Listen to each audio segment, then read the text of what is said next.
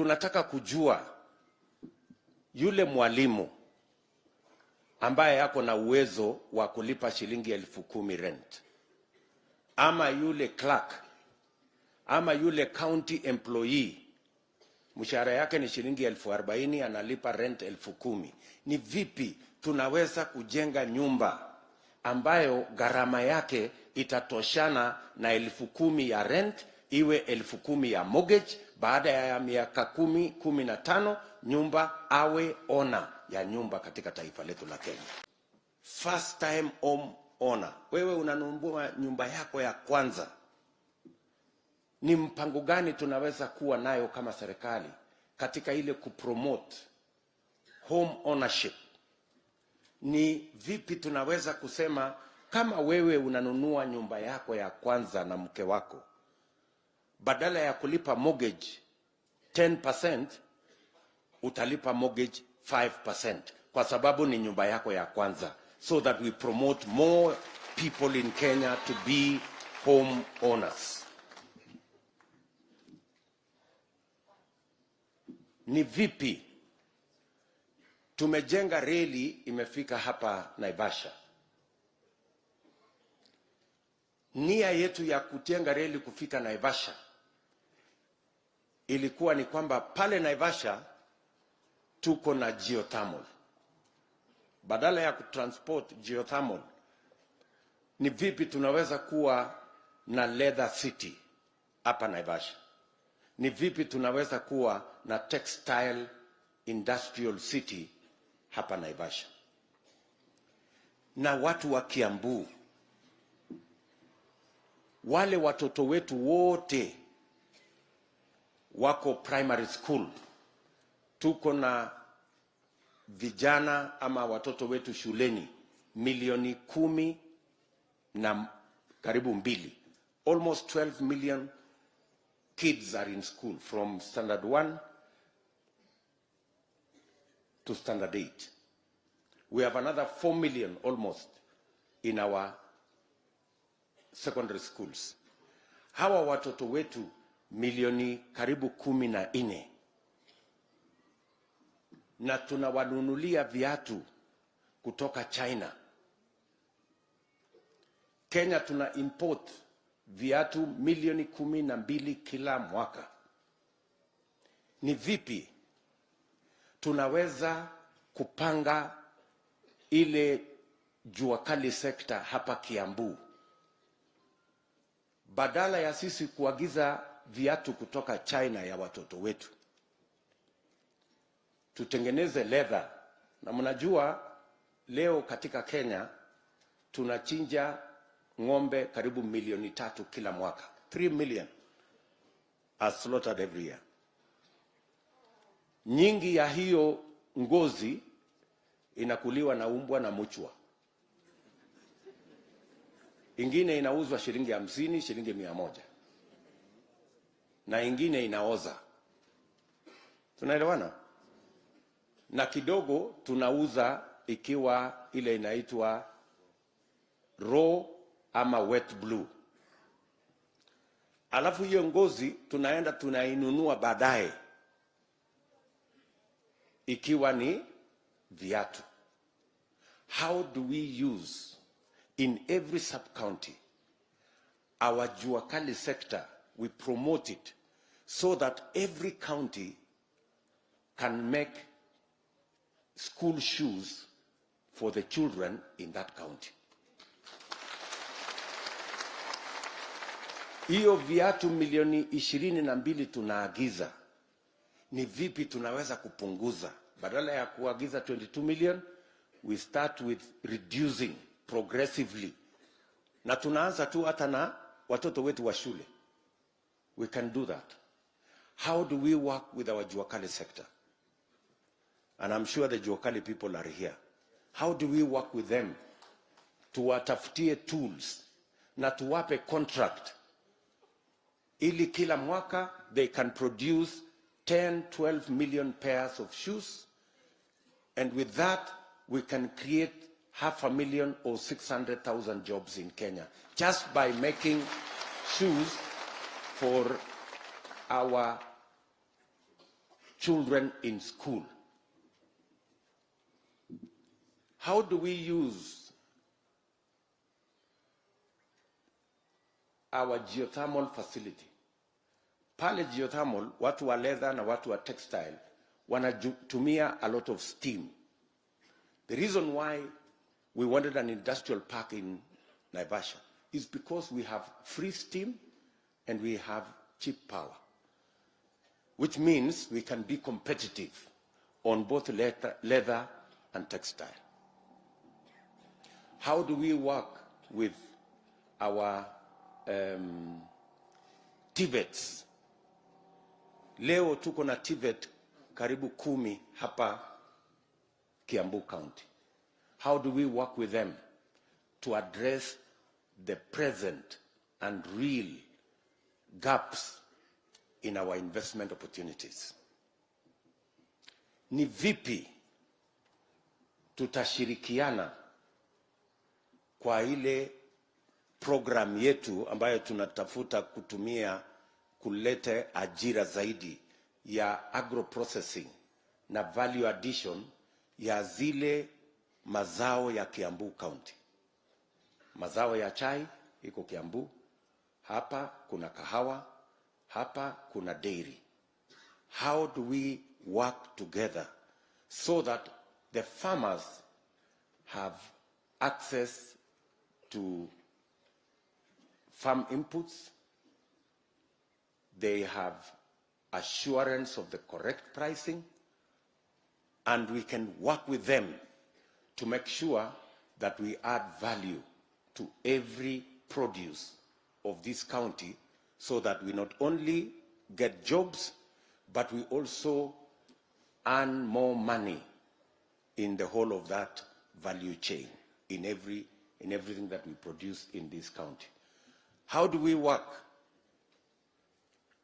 to make sure that the tea we are producing is not just sold at the auction, sorry, as has been done for the last many years? Karibu, Mr. Speaker. So, as we have done for the last decades, how do we begin the journey to have Kenyan tea, not English breakfast tea, which is actually Kenyan tea just packed by other people, and they make more money than our farmers? This is the discussion we want to have, the good people of Kiambu County. We want to have a conversation about what can government do in terms of delivering roads that make meaning to the people of Kiambu. Sometimes we build a road and the road does not quite get us the value. We want to know which are the priority roads that will bring about economic activity in this county. We want to know where to deliver water and what value will we get from that water, apart from being domestic, for domestic use. How do we make sure that it also spurs our agricultural activity and our value addition, agro-processing and manufacturing activities in this county? This is the conversation we want to have. And I want to tell you, I have been deputy president for the last 10 years now, with the remaining a few months. And I can tell you without a doubt, there is no monopoly of knowledge in government. It must be shared and it must be enriched by the people.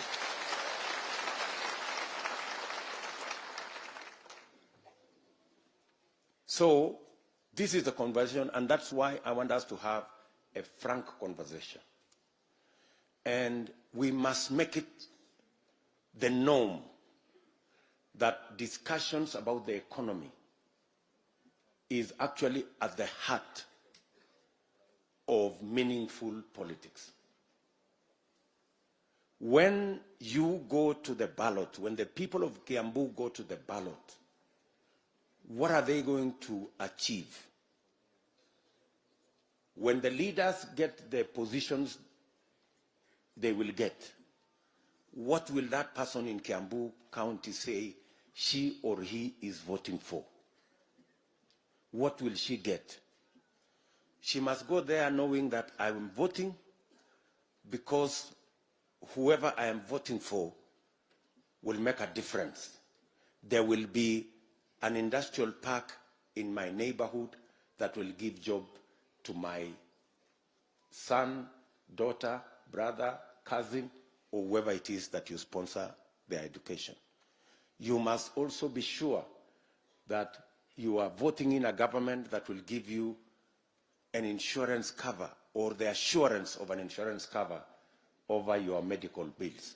That is the conversation we want to have. Tunaelewana watu wangwana wa Kiambu? Ndio tumekuja hapa so that tuzungumze haya maneno. Kwa sababu muda mrefu tumefanya siasa kule kwa podium, tunasema ile tunasema, alafu inaishia hapo.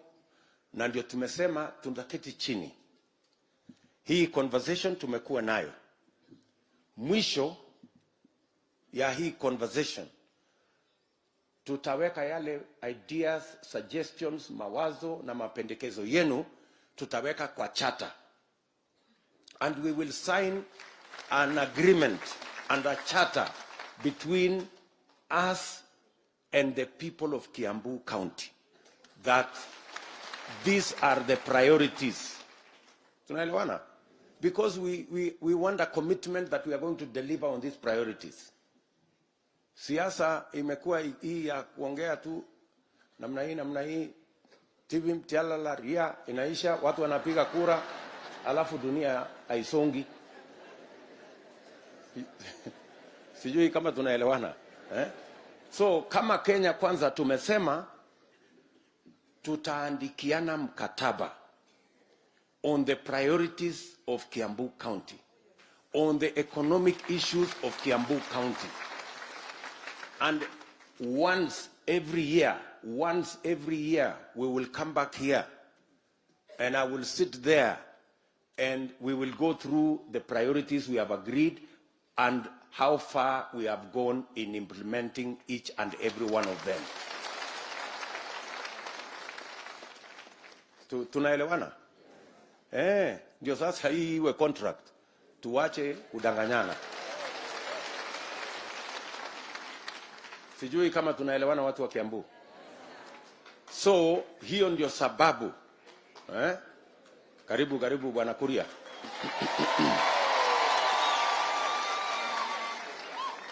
Hiyo ndio sababu leo tumekuja hapa.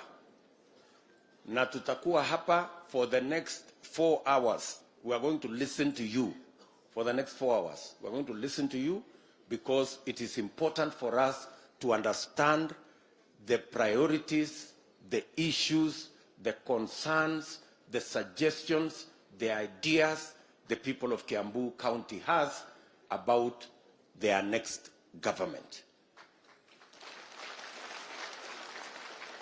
Watu wa Kiambu tunaelewana?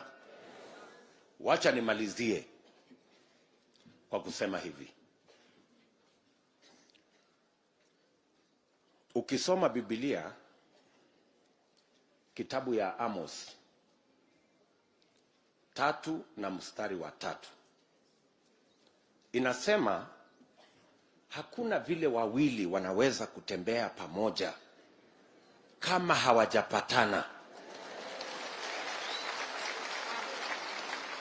Because we want to be in this journey together. And we want to build this government together. We must agree. We must agree. Vile nani atafanya nini? Wewe utapiga kura na yule umempigia kura atafanya nini? So that we can agree. Ndio? Tumeelewana? And that is the conversation we want to have. And that is the format. And that is the new foundation of our politics.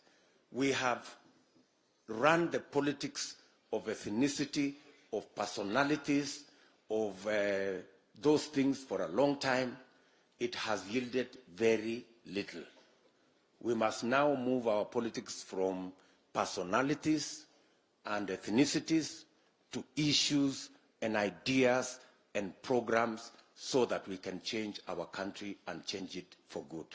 So, welcome to the conversation, good people. And we are here to listen. Hapa tuko na viongozi wetu wa Kiambu wote. Hapa tuko na Alfred Mutua, governor wa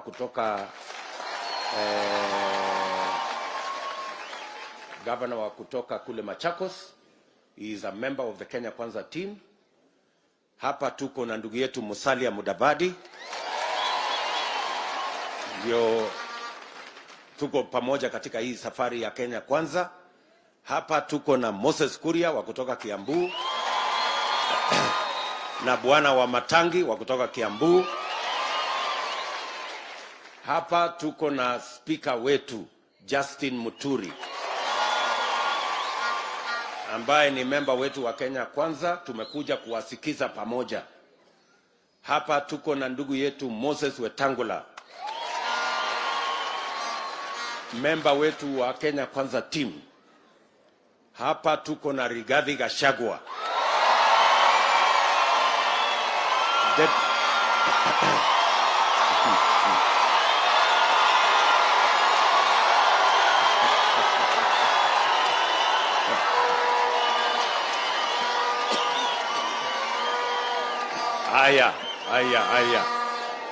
Haya. Wewe. Mambo ya tarumbeta, hakuna tarumbeta leo hapa.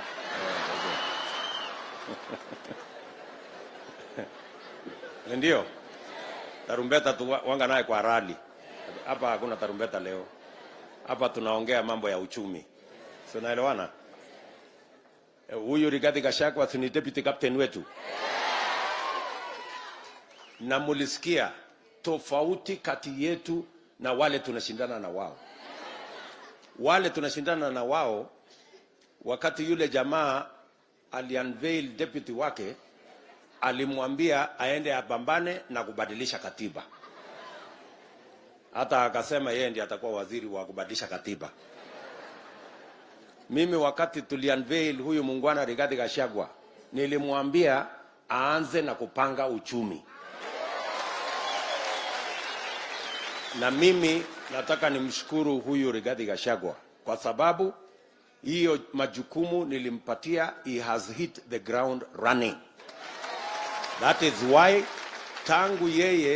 tangu tumpatie hiyo nafasi ya kuwa deputy captain, tayari tumefanya economic discussion ya Nakuru, tumefanya ya Murang'a, tunafanya ya Kiambu leo, ya Kericho inaendelea this week, ya kule Eldoret inaendelea this week, tumemaliza ya Embu juzi, tunaenda ya Tharaka Nithi.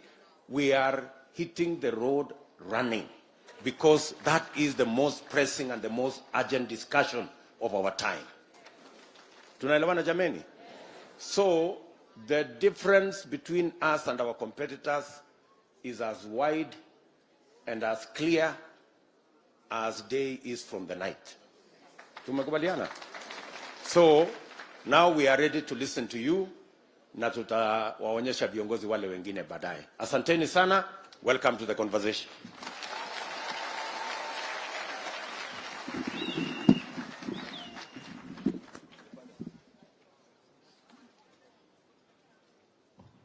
Asante sana, Your Excellency.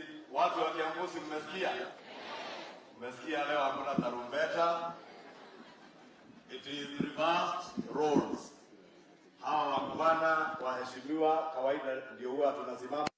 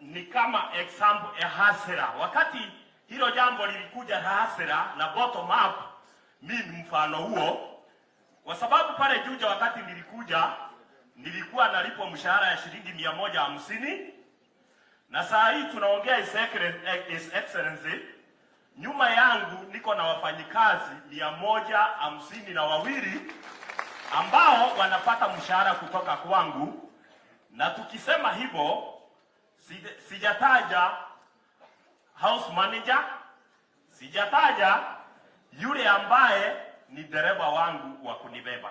Naenda kwa point zangu siku ya leo. Nataka kuongea kuhusu Kwale. Kama vile ndugu yangu Moses Kuria huwa anasema, kule kwao Gatondo cash crop yao ni uongozi, kule Juja cash crop yetu ni mawe. Kwa nyumba 18 zinapata mapato kupitia kwa Kwale ama Kwale zile ziko pale. Lakini tuko na shinda chungu nzima, Your Excellency. Shida ya kwanza ikiwa barabara. Hasasi ya barabara pale ndani ni shida kubwa, na hiyo inasababisha ile biashara yetu ikuja chini na mapato iwe chini. Jambo la pili, Your Excellency, tunalipa tax ama license ambazo ziko juu sana. Tungependa tuangalie upande huo, kwa sababu kuanza ile biashara inakuwa ngumu. Jambo la tatu, Your Excellency, pale Kwale insecurity imekuwa shida kubwa. Kule masinani, kwa maana tuko ndani, huko ndani tunahitaji kama ni police post na magari ya polisi iweze kuongezewa ili tukaweze kufanya kazi yetu in a very smooth manner. Jambo la mwisho, sijui kama hii tutaita shida, tuko na watu wengi graduate ambao wamekuja kwa kazi ya Kwale. Sisi kama bosses tumeanza kuogopa kwa sababu wako na masomo kutuliko juu ya shida ya kazi pale. Kwa hivyo, Your Excellency, niko na suluhu. Tutajaribu kuangalia tuone vile tunaweza saidiana, wale vijana waweze kusaidika. Mimi kama mfanyi biashara pale nimejaribu kuleta wale vijana into groups, zile circles wanaweza kusave, na ninajaribu vile wanaweza pata contract kidogo za serikali, isipokuwa kumekuwa ngumu sana. Kwa hivyo serikali yako ikiingia, Your Excellency, tunataka project zetu kama hizo za barabara pale ipatiwe hawa vijana, so that it can be win-win situation. Your Excellency, tuko na shida nyingine upande wa transport. Kuna kitu inaitwa double taxation. Mimi niko pale Ndremonte, hiyo ni Murang'a. Napeleka Mao Machakos. Unakuta nalipa cess pale Murang'a, nikipita Kiambu nalipa. Tukipita tu barabara bypass Nairobi nalipa cess. Na wamekuja na mbinu sasa, Murang'a inaitwa cess, tukienda pale Nairobi sijui wanaita levy gani ili isiwe moja. Unakuta kwa transport gari yako na ni ya own transport unalipa 12,000, mafuta cess, ukifika pale nyumbani unapeleka 2,000. Mwisho tunauza yale magari na watu wanakosa kazi. Jambo la pili, Your Excellency, sisi tungependa organization ya serikali inaitwa NTSA iweze kutusaidia kama vile matatu inafanyika, waseme gari yote ya transport iweze kuingia kwa sako. By so doing, management ya sako itakuwa rahisi na tutakuwa na mtetezi. Already tumeanza hiyo safari ya SACCOS, but NTSA ijakubali hiyo maneno yetu. So tungependa serikali yako ikiingia, Your Excellency, utusaidie pande hiyo. Kuna issue ya Way Bridge ambayo imekuwa ndonda ndugu. Hatusemi barabara zetu ziharibike, but there before tulikuwa tunachangiwa na Traffic Act. Saa hii East African Act. Kwa maana ile tunapakilia kwa gari hatuna ratili, inaweza pitisha kilo 1, kilo 2. Hiyo uwezi ongea na wao, faini ni 50,000 kupitisha kilo 200 kwenda juu. Kwa hivyo watu wengi kwa biashara magari imeosea pale na wanatoka kwa biashara. Solution ya mambo haya, Your Excellency, jambo la kwanza, tungependa zile groups tumeform huko chini siweze kuwa financed. Raw materials zile tunatoa, kuna waste product mingi sana. Kuna cooperation between the government, the businessman ama yule na mwenye Kwale na the SACCOS. so that tunaweza tengeneza zile barabara tukiwa tumeshikana pamoja, na ile kasi inaweza kuwa rahisi, tunakuwa na win-win situation. Jambo la pili, tungependa sheria kama hiyo NTSA, tunaomba SACCOS imobiliziwe, tuwe na SACCO mingi, na NTSA iseme hakuna gari itapita inspection bila kuwa kwa SACCO. By so doing, kita streamline transport, na wale watu wanakuja, anaingia kwa biashara siku moja, anatoka, ile biashara itakuwa managed very well. Jambo la mwisho, tungependa kuna zile mashimo ile inabaki wakati wa kware. Naona serikali inataabika sana kupata mashamba ya kutengeneza dams. I believe those are the areas dams inastahili ziwekwe, fish ponds ziwekwe, vijana wapate kazi, chakula iongezeke, ili sisi wote tufaulu. Kwa maana yale mashimo ikiachwa namna ile bila management inakuwa riski. Kwa hivyo naamini we have the resources and we are supposed to utilize all these resources. Ya mwisho, Your Excellency, kuna hawa vijana tumesema wa university ambao wanatuweka wasiwasi kama sisi mbosi ambaye labda sikafika hiyo level ya juu huko. Tunasema namna hii, ule kijana akienda kutafuta kazi kwa serikali anaambiwa lazima uwe ume practice ama uko na experience ya 2 years. Halafu akiingia pale kabla hajamaliza mwaka ya kuaso, ameanza ero vile alipewa, anaanza kukatwa. Your Excellency, tungeomba serikali yako ikiingia iangalie ile maneno. Jambo la mwisho nikimalizia, Your Excellency, ili nipea hivi. Nataka kusema hivi. Kuna hawa contractors ambao ni wa China ambao wamekuja, wanajenga barabara ndio, lakini unakuta hata ile matingatinga wanakuja naye wanakodisha kwa China wao. Mimi ningeng'ang'ana kama Mkenya, niko na tinga yangu 2 imeosea pale, haipati kazi, kwa maana hata hizi kazi kidogo kidogo ya Excellency wanafanya. Kwa hiyo machache na asante. Asante sana. Asante sana. Ngoja kidogo. Nataka utusaidie na mawazo kidogo. Mko na suggestion ya barabara. Umesema pale access. Ningependa kabla hujaondoka uweke suggestion ya ile barabara ungetaka itengenezwe. Inapitia wapi? barabara ya Kwanza. Hiyo unaweza kufanya, na tuko na watu hapa wataandika zile barabara. Haya, jambo la pili, umesema leseni iko juu ama mnachajiwa pesa nyingi, na iko ingine so hii leseni ya kware inachajiwa pesa ngapi? Kuna license, Your Excellency, aina mbili. Moja ni NEMA, process yote ya NEMA tunachajiwa around 200 to 250,000. Haya, process ya council wanacharge from 80 to 100,000. So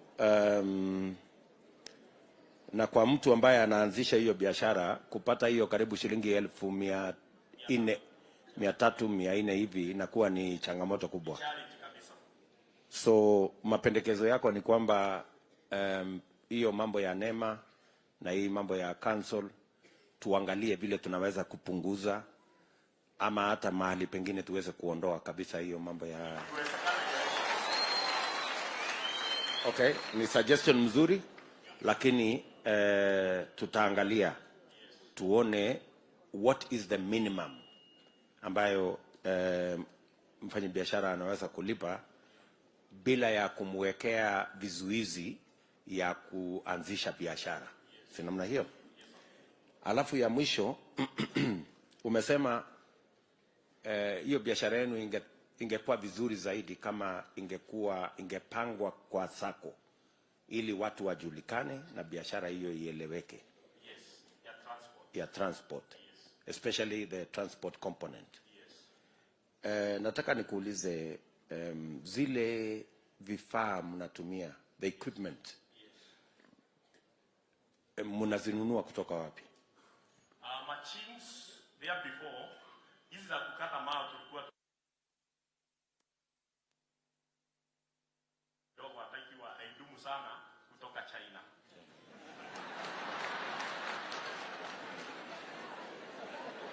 Alafu munalipia ushuru. Tunalipa tax ndio. Munalipia ushuru. Yes sir. Haya. Karibu gavana wetu wa Bwana Mheshimiwa Kabogo. Karibu sana. Please. Thank you very much.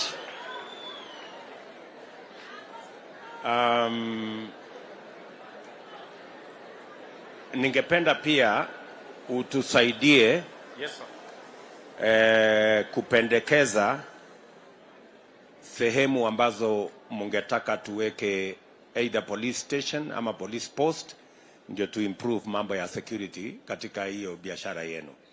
Ukimalizia hapa unaweza na group yako mnaweza kutusaidia mahali hiyo police station na police post zinaweza kuwekwa. Okay. Otherwise, asante sana kwa mawazo yako. Thank you. Richard. Asante sana Cosmas. Next, Your Excellency, ni Karimi, a dairy farmer from Githunguri. Watu ya ng'ombe ya maziwa.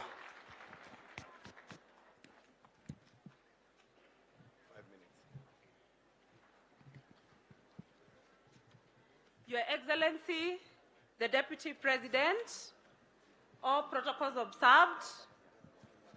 Nimetoka Kiambu County, Githunguri, Sub-County, wadi ya Githega, kijiji cha Meomia.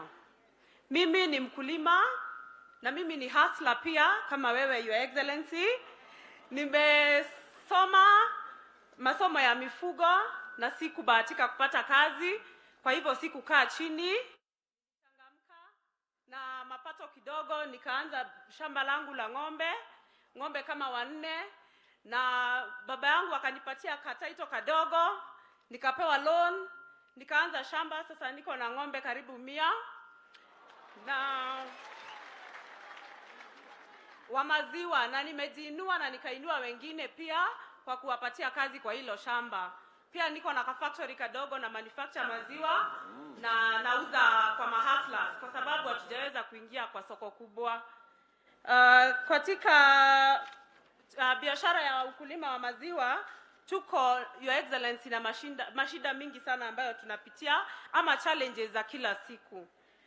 Kwanza ni bei ya chakula. Bei ya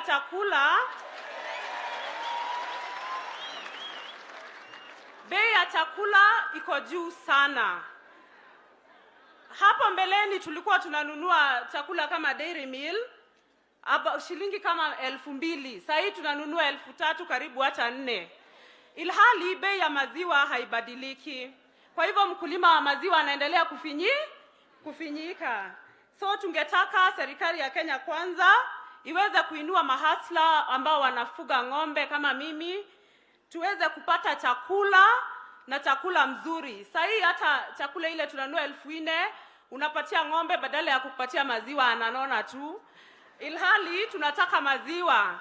Hakuna boma ya mkaaji wa Githunguri, Kiambu ambapo hakuna ng'ombe, na kama hawatupatii maziwa hatusaidiki hata kidogo. Kitu kingine Your Excellency ni bei ya maziwa. Bei ya maziwa imekuwa chini sana. Tunanunua chakula kilo moja shilingi 50, ilhali maziwa tunanunuliwa shilingi 45. Unapata kwamba kuna cartel ama mabwenyenye ambao wameshikilia soko, wananunua 45, wanaenda wanauza 120. Ilhali mkulima amenunua kilo ya chakula 50 shillings. Kwa hivyo tungetaka serikali yako iweke mikakati ambayo itaregulate prices za maziwa. Tuko na bahati watu wa Githunguri mahali nimetoka, tuko na Fresh Dairies ambayo imeshikilia wakulima sana, lakini kuna Limuru imekufa, si ndio? Haya, Pasture ni kama pia imededi. Kwa hivyo tunataka at least kila town ama kila sehemu iwe na cooperative ambayo itashikilia wakulima.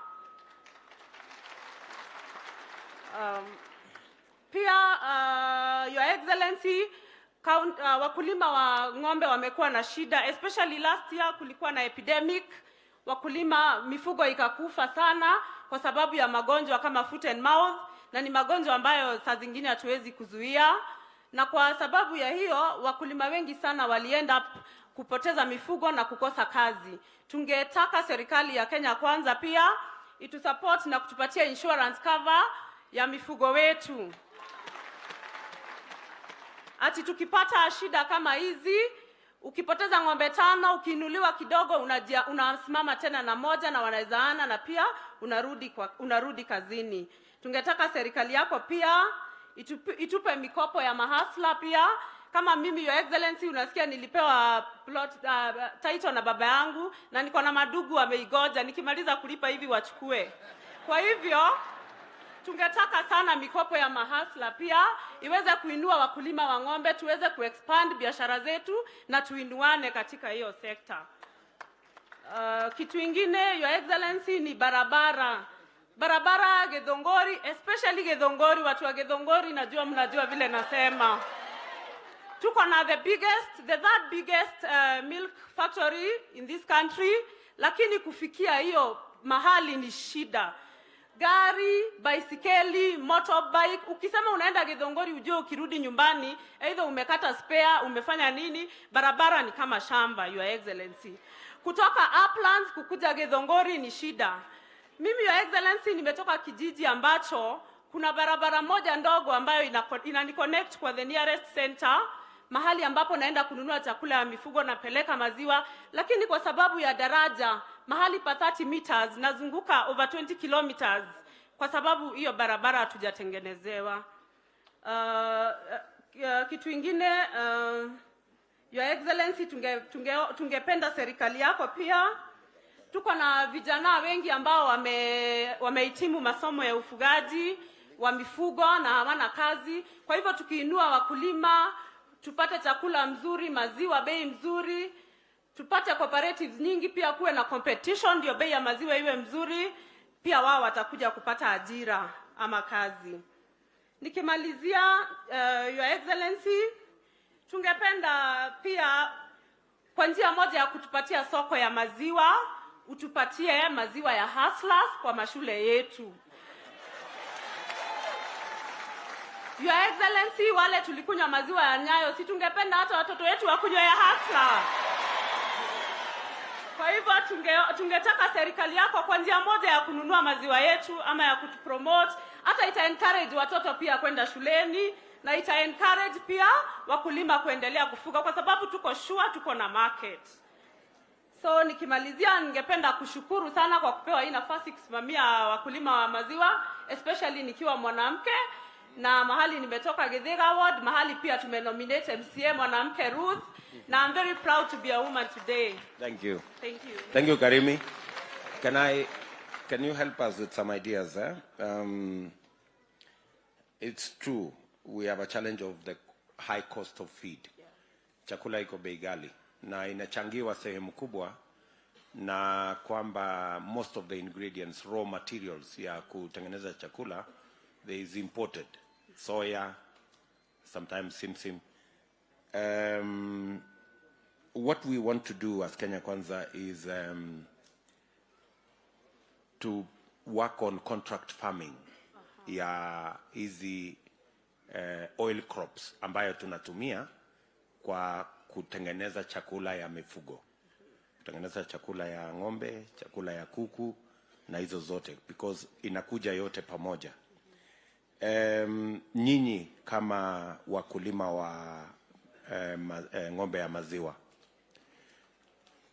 mnaweza kujipanga kwa cooperative ndio tukitafuta wakulima ambao watazalisha hiyo soya na ile mimea yote ambayo tunatumia kwa kutengeneza chakula. Muko tayari tuwe na contract ama makubaliano kwamba wale wakulima wakizalisha na nyinyi mtanunua kutoka kwao badala ya zile ambazo zinatoka zikiwa imported? Do you think that is viable? It is very viable. It's very viable. Wakati tunajua ati tukikuza raw materials tutapata soko pia. Na tunajua hiyo soko hapo, tuko sure hata kuhusu quality ya chakula, si chakula tu lakini good quality feed. Good. So you think our thoughts can work, that we connect you as the end users with the producers of the raw material, so that there can be an agreement. And I agree with you, itatusaidia pia kuhakikisha kwamba the quality is right. Yeah. Tunakubaliana? Kabisa. Tumeshakubaliana tayari, tulikuwa na mkutano kama huu kule Kakamega na Busia, na walikuwa wanatuuliza wao wanazalisha simsim ambayo ni raw material ya animal feed, lakini hawana uhakika wa soko. Kama nyinyi sasa wale wakulima wa maziwa mtawahakikishia kwamba kuna soko, then watapanda hiyo simsim, watapanda soya na watakuwa na market, na nyinyi pia mtapata nafasi ya raw material. So that's the connection we need. Aya. Umesema ya kwamba mnapata shilingi 45, 45 shillings per liter. Yeah, 44 fresher. 44. Is that the optimum? What do you think is a good price for farmers that does not also hurt the consumer? Your Excellency, ukiangalia wakati tunanunuliwa maziwa 45 shillings, hii maziwa inaenda inatolewa cheese, inatolewa ghee, inatolewa cream, hiyo maji ndio inauzwa 120. Tukaweza kununuliwa maziwa bei nzuri kutoka 60 shillings. Kwa sababu ya bei ya chakula, then tutakuwa kwa biashara. So, katika ile mpango ya Kenya Kwanza ya GMR, yani guaranteed minimum return, wakati mkulima anaenda kuinvest, anajua akitoka pale atakuwa na bei ambayo anaelewa ni kiasi fulani, ndio ajue the amount of investment anaweka pale. So kwa maoni yako ni 60 shillings. 60. Tuliambiwa kule Kitale ya kwamba shilingi 45 inatosha. Haitoshi. Huko Kitale. Wakulima inatosha kweli? Haitoshi. Lakini pengine wale wa Kitale unajua wanalisha ng'ombe kwa nyasi, wanunui chakula. Tena Kitale kuna mashamba ya mahindi. Hapa Githongori kama mimi nimefuga 100 cows quarter acre. Sasa nitaweka mahindi wapi? Aya. So tuseme tutapata kuzungumza na wakulima ndio tu agree ile bei ambayo is fair to the producer and also not punitive to the consumer. Okay. So between 45 and 60 hapo, around hapo 50 na 60 hapo, karibu na 60. Okay, that is something we can have a conversation about. And then finally, Karimi, umesema kuhusu mambo ya barabara. Ulisikia nikisema hapo, za zingine tumejenga barabara na tumejenga barabara mahali ambapo haitupatii ile faida ya kutosha. Saa zingine tunajenga barabara inaenda kwa msitu. Na ili hali kuna wakulima wengi wanahangaika na barabara kidogo ambayo ingewasaidia kufikisha mazao yao sokoni. So, tungependa ninyi kama wakulima mtusaidie na specific roads ambazo mnajua zikitengenezwa zitatusaidia kufikisha maziwa yenu na mazao ya wakulima wengine mahali mnataka ifike, either kwa processor ama kwa soko market. And I will request you, before you go and sit down, you engage our economic team there so that you can make some suggestions. Okay. Sawa sawa? And then finally, Karimi, mambo ya credit. Hebu tueleze hapo kidogo. What are you thinking about? Hiyo ulipatiwa title. Wewe uko na bahati, uko na title. kuna wengine wengi wangetaka kufanya hiyo biashara lakini hawana title. So what would be your suggestion from a position of a practitioner? Nafikiri wakati tuna ng'ombe inaweza hata kuwa ndio security, lakini unapata kwa hizi cooperative zetu lazima upeleke kitu kubwa, zingine hatuna. Tunasema sisi ni hustlers, so tupate mkopo ambayo tutapata interest rates mzuri za kutuwezesha kuexpand biashara na kuanzisha biashara. What kind of interest rates are you looking at that you think inaweza kusaidia wakulima waweze kupata mazao? Kwa maoni yako tu, sio something, just mawazo. Nafikiri hata tukapata nusu ya ile tunapata kwa mabenki ama close to hapo karibu na 5%. Huko chini. So sorry. So two things. Ili to avoid mambo ya kusema lete title, wakulima wakijiweka kwenye cooperative, kwa sababu lazima kuwe na njia ya kusecure ile pesa. So wakiwa katika cooperative, then tunaweza kutoa pesa ya serikali at 3%. Yes. Na nyinyi mpatiane kwa cooperative at 5%. Good. Nyinyi unaona hapo itakuwa sawa? Hapo iko sawa. Na wale ambao hawana sasa security, inakuwa ni ng'ombe ile umenunua. Ndio. Hiyo ndio inakuwa security yake. Alafu juu yake tunaweka insurance. Ndio ng'ombe ikipotea insurance inalipa. Nzuri. You think that's a good proposal? Very good. Okay. Asante sana. One moment tuko na mawazo ingine, maswali kidogo. Kutoka Rigathi Gachagua. Asante sana. Your Excellency, ni kweli tuko na shida kubwa ya wakulima ya maziwa hasa hapa Kiambu. Na shida kubwa ni hii monopoly, kwa sababu kampuni mingi zilizazimishwa zikanunuliwa na kampuni moja.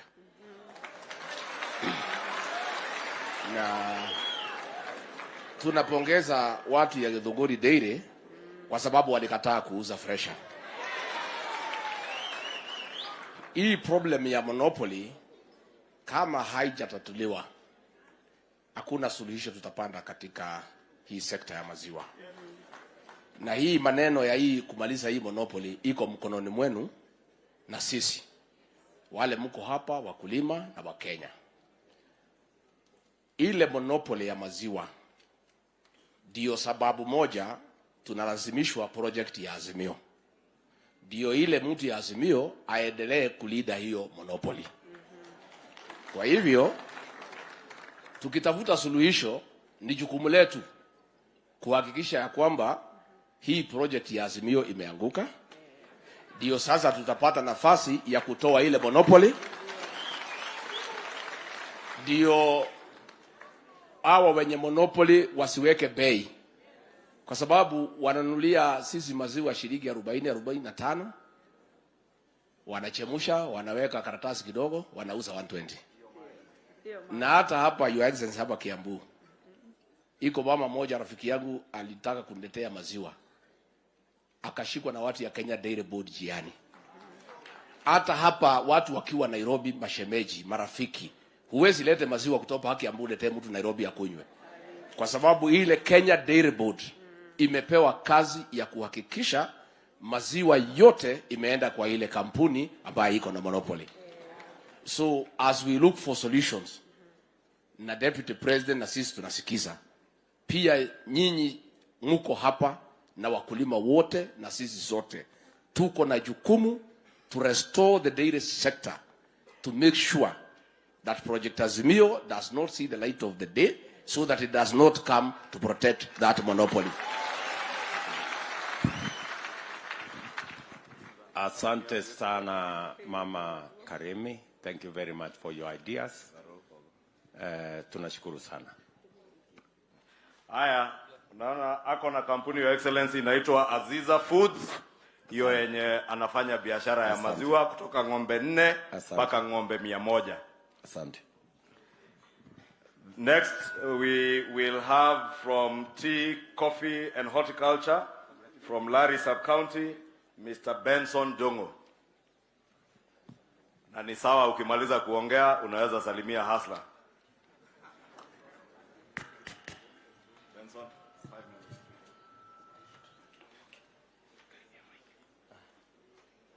minutes. Mbele yenu ni hasla ambaye anafanya kazi ya ukulima wa chai, kahawa, barachichi, avocado, ambayo zamani tulikuwa tunaita magunagui, lakini siku hizi tukipewa biashara mzuri si itaacha kugunagui. Sasa zile changamoto ya kwanza, tunajivunia kuwa wakulima. Lakini hata tukijivunia kuwa wakulima, tunajivunia tu kwa mdomo, mfuko tunalia. Tunalia kwa nini? Jambo la kwanza ni sababu huu mchanga ambao tunahitaji kwa ukulima umetumika kwa muda mrefu sana. Na sababu umetumika kwa muda mrefu, madini ama nutrients zenye ziko kwa mchanga zimeshuka chini. Lakini mkulima kuangalia mchanga kwa macho hivi hawezi tabua ni madini gani ambayo yanahitajika. Kwa hivyo anahitaji laboratory tests zifanyiwe, na ukipeleka pale saa hii bei iko juu ya kufanya hizo tests. Ukifanyiwa hizo tests, interpretation ya hiyo data, mimi nikipewa nitasema nini naye? Na nimelipia. Tena naambiwa leta consultant ndio kupea advice. Ili hali serikali inaweza kuwa na interpreters wa hiyo data, ikuwe close to the farmer. The cost of those analysis ipungue, ama tufanyiwe kwa kila county simple testings, pH, major nutrients ziwe zinatestiwa pale. Hii ingine ni ukipewa advice, enda nunua hii mbolea. Uende kwa soko ununue hii mbolea. Ya kwanza, bei iko juu. Ya pili, hata huna hakika na ile quality unapata. Unaenda unanunua mbolea kutoka duka fulani. Mkulima mwingine anadunua mbolea kutoka duka nyingine tofauti, ya manufacturer tofauti. Matokeo ni tofauti. Lakini ukienda kwa ile gunia yote imeandikwa 17. Lakini matokeo ni tofauti. Kwa nini matokeo yawe tofauti ikiwa nutrient content ni the same? Hiyo ni kumaanisha kuna mtu mahali amelala. Na huyu mtu KBS, Kenya Bureau of Standard, anihakikishie na anidhibitishie yale mambo nitasoma kwa ile mbolea, kwa hiyo lebo ndio iko kwa ile mbolea iko ndani yake.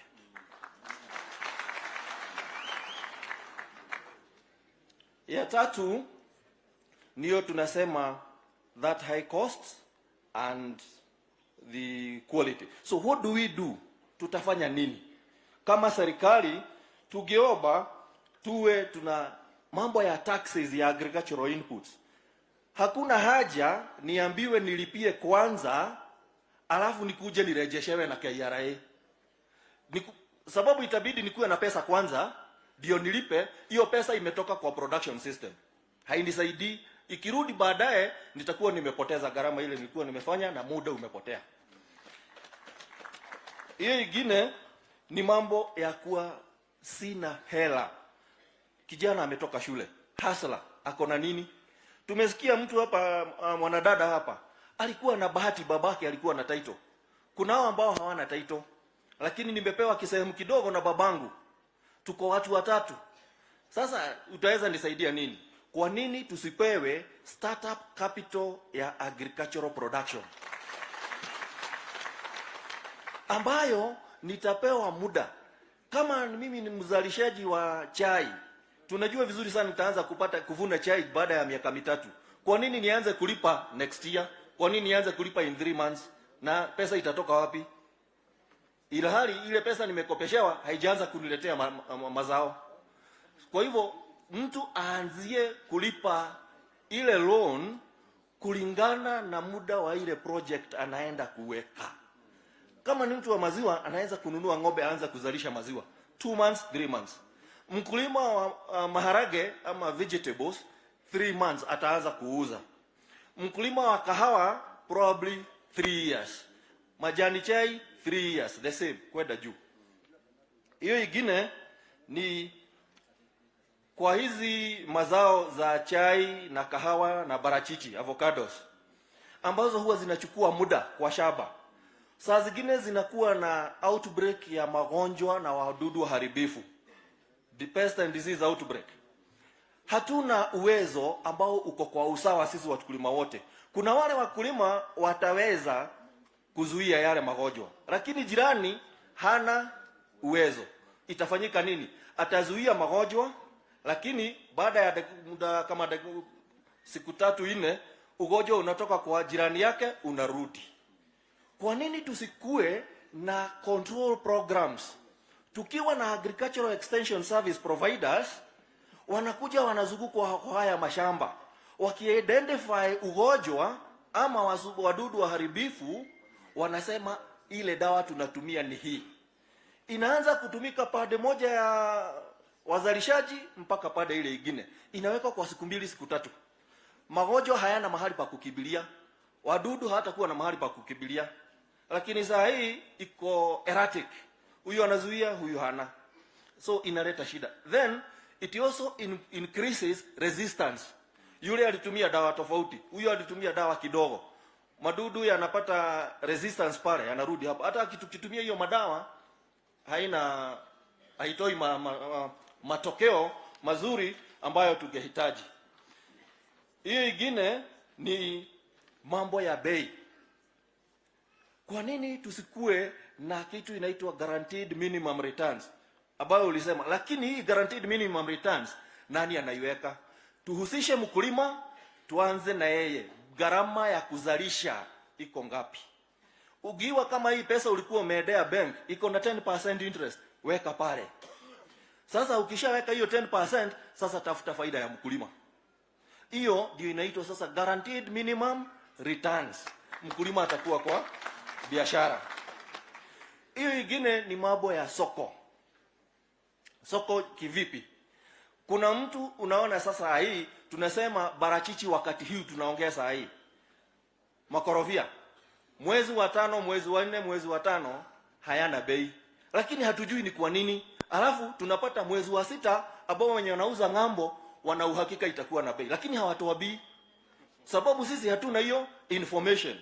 So kwa nini tusikue na platform ambayo inaweza chukua hizo zote, soko zote, kila mkulima anaweza, hata akiwa kwa kasimu kababe, anaweza tumiwa ka ujumbe, wewe ni mkulima wa avocado, bei itapanda siku hii, ama mahitaji itakuwa kwa soko itapanda siku hii. Hiyo ingine ni wide variation ama gap iko kubwa sana from research to the farm. Research unapata imefanyika, tuende University of Nairobi, papers zimejaa huko za research findings. Inasaidia nani? And yet it is funded from taxpayers' money. Kwa nini research findings ziziletwe karibu na mkulima? Kwa hivyo tunapata mkulima ataweza kupata this information, new technology, innovative technology ambayo wamefanya, na mkulima atainuka. Hiyo ni vitu ambayo ilikuwa inakata across the various crops. Nataka nipe muda kidogo niingie kwa sector tofauti. Nianze na sekta ya chai. Changamoto ya kwanza at the farm level, from the factory level, kitu ya kwanza ni tea hawking. Unapata mtu alipata leseni ya kusiaga chai, lakini hana chai hapa Kiambu. So anafanya nini na license na kuja kuchukua chai huku Kiambu? Chai hiyo ananunua 17 shillings. Inaenda kusiagiwa kwingine. Mkulima amepewa tu hiyo 17 shillings. Lakini ukiangalia ile pesa amepoteza pale, sababu hatapata pesa nyingine zaidi. Ukilinganisha na factories za KTDA, zinapata kama ukianzia 21 shillings per month, hapo wamepoteza 4 shillings. Kuna bonus inakuja, huyu mwenye hawking hatapata. Over and above, what does that hawking also do? Ina encourage theft ya chai usiku. Mimi naamka asubuhi napata chai yangu imechunwa, sababu yule hoka ama yule mnunuzi wa chai atakuja kununua. KTDA haiwezi nikuchukulia kama sina namba, lakini huyu mkulima hana utaratibu, huyu mnunuzi wa hoka hana utaratibu wowote. So it is encouraging theft of tea. The other one is, for theft of tea, if we have enforcement of the legal framework ya licensing, ikuwe enforced, tutapata suluhisho. Hii ingine, kwa factory za chai wanatumia nguvu za umeme. na kuni. We can see what is happening to our environment, availability of the firewood, the cost of electricity. But we are not seeing investment in terms of solar.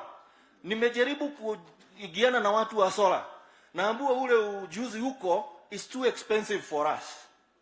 What can the government come? Can they subsidize or remove some of the taxes for these inputs ndio tuweze kuzitumia? We will protect the environment and we will have cheap tea. We reduce on our carbon mileage. Hiyo ingine ni barabara. Wakati kumekauka, majani tumebeba vizuri. Wacha kunyeshe tu siku moja, chai inalala kwa buying centers.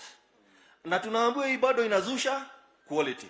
So those roads, we need to identify. There are some roads. For example, I come from Kagwe Tea Factory. There is one road. It has never been made. And we use that road to deliver 60% of Kagwe tea. That is a very important road for us. It has never been made. Coffee. The most and the worst in coffee. Mismanagement of cooperative societies. If we had good management of cooperative societies, tunachaguliwa kuingia kwa coffee cooperative societies tukiwa maskini. In 2 years, mtu anaenda na Range Rover. Tunaona hiyo ni pesa yetu.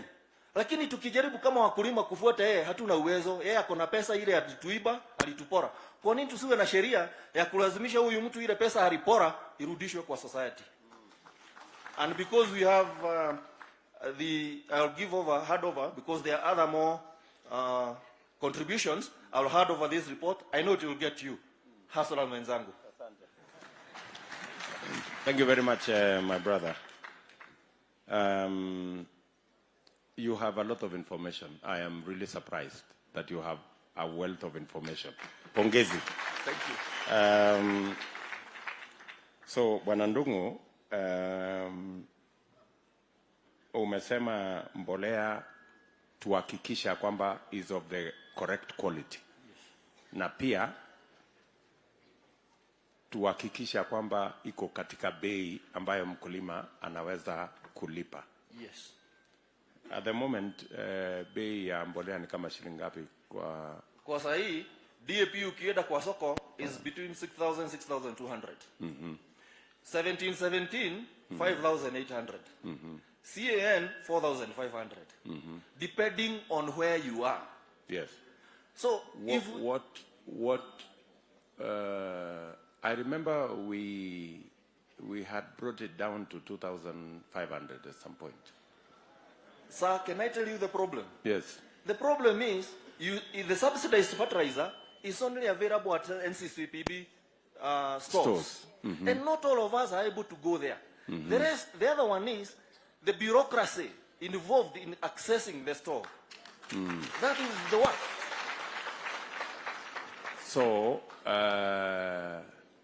So hii subsidy tunaongelea haifikii mkulima? Haimfikii, na ningepropose hivi. Yes. Kama tunapeana hiyo subsidy. Yes. Tunaanzia kule kwa wakulima, the registered farmers. Tunasema hii eneo mtu anazunguka hawa extension service agents, anaregister kila mkulima. Yes. Mbolea inakuja a certain center, ana collect. Mkulima anachukua, analipa pesa yake. Very good. So unataka tupeleke hii mbolea subsidized by government pengine kwa cooperative ya wakulima wa chai, cooperative wakulima wa, badala ya kuweka huko kwa NCPB. Exactly. Ipelekwe kwa wakulima. Exactly. Ndio kila mkulima aweze kubenefit. Yes. What price do you think is optimum according to you? Mahali mkulima aweze kufinyika na anaweza kupata faida kidogo kwa hii bei ya mbolea. Yes, we need each other in this industry. The businessman needs to be sustained. And so what we're asking for is close to the manufacturing price as much as possible.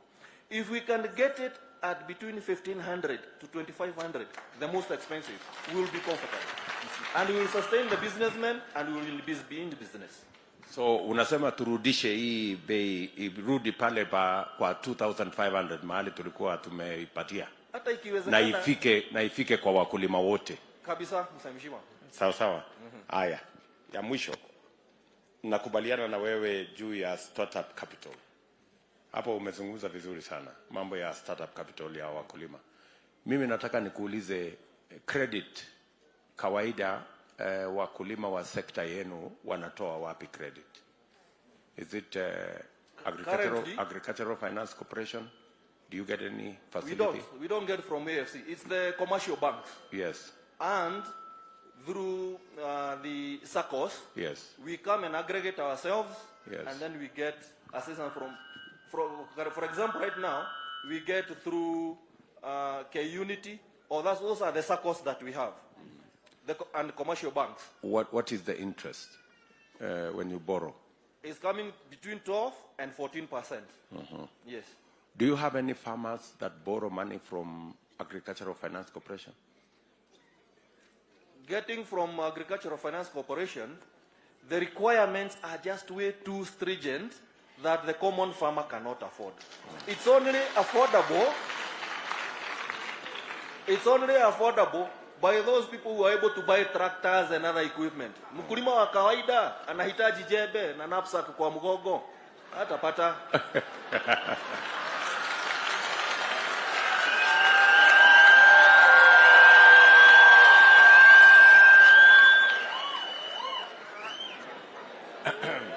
So, Bwana Ndungu. Ndio. So, umesema ya kwamba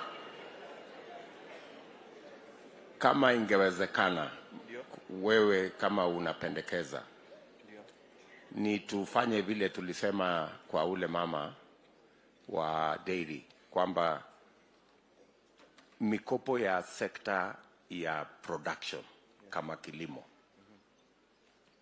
tuilete chini ikuje pale kwa 5%. 3 to 5% will be okay. 3 si iko chini sana? No, I'm aware we have international lenders. Correct. And if we engage them in terms of carbon mileage, yes, and other emissions that we are controlling to bring down global warming, yes, we will get cheap financing.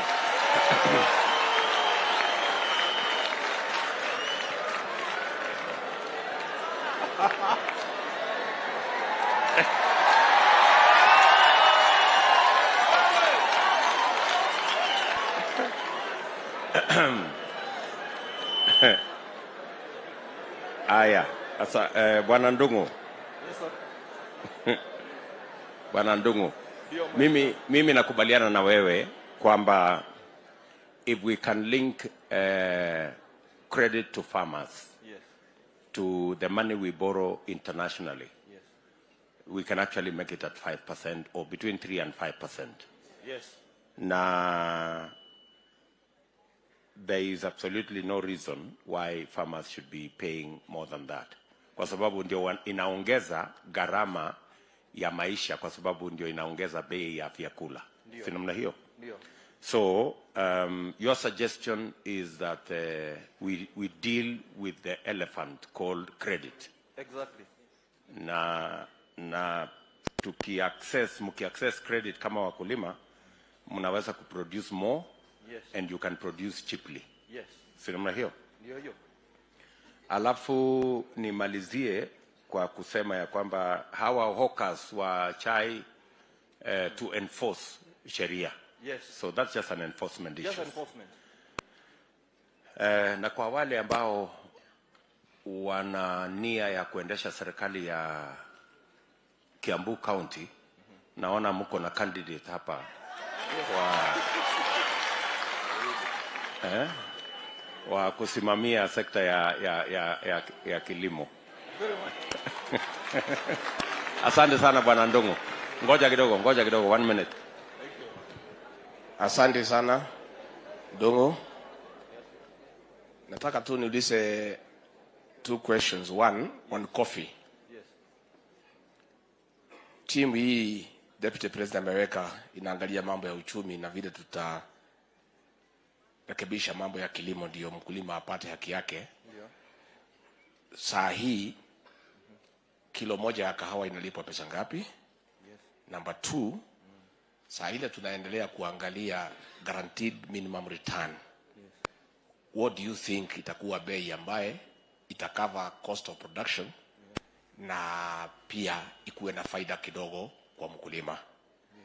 The same for tea, ni pesa ngapi mkulima anapata sahi, na ni pesa ngapi ambaye inafaa ile talipwa kila mwezi, na ni ngapi inaweza lipwa kwa bonus mwisho ya mwaka, so that we have an idea what we are looking at, ile ta cover the cost of production na mkulima pia apate faida.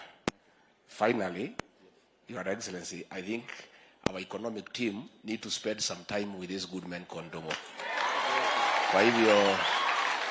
Kwa hivyo kabla hujaondoka uwasiliane na Mheshimiwa Moses Kuria, achukue contact, ndio ufike pale kama siku 2 ama siku 3, ndio uweze kutueleza zaidi, kwa sababu una maono mzuri.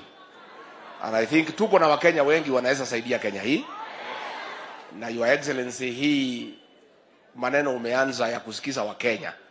Kama hatungesikiza hawa, hatungejua huyu muungwana ako na maoni naweza saidia. Asante. Now, currently, kwa wakati huu, bei is varying. Kuna especially for the coffee industry, there are some who are getting around 100 shillings in Nyeri. In Kiambu, we are getting 57 shillings. That is an average of 80. I had one incident only when we had about 103 shillings. And this is varying depending on how well managed the society is. And this is why I said my main concern in the coffee sector is the mismanagement of cooperatives. Now to the issue of the prices, if the farmers are able to get a minimum of 80 shillings, liwaro liwe, it cannot go below 80, they will be making a minimum profit. So we also need to engage, because different localities have different challenges. If we are able to manage the diseases, because that's the major one, and the pests, and then we increase production, even at 80 shillings, they will be able to make some money. The challenge now is the volume of production is low. So even if we paid them 200 shillings, they will still not be making money. Now, the other one on issue of the tea, you asked about the tea, on the monthly and the bonus. If we are able to access different markets, apart from the traditional markets that we've always been told, right now we're being told there is war in Russia, so we expect prices to go down. Kwani Russia ndiye nani kwa dunia hii? Hakuna mwingine anaweza nunua chai. We sell very little tea to Americas. We sell very little tea even locally here. What I'm seeing ni soda. Supposing all these people consume tea, si tutakuwa na pesa ya kulipa wakulima majani chai?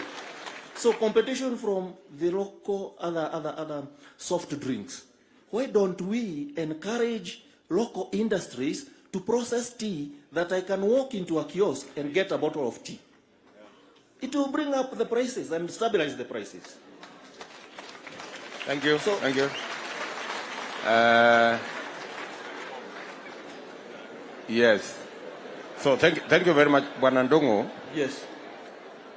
So it also speaks to the production, which you have alluded to. Yes.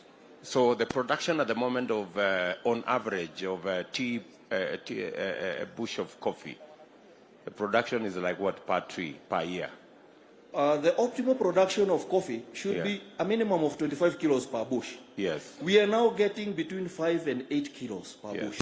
That's contributing to the challenge. Exactly. How do we, if we made fertilizer accessible, what else do we need to do to bring up the production apart from fertilizer? Pest and disease control in coffee, it contributes almost about 50% of the costs. The other one is the issue of now uniformizing the controls, so that we have, like, if we get locusts, we do an aerial spray. Yes. But in this one, why don't we provide even if we give the chemicals, the pesticides to farmers on credit, and then we told them, from today, you have 3 days to apply this. Yes. We will be able to combat these pests and diseases. Correct. Yes. So we coordinate and synergize.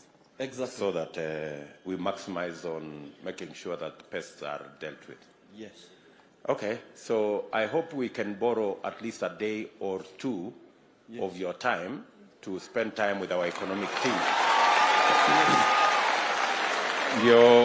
Ndio utusaidie na mawazo. I'll be very much obliged. Sawa. Asante sana bwana ndugu. Permit me to say just one thing, just a quote, and this is what encourages me. And I'll say it in English. Mwenye hataelewa Kizungu si utaongea na rafiki mwenzako atakuta. You know, once in your lifetime you'll need a lawyer. Once in your lifetime you need a doctor. Once in your lifetime you need a policeman. But 3 times a day you need the farmer.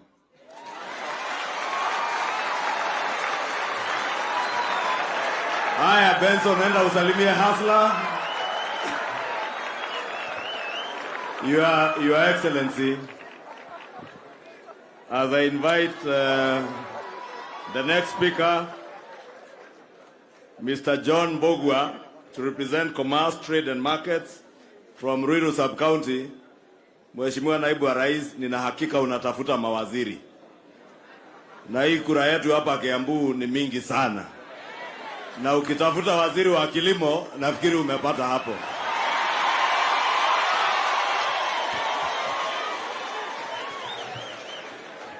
Thank you.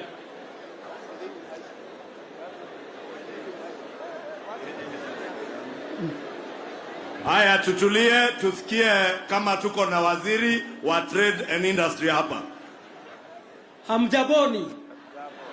Hamjaboni wa Kenya. Kwa majina ni Mbugua kutoka Ruto Sub-County. Niko hapa kwa niaba ya Commerce and Trade and Industry. Na sana kwanza nianze na wana biashara kwanza business status. Bwana DP, mimi nimelelewa na mama na baba kwa panga. Lakini hiyo yote haikunuisuria kufika mahali niko hapa. So nikaweza kufanya kazi ya biashara dogodogo, kuuza sukuma pale Githurai na Ruiru, ikaniwezesha kwenda mpaka chuo kikuu. Sasa hiyo nikanipea changamoto mpaka kuingiliana na wanabiashara wadogo wa mama boga, shoe signers na hawkers. Na kwa hiyo ikafika mahali nikaona wacha hawa watu wanasubuka kulipa nyumba, kulipa hata gesi ya kupika, kulipia watoto karo. Nikaanza kampuni kuwapea mikopo ya shilingi 100, shilingi 200, shilingi 500 hadi shilingi hata 50,000, na hiyo ikafanyika. Lakini wakawa na changamoto juu ya uchumi kuwa gumu zaidi. Hawa watu hawakuweza, baadhi yao wakashindwa mpaka kulipa ile mikopo. Juu ya nini? Ya changamoto mbalimbali. Uchumi saa hii, ukisikia uchumi uko 3%, hiyo inamaanisha mpaka pale mashinani hakuna nini?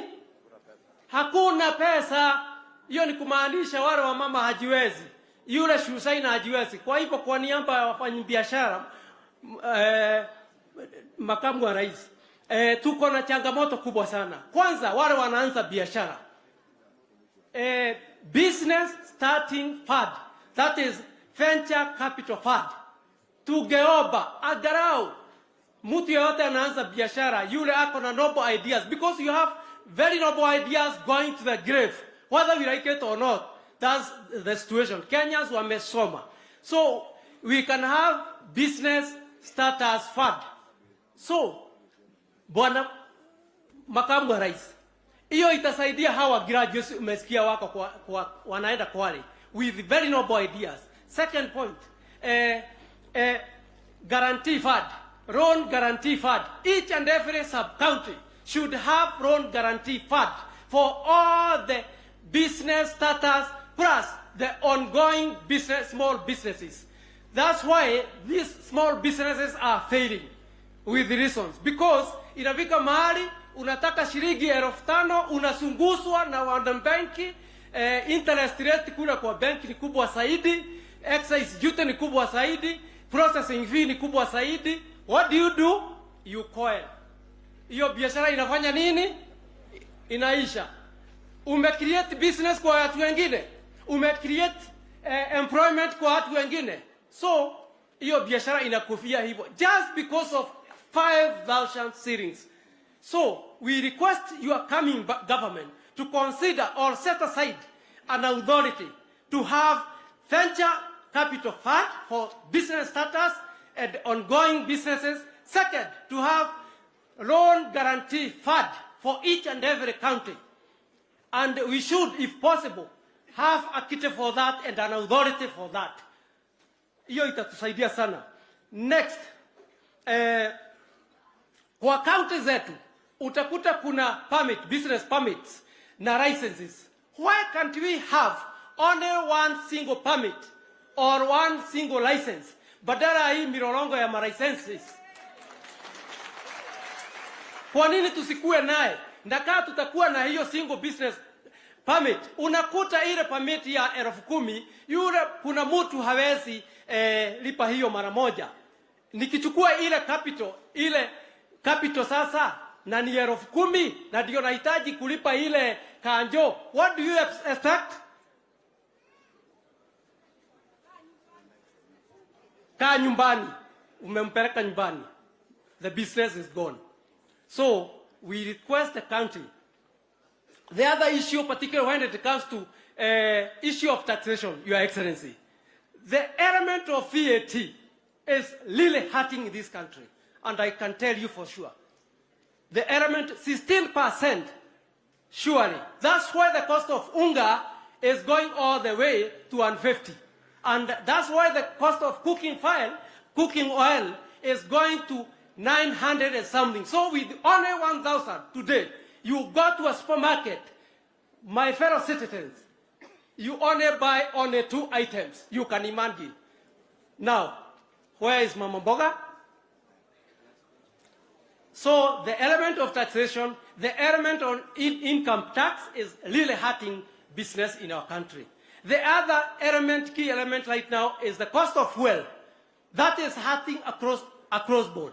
Either manufacturing, either matatu industry, it's cutting across and it's affecting our economy. If suppose we can have our cost of fuel, the government subsidize the cost of fuel from 145 the way it is, 150 to 100 shillings or less than like 80 shillings. Like any other East African country, you can imagine what will happen to our economy. You can imagine somebody from Loiro to Nairobi pay just only 100 shillings. Surely.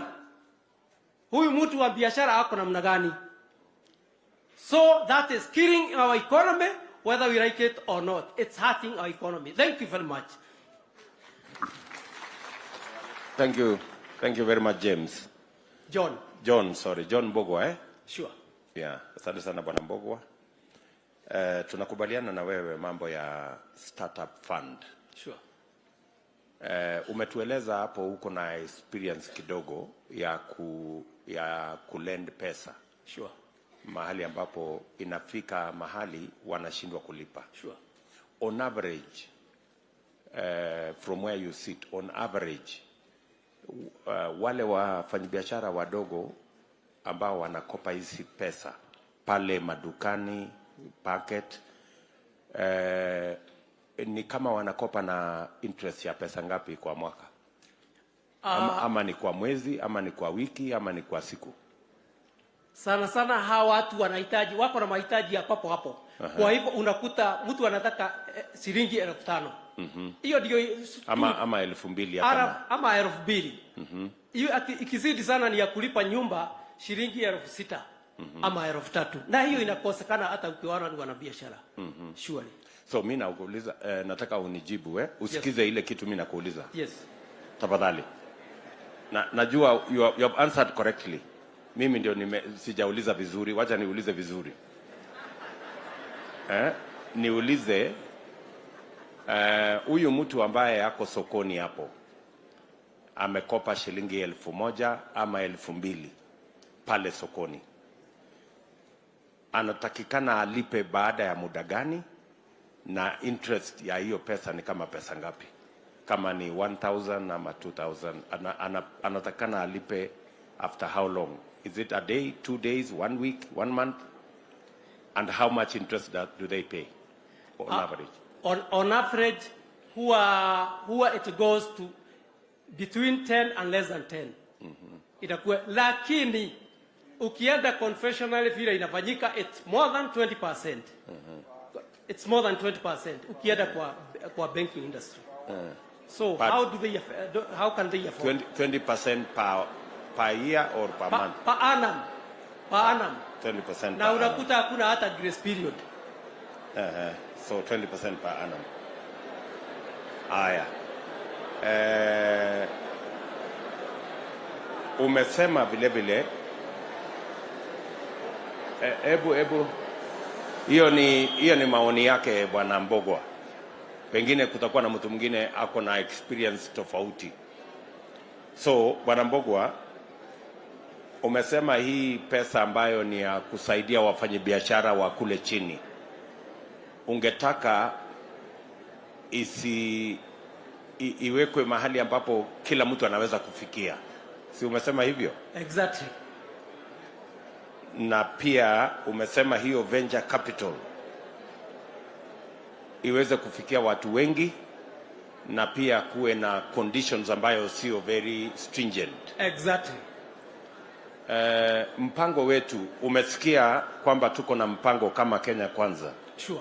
Kwamba tutaweka fund ya shilingi bilioni 50, na hiyo pesa haitakuwa kwa constituency, haitakuwa kwa county, tutailete mpaka kwa ward, pale kwa ward. Wow. That will be great. Na pale kwa ward itapatianwa kulingana na mahitaji ya kila mtu, lakini lazima wawe katika sacco ama wawe katika cooperative. Great. Otherwise itakuwa ni ngumu kujulikana kwa sababu kama huna security lazima uwe katika kikundi. Right. Ndio wale ambao wako kwa hiyo kikundi watoe ile inaitwa group guarantee. Sure. Wajue ya kwamba sure, vile inafanyikana katika sacco. Sinema hiyo? Sure. In your opinion, what would be a reasonable interest rate for startups vile umependekeza wewe? Thank you, Bwana DP. For starters, I wouldn't advocate any interest rate. I would advocate these people to be given 1 year for them to do business. Then you can give them an interest rate of 5%. That grace period. So we give them an interest free for 1 year. Yes. Mpaka ile biashara iendelee. Yes. Alafu baada ya hiyo interest rate isizidi 5%. Exactly. Iwe hapo kwa 3, 4, 5% maximum. Exactly. Hiyo ni mapendekezo yako. That's what happened in the most developed countries. I hope our economic team are taking notes on the proposal by our good brother. Alafu ya mwisho umesema kuhusu leseni na permit. Yes. Ungependa hizo licenses zote ziwe consolidated into one. Exactly. Saa hizi leseni ni kama ngapi? Well, suppose you go to the liquor. Unakuta license ni zaidi ya 2. Jana nimeongea na mtu wa kinyozi. Just only kwa kinyozi tu. Unakuta kuna business permit, unakuta huyu mtu yako na fire extinguisher. Now you can imagine. Just music copyright juu yako na music ya kuattract the customers. I mean, na huyu ni mtu wa kinyozi. It's bad. Tumeambiwa ya kwamba leseni on average ni kama 10 pale kwa business premise. Yes. So wale ndugu zetu ambao wanatusaidia wanaotafuta uongozi wa county, mumesikia vile John Mbogwa sure, anasema hizi leseni kama itawezekana zipunguzwe, kuwe na leseni moja, mtu akishalipia basi biashara inaendelea. Sure. Sawa sawa John. Bwana DP, ukiniruhusu kidogo. Just on 1 minute.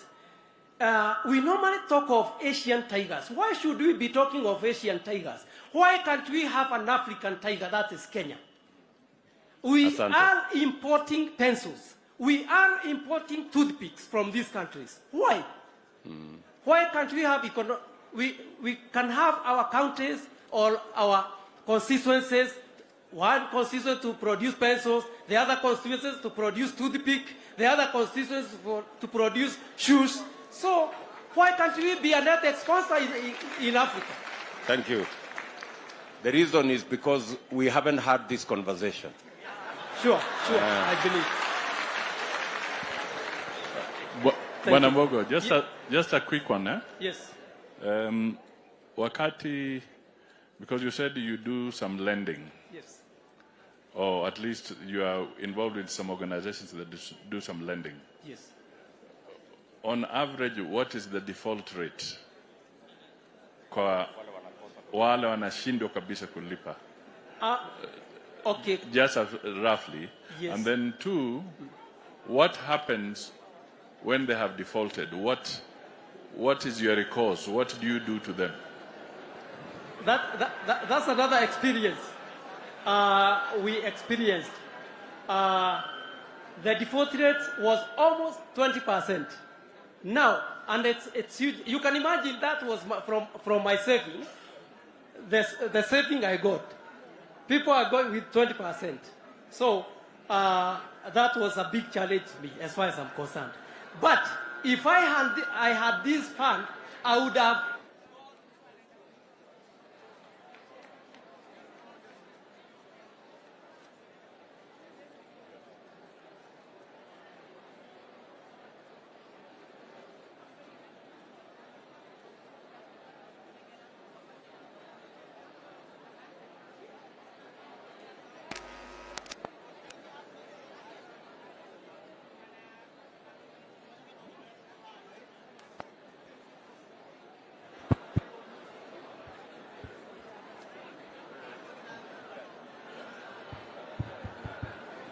Thank you. Thank you.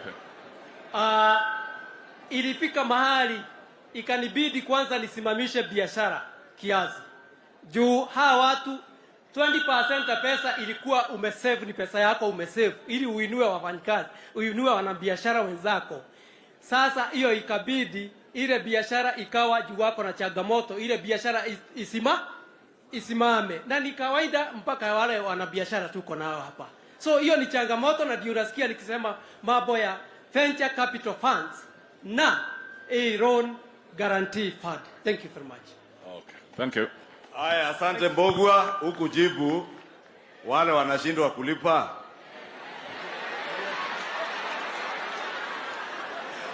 Unawatumia bouncer. Thank you very much. Wacha nimwambie sisi baadhi ya wengine ni vizuri kumuogopa Mungu. What we normally do ni kwenda kukaa na yule mtu chini, juu nimekuwa kwa hiyo team, na kufanya utaratibu tuone hata kama itachukua miezi 6 itakuwa namna gani. Tunaelewana? Thank you very much. Thank you very much. Aya, we Mbogwa ni alieka. Kule alia magira kameko githe tiguo. Na ake makagira mutungi uria munene wa gasi.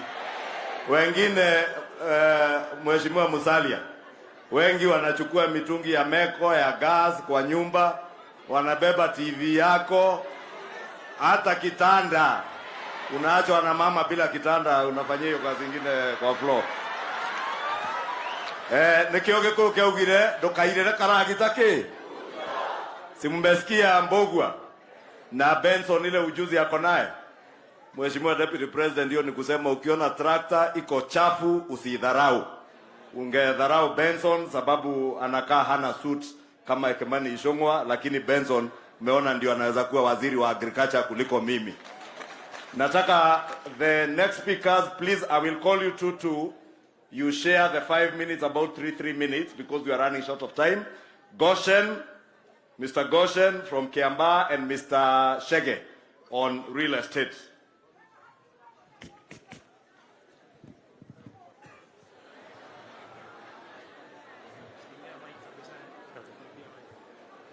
Chamge, Your Excellency, and all the protocol observed. This morning, I'm very happy kwa sababu ya ile hope tumekuwa nayo kusikizwa na zile swali ambazo umetaka kujua kutoka kwetu. How? Kampuni yangu inajiita Goshen Real Estate. Tuna deal na mambo ya kulipisha nyumba, kudevelop and all that. Mali nilianzia kulipisha nyumba as an agent. Nao tumeendelea kidogo, tumepata kuanza kudevelop pole pole. Na changamoto zenye ziko pale ni mingi, na hii serikali ambayo inakuja tuko na matumaini sana, kwa sababu kama umetusikiza na umeniuliza how, which I'm about to say how, kama vile tunaweza fanya Rwaka, Kiambu ikue bedroom, na siku hizi Mr. Ishongwa inakuanga bedroom with a master. Kwa hivyo tunafaa tuitengeneze ikue better na zaidi. Ile kitu sana tunapitia kwa hii maneno ni kuwa approvals zinachukua wakati mrefu sana. Tena vile ukienda kufanya change of use, yet uko na watu wako kama architect and engineer, tena inakuwa imechukua wakati mingi. Kwa hivyo watu wengi sana wanatumia njia zenye ni za mkato. Kwa hivyo tukakuwa na mahala kama kitu inaitwa one stop, inaweza kuwa mzuri sana. Hiyo kitu inatengenezwa haraka, mtu anaenda anatengenezea watu nyumba, mahali ya kuishi, na yenye ni very much affordable. Ya pili ni pale kwa mjengo, inakuwa fundi na pia watu wa mkono wanakuwa hata insurance hawana. Nyumba iko huko juu na pengine mwenye anajenga hana uwezo, ule mtu akapata accident, inakuanga sana anakuwa kwa hospitali, inakuwa hawezi kujilipia, wengine tumewazika. Lakini najua hii serikali inaweza kuja iseme bima ya wale watu wadogo, at least hata mtu akipanda huko juu kwa nyumba akianguka ama kukue na accident, anakuwa amejaliwa hiyo, ameshughulikiwa. Your Excellency, pia kuna hii maneno ya China vile wamekuja hapa, especially contractors. Unakuta hakuna mtu mchina anaweza kuwa na kitu inaitwa pending bill, but sisi wadogo wenye tunapata tu contract tudogo, unakuta pesa ya last year but one pengine naenda inakutiliwa na serikali nyingine, haijalipwa, na hii pesa ulienda ukakopa na serikali nayo haitaki kukulipa. Unashinda kwa ofisi zote left, right and center ukijaribu kufuata ile pesa yako. Dakika ya mwisho kale kakitu ulikuwa nako kanakuja kanachotwa. Na wanachota kama vile Waishongo amesema hapa, ati hawakuachia hata kitu yoyote, hata kitanda yote wanabeba. Kwa sababu gani? Ile pesa yako bado iko kwa serikali. Lakini hawa wa China unakuta wanapewa zile ready contracts with money. But for us ni ufanye utafutiwe. Kwa hivyo sisi wa Kenya pande hiyo tunahitaji, ama watu wa Kiambu ndivyo tupeleke Kiambu ikuwe a proper bedroom. Ni kitu tunaweza taka sana iangaliwe, ati zile contract tunapewa pia sisi ikuwe ni zile ziko na ready contract ama ready money yenye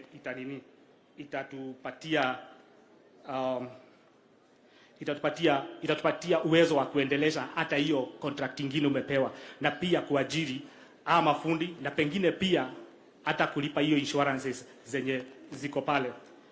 Your Excellency, hii sector ni sector ambayo inakuwa imebeba watu wengi, na ni sector inakuwa sana inahotomeshwa na kila jambo ikitendeka. Kama wakati huu chuma imekuwa bei kali. Chuma moja unakuta inaenda na 8,000, chuma ilikuwa 2,000. Na unakuta sasa hata nyumba mingi ni kama sasa zimedidimia.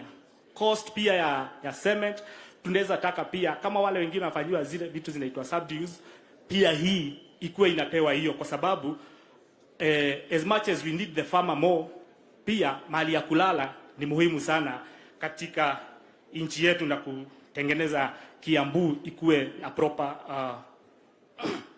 proper bedroom.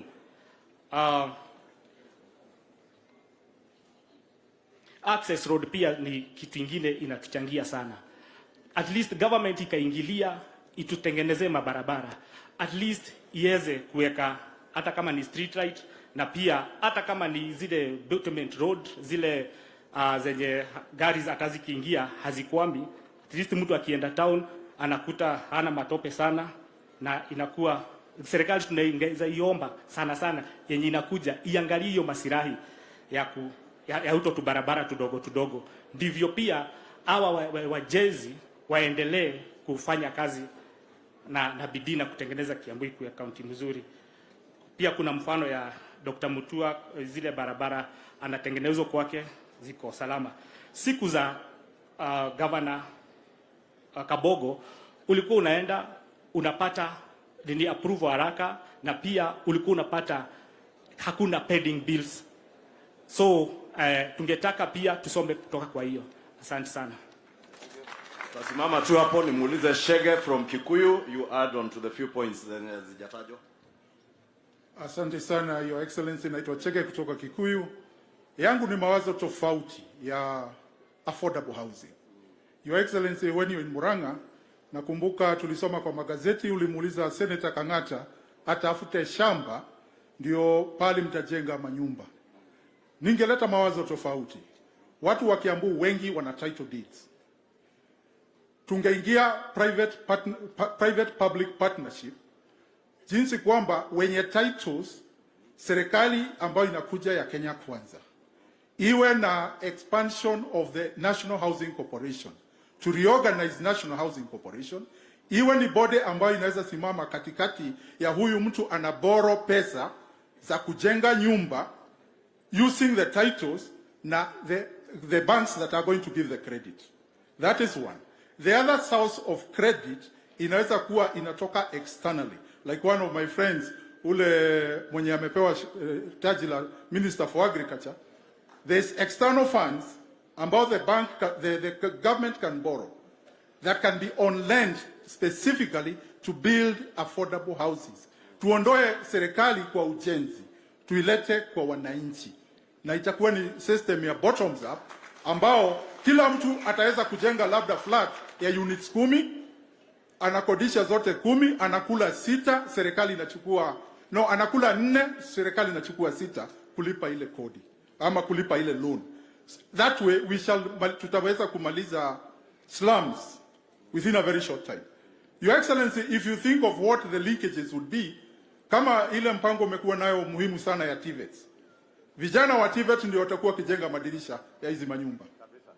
Kama kwetu Kikuyu, vijana wa TVET ndio wanajenga madesk ya mashule. If we could roll this one out across the country, tunaweza maliza shida ya ajira kama hapa Kiambu. Kwa mfano, if we are doing like 100,000 units of houses today in Kiambu, wale mafundi wataajiriwa mahali pale, mafundi wa mawe, mafundi wa mbao, mafundi wa rangi, madriver wa trucks, watu wa hardware, supermarket ile iliyo karibu, hata mama getheri wa kuleta kwa mjengo.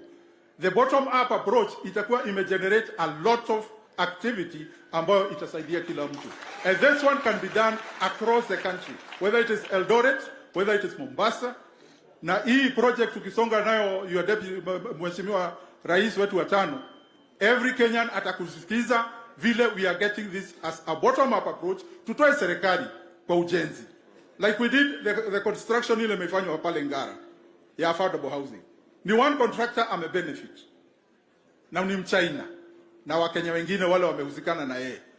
Lakini if we were to do this, we empower everybody across the nation all the time. Asante sana. Thank you. Thank you, Bwana Shege. Is that correct? Yes, Shege. Yes. So, I agree with you. Wakati nilisema pale Murang'a, sikumwambia ule Kang'ata tununue. Hapana, nilimwambia tu identify. Ili tuweze kufanya hiyo unasema public-private partnership. Ile kitu serikali lazima itasimamia so that it becomes truly low-cost housing. Shida ambayo tuko nayo ni kwamba yule developer anataka faida karibu mara 3 anajenga nyumba ya 1,000,000, anasema anauza 3.5 milioni. Kama tutasaidiana na yule ambaye ni mwenye title, tutampatia credit guaranteed by the government, na hiyo credit pia tuna extend kwa yule ambaye atanunua hiyo nyumba. Mwenye kununua hiyo nyumba lazima pia iwe ni nyumba ambaye ni affordable. So sisi wote will become beneficiaries. Wewe kama landowner, serikali tunataka watu wapate nyumba ya kuishi, na yule mwenye ananunua anapata kwa bei ambayo ni sawa sawa. So what the government will do is to assist the developer with credit, but the developer must also sell at an agreed price, ili asi-exploit wale ambao wanataka kununua, so that nobody makes super profits. Tunaelewana bwana Chege? Na hapo tutakuwa sasa tunaelekea pale nilikuwa nasema hapo nikisimama hapo, ya kwamba tunataka wale wanalipa rent, yes, waanze kulipa mortgage kabisa, ili pia wakuwe owners ya hizi manyumba. Ndivyo hivyo. Kwa sasa wale watu wengi mwenye faida kubwa ni yule developer. Kwa sababu yeye ndiye anaendelea ana collect rent, na yule analipa rent mpaka anazama, anaenda tu nyumbani bila chochote. So that's the agreement. That is, we must strike a balance. Yes. But you have the right concept. Yes. Na vile umesema, kama tungejenga 100,000 houses hapa Kiambu, yes, tungeajiri vijana 800,000. 800,000 young people watakuwa kazini. It's doable. It's doable. Na wewe unakubali it is doable? It's very doable. Very good. At least we agree on that particular subject. Yes.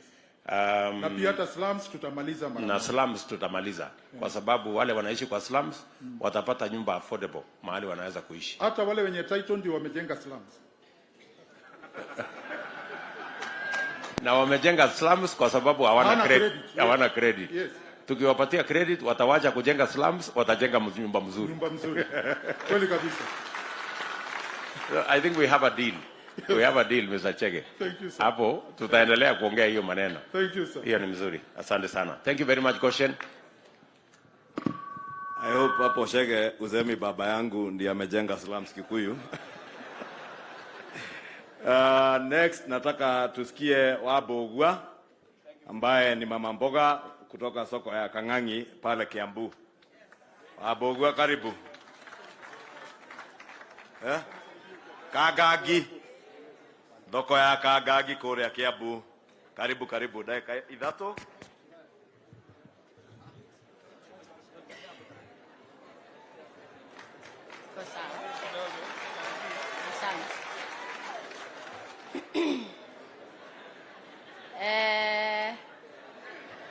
God is good and all the time,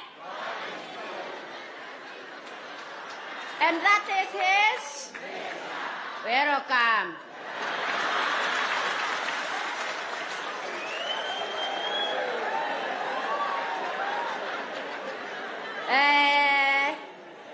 Our dear lovely DP and our lovely members of parliament na watarajia wote na wananchi wote wa Kiambu County, hamjambo? Ninamsalimu katika jina la Yesu Kristo. Haleluya. Nafikiri wengi sana, wacha nikibisa nisikae hapa sana. Kuna wengi sana wakati mwingine waliposikia kwa redio amba kwa TV wakisikia soso parachichi. Soso parachichi ni mimi. Na hapo ni uge kidogo mwingine ametaja upande ya parachichi. Haku pronounce vizuri, alikuwa anasema parachichi. Sio parachichi, parachichi. Na ndio avocados kwa Kiingereza, parachichi ni Kiswahili, kwa Kikuyu makorofia kana magunagui. Haya. Hapa nina furaha sana siku ya leo kwa kupatana na ndugu yangu the first born, our hustler. Our first born. I'm so proud today. Well, point number 1 kwangu, lakini sikusoma muziki vizuri Kiingereza yangu hata kama ni broken. Haya.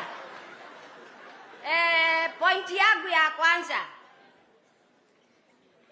Na nitegee masikio vizuri ya dear first brother hustler. Sini sawa? My first point is, mimi mwanaboga kutoka Kiambu Kagagi Market. Kubwa wengi sana wananijua hapa sicheki. Akikuletea nyoko niletee. Haya.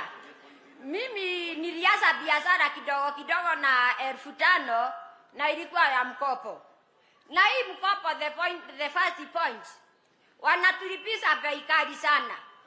Ikiwa kama ni 1500 huyo John amesidwa na kujibu, ikiwa tunalipishwa sio hata kama ni mandere, kama ni 1500 wanatulipisha 200 per day. Sindio? Kama ni 10,000, 350 per day. Sini kweli wana biashara? Hiyo ni percent ya nini? Almost 40%. Sini kweli?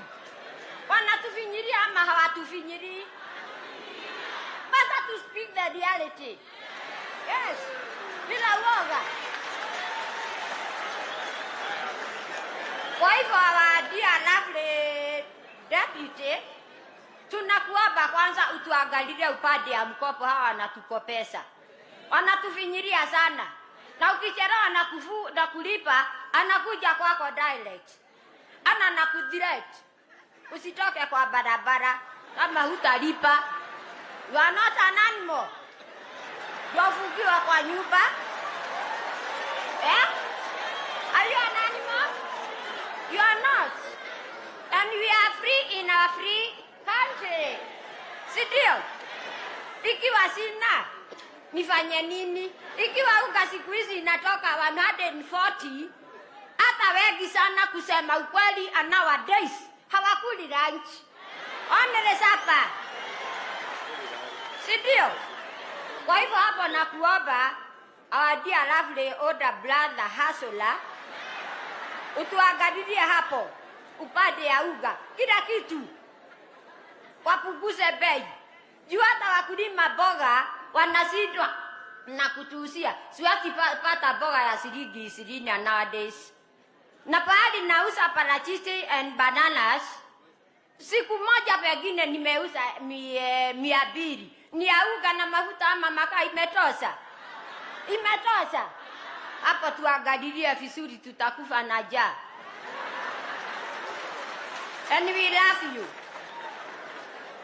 Pamoja na yua isongwa. Welcome. Haya.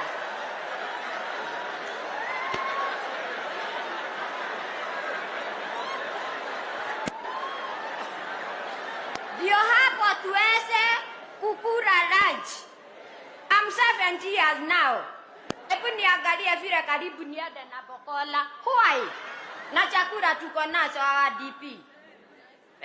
Hapo tuangalilie vizuri. Ndio napo wenye saba waweze kuchusia boga vizuri. Na hawa mablokers wanakuja wanatuusia rahisi. Hiyo point number 1. Point number 2. Nani kwa Kagagi Market? Kagagi Market. Na sitaogopa nikisema hivi. I'm free in our free country. Sindio? This government tuko nayo imetufinyiria sana. Kila mtu akiingia hii Kagagi Market nitamjengea. Mpaka lini? Until the end of my life. Ya tutajengewa. haiwezekani.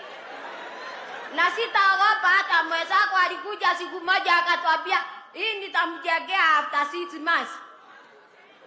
Hatukujengea. Kwa hivyo hiyo ni kitu ya kwanza na kuomba. The first thing, utuangalilie soko ya Kagagi. Mabati imeseeka kama mimi.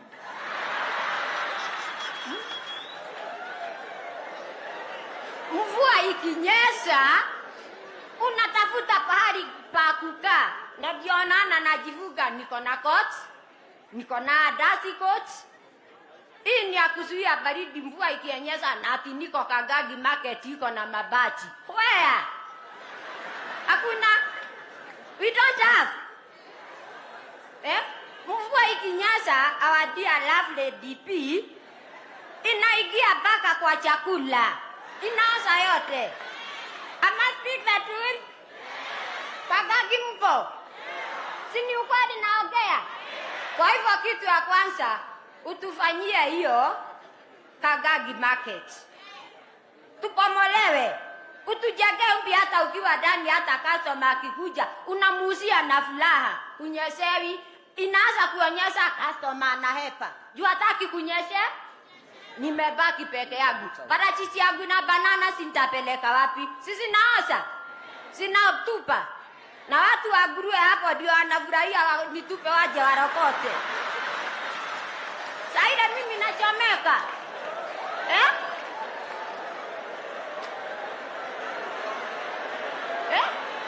Hapo ndio wanafurahia. Ni kweli.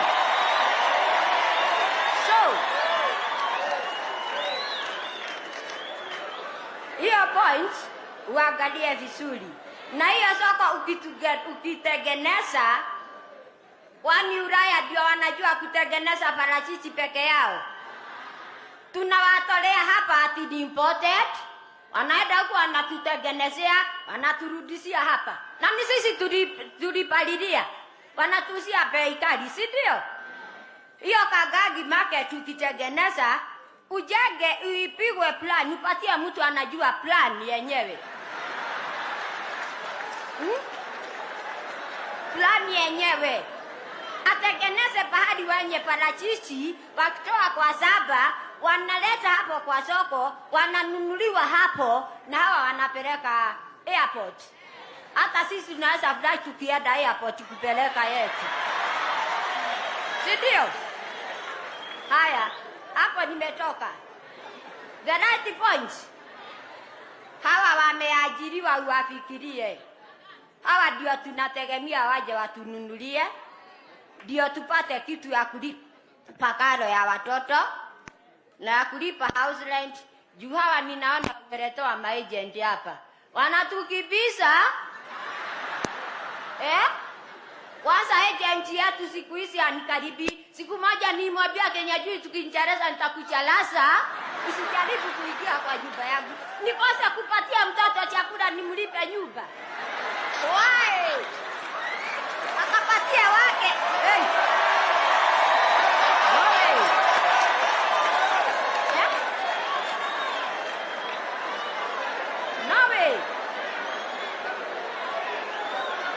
Wake akakule mayai na nyama, wangu nampigia turugi. Isidwe.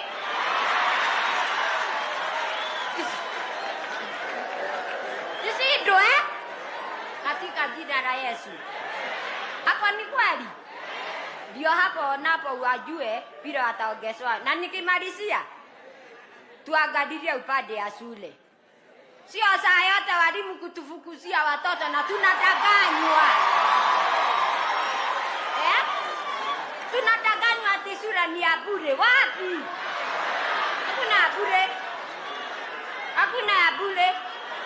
Kwa hivyo hapo napo utuangalilie.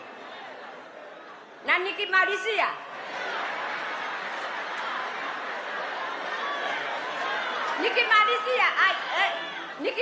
our dear lovely.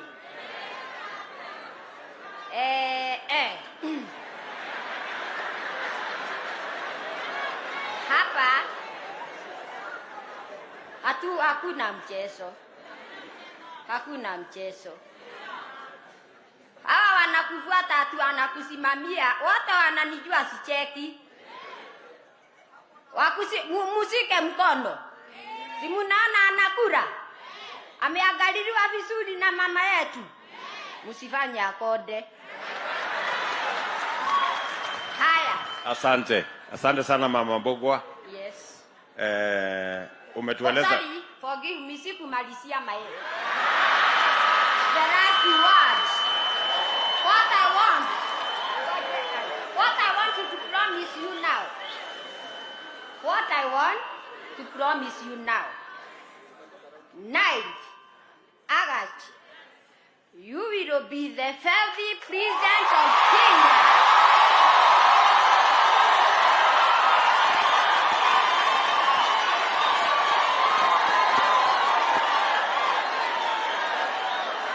Asante. Go to the office. Asante. And sit down. Yes. About 10 years without fear. Asante. Asante sana Mama Mbogwa. Ngojea kidogo mama, Umetuambia kuhusu Kangangi Market. Yes. Na mimi naamini ya kwamba kuna wafanyabiashara wengi kama wewe. Yes. Ambao wanafanya kazi yao kwa mazingira kama hiyo ya Kangangi Market. Hata kuna wengine wengi wanatandika mali yao barabarani. Hiyo ni kweli. Mahali kuna jua, mahali kuna mvua. True. Wewe unapendekeza ya kwamba lazima tuwe na mpango wa kujenga soko mahali pazuri, mahali ambapo kuna maji, Yes. mahali ambapo kuna choo, kuna taa, na mahali ambapo ni pasafi, mnaweza kufanya hiyo biashara yenu. You are right, because Kiambu town ni center ya Kiambu county. Yes. Yes. So na sio Kiambu peke yake. Tujenge Ruto, Thika, Gatodo, Limuru, Kikuyu, namna hiyo. Everywhere in Kiambu. Namna hiyo. Asante. Yes. Haya, jambo la pili, na mimi nataka nikuhakikishie ya kwamba vile tumejenga ile market iko hapo Kiambu town. Yes. Tumejenga market ingine pale Kikuyu. Bado tuko na nafasi ya kujenga markets nyingi. Na hapo ndipo unasema ijengwe masoko, yes, mahali pazuri ndio biashara iendelee vizuri. Yes. Jambo la pili, umesema wale wanawapatia pesa ya kuendesha hiyo biashara wanawalipisha interest ya juu sana. So ungependa kuwe na mpango ya serikali, yes, ambayo mnaweza kupata pesa, ndio, interest ya chini, alafu ndio muweze kuendesha hiyo biashara. You are correct. So kwa maoni yako Mama Mbogwa, kwa maoni yako, ungeona hii interest ya pesa ambayo mnatumia katika biashara yenu ni karibu interest ya kama interest ya ngapi kwa mwaka ndio inaweza kuwasaidia bila ya kuwafinyilia na bila ya kusumbuliwa na hawa watu wa kuwapatia pesa? Well, kwa maoni yangu, badala ya hawa wanatukopesa pengine kwa wiki, kwa mwezi, wanakuja kuchota kila kitu na baki bila kitu. Watoto wanalala chini. Je, serikali tuko nayo na tunina imani tutaipata na tumejishikilia ya UDA, tunaweza itutengeneshe vile tutakuwa na sako ya serikali ati kila mtu hawezi kosa na kulipa. So muko unapendekeza ya kwamba wale wafanyabiashara wawe na sako? Yes. Na hiyo sako ipatiwe pesa ya serikali. Good. Bas, nafikiri tumekubaliana hapo. Alafu ya mwisho, ya mwisho umesema ya kwamba ili muweze kupata wateja wengi, unapendekeza ya kwamba kuwe na nafasi ya ajira, ili wale ambao wameajiriwa waweze kuja kununua bidhaa zenu. Yes. So una support program yetu ya kupanga ajira ya vijana. Very well. Kabisa, si ndio? Bas, asante sana Mama Mbogwa, tumekusikia. Asante kwa mawazo yako. Na nikitoka hapa kwa jukwaa, sikilizeni kidogo. Si mnaona hata amenitorea kofia? Yes, amota than him. Sikilizeni hapa. Mosiali ne mosiali, ne agosiali leo na korwa nekioje. Ane tumu ne agosiali le, si ndio? Vile mimi nataka kusema, our dear older brother Hasola, niko na jodo nilibebea mama yangu, our first lady, naweza letea wewe hapo, umpelekee.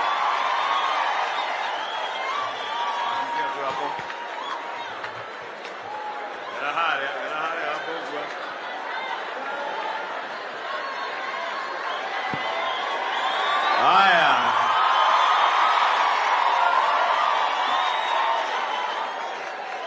Utikehorera Mbogwa rohe.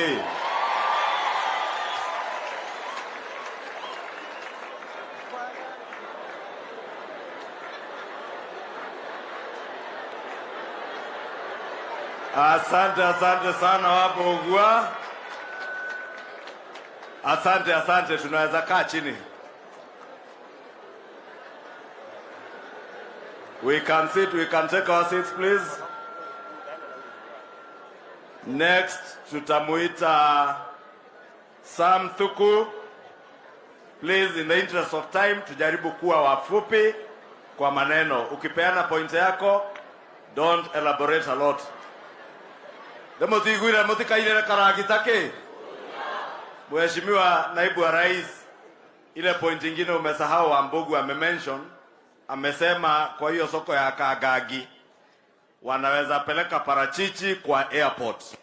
Chenye alikuwa anasema floor moja uwawekee value addition, wakileta makodofea kana maguna agui ama parachichi ama avocado hapo, inafanyiwa extraction hapo, wanapeleka products kwa airport. Karibu. 3 minutes please. Asante. Hamjambo wote. Thank you so much for this opportunity. Mimi naongelea mambo ama vitu zingine katika ujenzi. Nitawapatia hadithi ndogo yangu. Mimi nilianza nikiwa dereva wa matatu. Kutoka hapo nikaingia katika biashara ya kuuza makaa, na kutoka hapo nikaingia katika kazi ya kutengeneza. Tumeanza kikundi chenye tunaita Regional Manufacturers Alliance of Kenya, chenye tumeanzia hapa Limuru. Tusimame na wewe. Tunatengeneza keki pale ndani katika viwanda. Hii keki ndio inakuliwa na vijana kama KDF ama kama hii yenye in regard na vile watu wako. Kama ni kijana na hujaoa, unapelekea mchumba wako hii na anakuja karibu na wewe. Kesho jioni utakuwa na bibi nyumbani. Tuko na watu wenye wanatengeneza viatu kama vile makamu. Vile ujuzi wenye uko hapa, Your Excellency. Hii ni kiatu yenye imepita katika viwango zote. Imepita hata cabs. Hii kiatu inaweza valiwa na hata wanajeshi wetu. Locally manufactured kutoka hapa kwetu. Katika ile njia yetu ya kufanya hizi kazi za viwanda, tunakuanga na changamoto nyingi sana. Changamoto ya kwanza ni wakati unataka kuanza jambo, alafu unaona wenye walikuwa mbele yako, your predecessors, wote wameanguka, hawako. Hapa kwetu Kiambu tunakumbuka tulikuwa na viwanda kama vile the Gunny Bags Factory kule Thika, yenye ilianguka na ilikuwa imeajiri watu wengi. Tulikuwa na kiwanda kama Kaso Brewery yenye ilikuwa Thika na ikaanguka na watu wetu wakakosa ajira. Hapa nyuma Uplands tulikuwa na Uplands Bacon Factory na watu wetu wanalisha nguruwe hapa, hakuna pahali ya kupeleka kwenda kufanya value addition.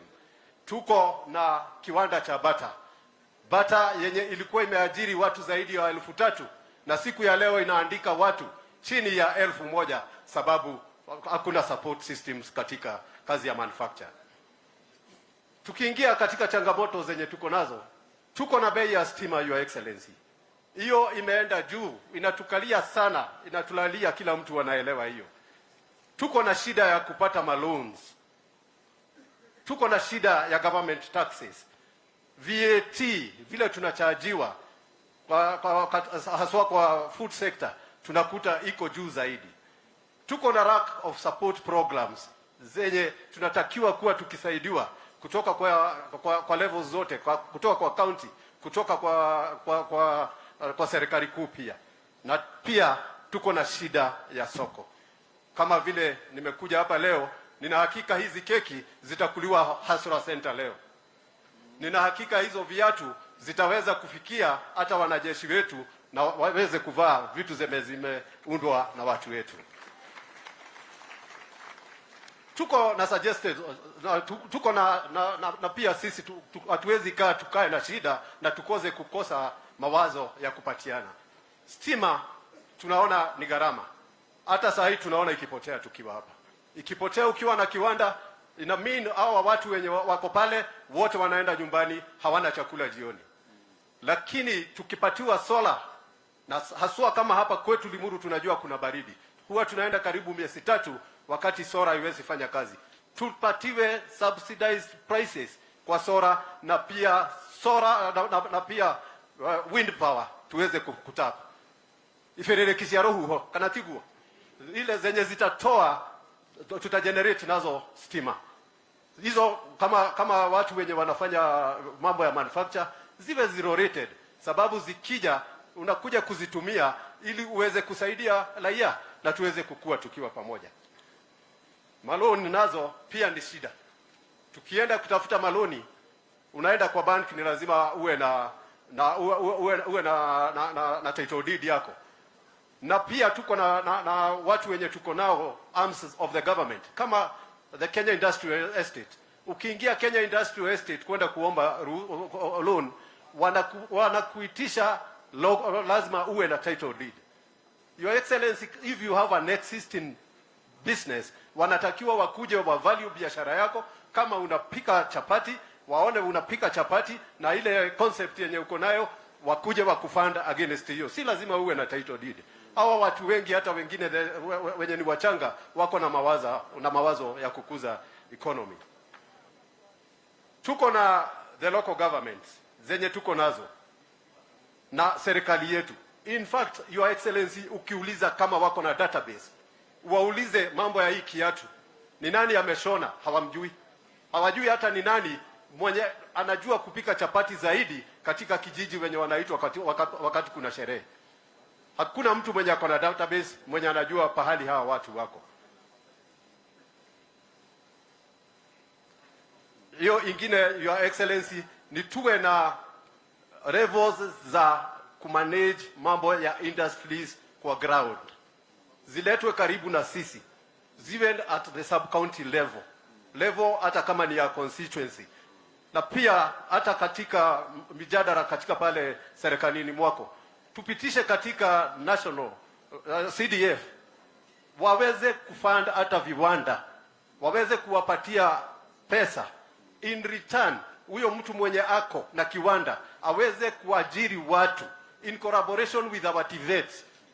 Kwa mfano, mwenye anapika mandazi aende kwa TVET aseme nitengenezee beka, nitengenezee mtu wa kutengeneza stima, and he will be guaranteed at yeye ataweza kuajiri watu, na wale watu wenye ataabsorb aandike ajiri kule ndani,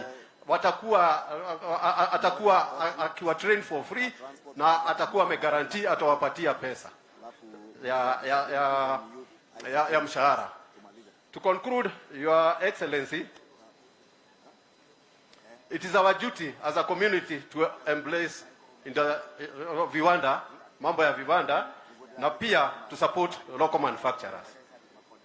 Viongozi wote wenye wako na wenye wataingia katika serikali yako waweze kusupport locally manufactured products, ndio tuweze kuamuka kama region na kama Kenya zote kwa mambo ya industrialization. Thank you, Bwana Sam. Asante sana. Tumekusikia kwa makini sana. Umetueleza ya kwamba cost of electricity inasumbua manufacturers wengi, na hiyo ni jambo ambalo tumeelezwa karibu kila mkutano tumeenda. Tulielezwa the same kule Embu, tuliambiwa hiyo jambo hapa Nakuru. So ni jambo ambalo tutalishughulikia ili electricity iwe affordable na iwe reliable. Haya ndio mambo mawili umesema.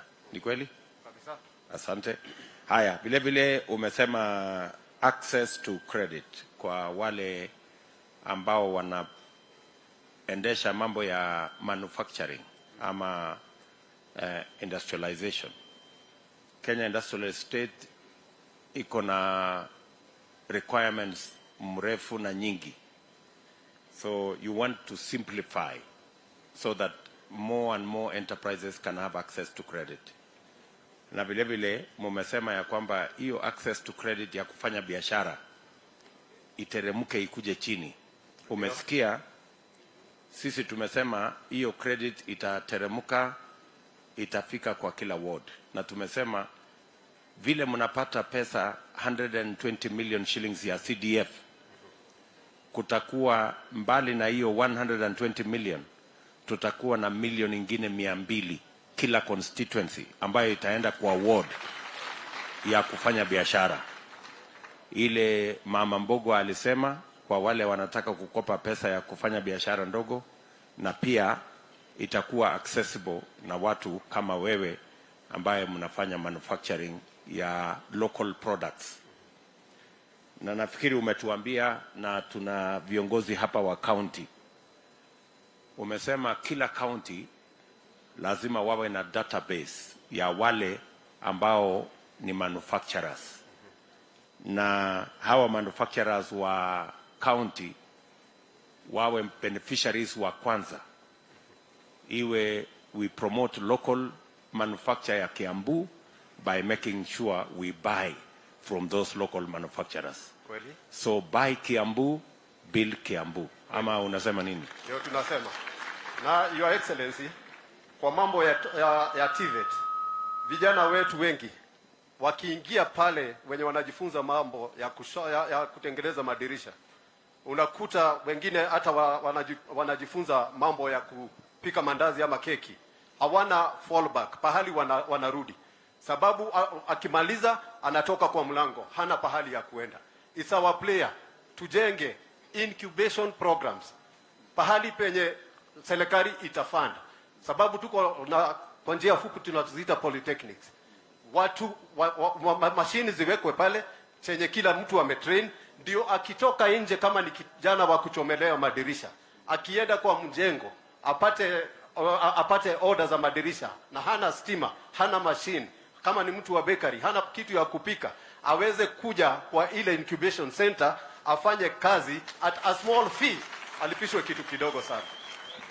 Nakubaliana na wewe kabisa ya kwamba tuwe na manufacturing hubs in every either sub county, ndio watu kama hawa wapate access to machinery, to equipment. Wakati wanapanga kujinunulia zao, kuwe na ile wanaweza kulipia fee kidogo na waendeshe biashara yao kabisa. So tunakubaliana. Asante sana Bwana Dhuku. And the final one ni tuwe na manufacturers association katika kila sub county. Asante. Thank you, Sam. Next, we will have Jane Nyoko from Kabete on poultry and pig farming. Tafadhali nimeomba wenye wote tumebaki dakika tatu. We had promised everybody here tutatoka hapa by saa 7, si ndio? Asante. Naomba niwasalimu. Hamjambo. Ninawakilisha jimbo la Kabete, sub county ya Kabete kwa ukulima wa kuku na nguruwe. Na ninafurahi ya kwamba ninaongelesha the chief hustler mwenye analisha kuku kama mimi. Na kwa hivyo hiyo ni biashara ya maana sana kwa sisi mahustlers. Si ndio? Nimekuwa kwa hii biashara kwa muda wa miaka 20. Ndio imekuwa ikinijibu kimaisha. Nimekuwa nikipeleka mayai yangu soko ya Wangige. Nilianza nikiwa na kuku 100. Leo hii niko na kuku wa mayai 2000. tena niko na kuku wanyama kama 1000, na mimi pia niko na nguruwe kama 50. Unajua nguruwe unaenda ukiuza, haiwezi weka, ikitosha unauza. Sasa beleni nilikuwa na kama 100, sasa hii niko na 50. Na kwa hiyo nimeweza kuajiri watu kama 3, na mimi kama sijajihesabu nijikiweka hapo na familia yangu tuko watu kama 5 6 hivi. Kwa hivyo hiyo ni biashara yenye ajira, na ninasema inataka ienziwe kabisa. Nikikuja kwa changamoto, hata wewe mkuu uko sure, kwa sababu changamoto zenye tunapitia kama vile my sister alisema ni quality mbaya ya chakula. Unapata ya kwamba ile chakula tunapata kwa manufacturers haina ile madini inatakikana. Wanasema reason being ati raw materials wanatoa huko Uganda, zingine zinatoka Tanzania. Ndio tunajiuliza kwa nini hapa hatuwezi tengeneza ama hatuwezi inua wakulima wetu wapande hizo soya, wapande hiyo sunflower, ndio nayo bei ya chakula iende chini. Kwa nini mahindi itoke Tanzania na huko Rift Valley mahindi iko? Hata saa nyingine tunasikia inaozea huko kwa garages. Kwa hivyo tungetaka wakulima wetu wa hizo bidhaa wainuliwe pia naye mkulima akatiwe cost yake ya kuku. Ingine ni kuku yenye tunapata ni ya kiwango ya chini sana. Unapata ile kuku unalisha saa nyingine hata ukichukua day 1 haifikishi hata day 10, unakuta labda hiyo juba yote imeaga. Kwa nini? Kwa sababu of raw genetic potentials. Tunataka hatcheries zetu ziangaliwe, tuongezewe hatcheries. Tunajiuliza sisi kama wakulima wa kuku, bona hata kuku vifaranga watolewe Uganda na tuko na uwezo hapa Kenya. Kwa hivyo tungetaka hatcheries ziangaliwe na tupatiwe officers wenye watakuwa waangalivu, ndio kabla hiyo vifaranga ifike kwa wakulima iwe imeangaliwa.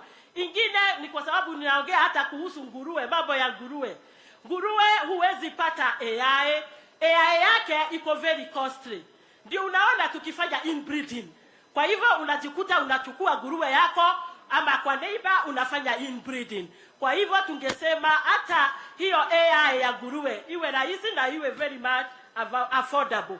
Hiyo ingine ni soko ya mayai. Soko ya mayai is very competitive. Nimesema mimi uza Wangige na sio lazima uuze. Saa nyingine umeenda Wangige unakuta mayai imetolewa tena Uganda. Sasa hivyo unalala tu hapo na mayai yako kwa sababu yao iko na bei ya chini. Kwa sababu yao manufacturing wamemanufacture chakula yao na bei ya chini. Sasa yetu inabidi ikae hivyo, unapeana tu hivyo na pesa ya kama kupeana tu. Ingine ni hiyo, kwa sababu niko na haraka, ni hiyo ya nguruwe, kuuza nguruwe. Market ya nguruwe. Hatuna market yenye inafaa. Unapelekea watu binafsi wenye wanachinja hiyo nguruwe wanauza kwa butcheries. Kwa hivyo inakuwa shida, hata kununuliwa ni shida. Unakuta pesa yako inawekwa mpaka ile siku huyo mkulima ataweza kuuza nyama kwa butchery ndio akulipe pesa yako. Hiyo ingine ni magonjwa. Magonjwa ya kuku na nguruwe ni mingi, hata ingine hatuielewi. Lakini siku hizi hata hatuna officers kwa ground wa kutusaidia kutupatia utaalamu wa hiyo magonjwa. Saa ingine unakuta hata wewe mwenyewe ndio unakuwa vet mwenyewe, kwa sababu umezoea kulisha hizo kuku na nguruwe, unajua hii ni ugonjwa gani. Unajipata unaenda tu kwa unaitisha ile dawa yenye wewe unafikiria ndio inatakikana. So we need veterinary officers to come on the ground. Hiyo ingine kama walikuwa nasema ni hiyo ya financial constraints. Huwezi fanya hii biashara kama hauna pesa. Kama kulisha kuku wa mayai 1000 unatakikana kuwa na like 1 million. Kwa nini? Kununua kuku moja ni 140 shillings. Kwa hivyo kabla hata hujaipea chakula umetumua 140,000.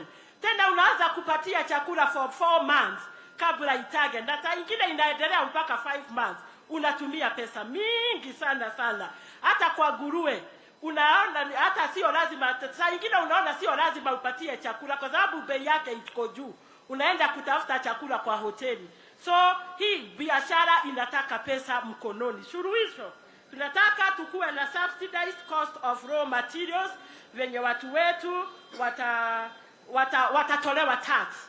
For the time being, tax iondolewe ndio waweze kuimport hizo, lakini we encourage our people to grow sunflower. Hiyo ingine tuajiriwe, the government should employ hii yetu ya Kenya Kwanza more officers watusaidia on random checkups. Ingine ni marketing, tutafutiwe marketing, hata mayai ikuwe standardized bei yake.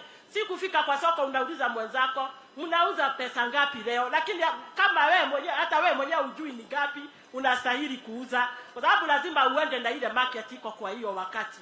Hiyo ingine ya mwisho nikimalizia ni tuletewe government extension officers wenye watakuwa on regular campaigns against emerging diseases, na tena wawe wakikuja kwa mashamba zetu kutusaidia kuhusu magonjwa. Financing hiyo imeongelewa sana, tupatiwe SACCOS zenye tutakuwa tukienda tunachukua pesa kama watu wa kahawa na watu wa majani chai, ndio na sisi tutakuwa tukiregeza pole pole. Kwa hiyo mimi asante sana. Nitamatishe tu. Asante sana Mama Nyoko. Yes. So tumekusikiza kwa makini. Yes. Na I think jambo kubwa umesema ni tuwe na extension officers, yes, ili wasaidie wakulima na wafugaji wa kuku kwa mawazo na hata kusaidia kumanage ile magonjwa. Yes sir. Si namna hiyo? Yes. Na vile vile umesema mambo ya soko. Yes sir. Tuone vile tunaweza kubalance, hata ingawaje tuko na treaty ya East Africa. Tusikose soko ya Kenya, yes, kwa sababu imekuwa flooded na mayai ya kutoka sehemu zingine. Yes. Alafu I agree with you kwa sababu mimi pia ni mfugaji, ya kwamba cost of food ama cost of feed, yes, iko juu. Kabisa. Na nimekuambia ya kwamba mpango yetu kama Kenya Kwanza ni kupromote local local production ya raw materials. Yes. Sunflower, soya, simsim, na tumekubaliana na wakulima wa kutoka sehemu zingine ya kwamba tutawapangia soko ya wakulima ambao ni wafugaji, either wafugaji wa kuku na wafugaji wa ng'ombe, ndio wapate soko ya hiyo mazao yao, na pia sisi tupate chakula kwa bei nafuu. Yes, nafikiri ya kwamba tukishirikiana hivyo tutakuwa tutafaulu sisi wote tukiwa pamoja. I think those are the issues you have raised. Yes, and thank you very much. Thank you too. Thank you. Thank you very much. Tupigie Jane makofi. Mzee Joseph Wanganga on behalf ya sekta ya matatu, na nataka wafuatane na Rasto ya bodaboda dakika moja ili tuende to the next sector. We are about to finish.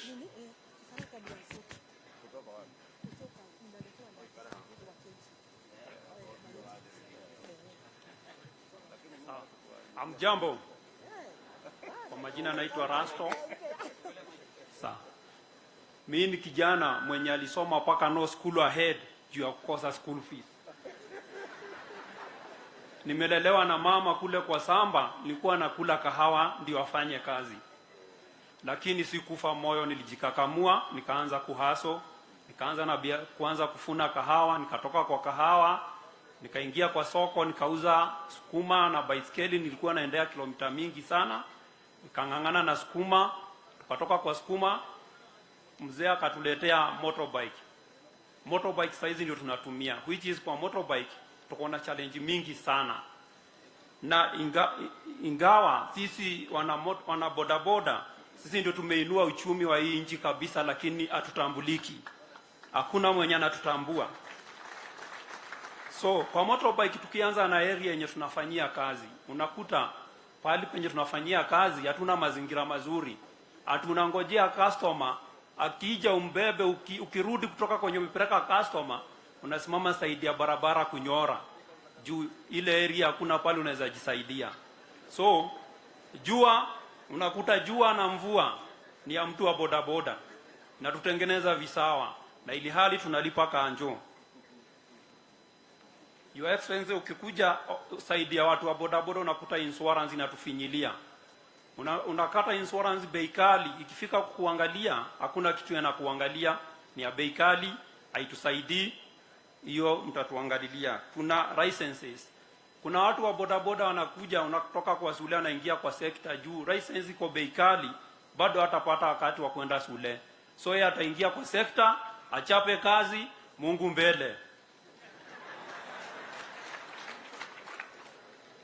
Tukiingia kwa matibabu, wakati mtu wa boda amepata accident, unakuta familia yao wauze samba, tufanye harambee, tumtoe hospitali. Kwa nini? NHIF card hatuwezi afford, iko na bei kali, hiyo ni ya masonko.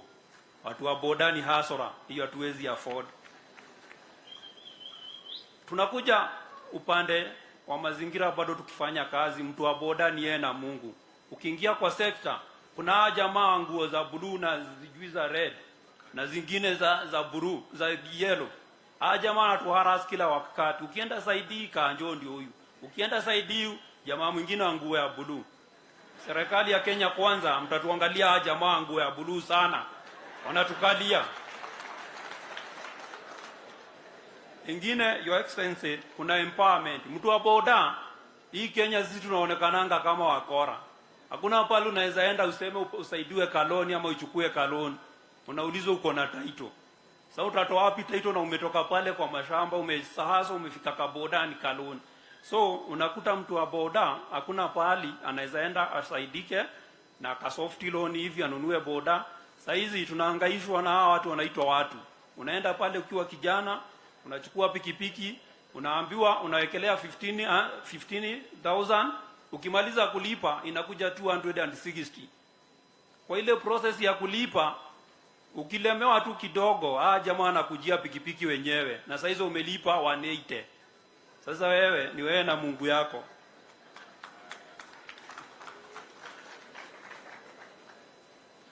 So sisi watu wa boda, nikimalizia kwanza nitachukua maswali yako mawili ndio nimalizie. Wacha Excellency, naomba tusikie matatu alafu waulize wote maswali pamoja. Cause ni sekta moja.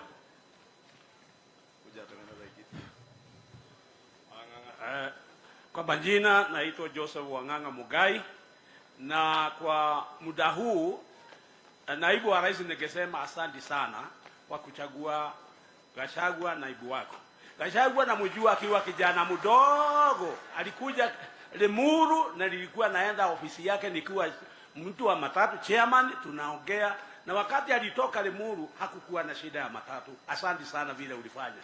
Ulichagua Gachagua na mtu wa amani sana. Aliweka amani, alikuwa dio wa Limuru na alifanya maajabu huko na hakuwa na shida yoyote. Japo ningesema kwamba mimi ni mtu wa matatu kutoka zamani. Nikiwa mtu mdogo nimefanya miaka 42. Watu wengi hawa hawakuwa wamezaliwa. Jambo la kwanza ni kusema kwamba sisi watu wa matatu ndio tunabeba watu na mizigo yao. Na hata nyinyi mlikuja na matatu. Sisi ndio tunafanya. Na Kiambu mzima nimechaguliwa nikiwa chairman wa Kiambu mzima. Na ni asante kwa sababu hii mambo umeweka, nilikuwa natafuta vile tutaongea na wewe. Kwa sababu Kiambu mzima kuna sub county 12 na nimesimamia sub county 12, kila sub county iko na chairman wake. Kwa hivyo nimesimamia chairman 12 wamesimamia sub county 12, na nilikuwa nataka kuwalete wote kwako, nikakosa nafasi. Napelekwa hivi, lakini sasa tuko na wewe. Mungu ni mkubwa, tuko na wewe sasa. Kwa hivyo tunabeba watu na mizigo yao na watu, lakini watu wa matatu ni wazuri sana. Kwa busback sisi tunafanya kazi na mama boga, tunasaidiana na wanawake, tumewaajiri vijana, na wale wanapika chai kado yetu wanategemea sisi, na tunawanunulia na tunaleta watu wengi wanakuwa kwa sababu ya matatu. Nikitaka kusema kwamba matatu iko na shida nyingi sana, na ndivyo tulikuwa tunataka kukuona, kwa sababu wewe ndio utatuinua, kwa sababu tumeraliwa kabisa watu wa matatu. Hapo ningetaka kusema mafuta yamepanda, na yamepanda, kila mtu hapa ana gari na anapata shida. Kuna wengine wameweka magari yao nyumbani. Ni kweli si kweli? Wengi wameweka, na watu wa matatu kuna wengine wameweka magari. Ikiwa hawajaweka bei, wameweka bei. Kwa hivyo mwananchi ana shida ya kutembea kwa sababu bei ni kubwa kwa sababu ya petroli.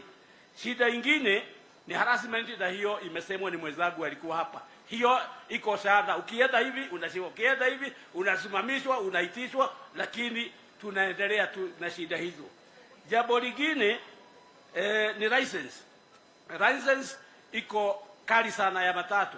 Unakuwa dereva akiwa anataka barua, anaenda kwa shida nyingi, baji nini mambo mengi ya serikali. Kwa hivyo mambo hayo wengi tungetaka utuangalilie. Check unit, magari yetu inafanywa checking. Watu wanaenda Nairobi, tunajazana huko, tunakaa. Wengine wanaenda mpaka Embu, wengine wanaenda Machakos. Tafadhali tungekuomba ukiingia serikali ya Kenya Kwanza, kila inch au kila sub county au iwe na check unit yao. Hatuwezi kuwa ati tunaenda mpaka Embu, wengine wanaenda Machakos, wengine wanaenda Nairobi, tunashinda huko kutoka asubuhi, unaambiwa kuja kesho. Tupoteza muda mrefu sana. Kwa hivyo check unit tuangalilie tafadhali. Jambo lingine, mambo ya petroli inaendelea. NTSA inakuja kwa sisi. Vile vile National Assembly na Senate. Tungekuuliza kwa petrol, kwa sababu sisi ndio tunatumia petrol, tuwe na mtu wetu hapo. Utuchagulie mtu wetu hapo. Ili ikiongezwa anaongea juu yetu. Hatuna mtu wa kutuongeleza, inaongezwa kila Thursday. Tunajua kesho tutakuta petroli imeongezwa. Thursday inaongezwa. Hata watu wengine wanashindwa. Iliongezwa mwezi uliopita, sasa imeongezwa. Tungekuwa na mtu wetu hapo, angesema leo hakuna, watu hawa wamepata shida. Jambo lingine ni NTSA. NTSA imeongeza mambo mengi kwa magari. Ikiwa unaleta gari kutoka ng'ambo, shida. Ikiwa ni gari ina jambo lingine, shida. Kwa hivyo tungetaka utuangalilie kabisa. Jambo lingine, sisi tunataka kutolewa kwa barabara. Unaona BRT imekuja na sisi tunaondoka. Sisi tusipoangaliwa tutakula home. Hiyo magari inakuja itamaliza kwanza Kiambu. Unajua matatu ya ile inabeba Nairobi sana yote imetoka Kiambu. Kikuyu, Kiambu, Thika yote ndio ya watu wa Kiambu. Kwa hivyo watu wa Kiambu waangaliwe, wasemalizwe. Kwa hivyo BRT iangaliwe. Jambo lingine ni National Assembly. Ndio kunafanywa sheria. Sheria ni lazima utufanye unominate watu wengi, wawili au watatu. Kwa sababu tusipokuwa na mtu wa kutuangalilia au kututetea huko, tunakwisha. Kwa hivyo tafadhali utuangalilie. Jambo lingine ni barabara. Nimesikia watu wakiongea juu ya barabara. Rally sub county mkubwa huko anaitwa Mungai. Wakati tunaenda kwa mkutano, rally haina rami. Ile imetoka wapi? Roiro kwenda rally. Leo hakuna kupitika hiyo njia, na mama mmoja alisema namna hiyo. Na upande wa Gatodu North hakuna barabara. Tafadhali tuangalilie. Na jambo lingine, hiyo mambo ingine yote ni sawa na barabara kutoka Raini kwenda Kiambu itengenezwe tafadhali.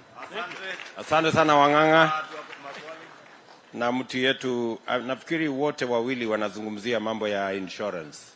Kwamba insurance iko na bei, na ingekuwa vizuri tutafute namna hata kama inaweza kufanywa pool ili bei yake ipungue. Mumesema vile vile mnataka mahali pazuri pa kuendesha biashara yenu, hasa watu wa bodaboda. Si namna hiyo? Mnasema mnakaa mahali hakuna facility, na nafikiri ya kwamba nimeona structures county wamejenga lakini hizo expense hata sio za county. Hiyo ni ya tunashukuru waheshimiwa kina Gadhoni, kina Gavana Kapogo, kidogo. Yes. Kabanda ka futi ndogo tu. So mungependa a proper facility. Shade nzuri kila pahali kuwe na shade. Very good. Alafu pia mmesema loan facility. Inatakikana mnalipa saa hizi mpaka 260,000. Ukimaliza kulipa. Kama ingewezekana kuwe na facility managed by a sacco. Exactly. Ili msilipishwe pesa nyingi. Vile tumesema mambo ya credit kwa all the sectors tutaichunguza. Mumesema ya kwamba BRT ina threaten biashara ya watu wa matatu, si ndio Bwana Wang'ang'a? Hiyo ni kweli, kwa sababu ikija inatuondoa, njia inatembea peke yake, sisi tunafinyana kwa barabara. Kwa hivyo tungetaka kuangalia isije ikamaliza, na hiyo BRT ni matajiri, si watu hohe hasra, hakuna ni matajiri watu na hiyo gari. So ungependa kuwe na usawa, wanyonge na wakubwa wawe sawa. Tunakubaliana. Alafu pia mngependa kujumuishwa katika mahali ambapo sheria inatengenezwa. Kwa sababu sasa umejua Kiambu, hujasikia Kiambu imegoma. Kwa sababu jambo likija tunakutana hiyo sub county wote tunaongea. Na hakuna kugoma na kupigilia serikali, kwa sababu tunaongea kwa jina moja. Asante. So tumetangaza kama chama kwamba wale wanataka kuwa nominated wa apply. Pengine utawaambia watu wako wa matatu wa apply, ndio tuone kama tunaweza kuwapatia nafasi, aidha kama bunge la Kiambu ama bunge la kitaifa ama bunge la Senate. Mtafanya hivyo? Tutafanya hivyo, lakini ujue mikato kama vile nilikuwa nataka kukuona, ningekuwa na isipokuwa ni leo. Nimejaribu sikukuona kwa sababu kuna watu wanaweka vikwazo. Nilijaribu kuongea na Kaveu. Unajua Kaveu yuko pale. Hiyo ndio chairman wa Kiamba. Okay. Nilijaribu lakini akaniambia huwezi ona yeye. Huyo Kaveu nilienda kwake. Ulienda wakati ulienda kwake nilikuwa nataka kukuona. Lakini akaniambia. Wasa wewe Kimani, sasa wewe wacha utatafuta hiyo network alafu tuonane na hao watu ya matatu. Asante sana. Thank you very much gentlemen. Na nikimalizia, sisi watu wa bodaboda tuna imani ya kwamba serikali ya Kenya Kwanza itatuchunga, haitafika bali tuitwe wakora na terroristi tena. Asante. Hiyo ni kabisa. Next ni Jacinta on behalf of PWDs.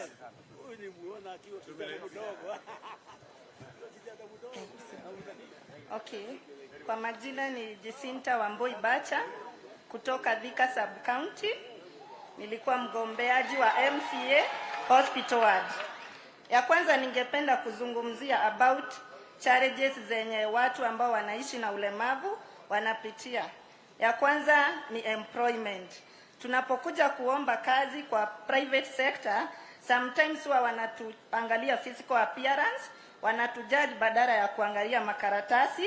So tungependa rais wetu wa 5 ukiingia mwezi wa 8 tarehe 9 utuangalie sana mambo ya employment. Aya sana ningependa kuongelelea mambo ya health sector. Health sector ni about NHIF ikuwe free kwa kila mtu ambaye anaishi na ulemavu, na assessment kwa each and every hospital za public ikuwe ni free, maana huwa tunalipishwa 1500 na sometimes mtu kule is 1500 ni changamoto. Another thing ningependa kuongelelea vocational training. Hizo ni kama wenye hawashiki masomo haraka, sometimes wanaweza benefit na skills kama ushonaji wa nguo, kutengeneza viatu kama hiyo umepatiwa hapo, utengenezaji wa necklace na vikapu. So tungependa zikuwe mingi. Thika kuna moja, lakini tungependa each and every county ikuwe na vocational training ya watu ambao wanaishi na ulemavu. Kitu ambayo pia ningependa kumalizia nayo because of time ni request. Hatujai kuwa na CS ama PS ambaye anaishi na ulemavu. Ningependa hii serikali yako, rais wetu wa 5, kuna watu ambao wanaishi na ulemavu wamesoma. Ningependa utupatie CS mmoja na PS. Tuna watu kama Maura wamesoma na Sankok na wengine wao. So kwa niaba ya walemavu milioni 6 tunasema ni asanti. God bless you. Tunashukuru sana Wangeshi. Tayari unaona Mwaura ni nominated senator, yule Sankok ni nominated MP. so hatujawasahau sana, lakini tutaona vile ya kuongezea ndio muweze kushiriki katika uongozi wa taifa letu la Kenya. Nakubaliana na wewe ya kwamba hata ingawaje kwa sasa tumesema wale watu wanaishi na ulemavu wapate msaada wa serikali, NHIF walipiwe, pia wapate ile stipend ya kila mwezi. Mimi najua ya kwamba hiyo stipend saa zingine inachelewa, inangojewa miezi 2, 3, saa zingine miezi 4.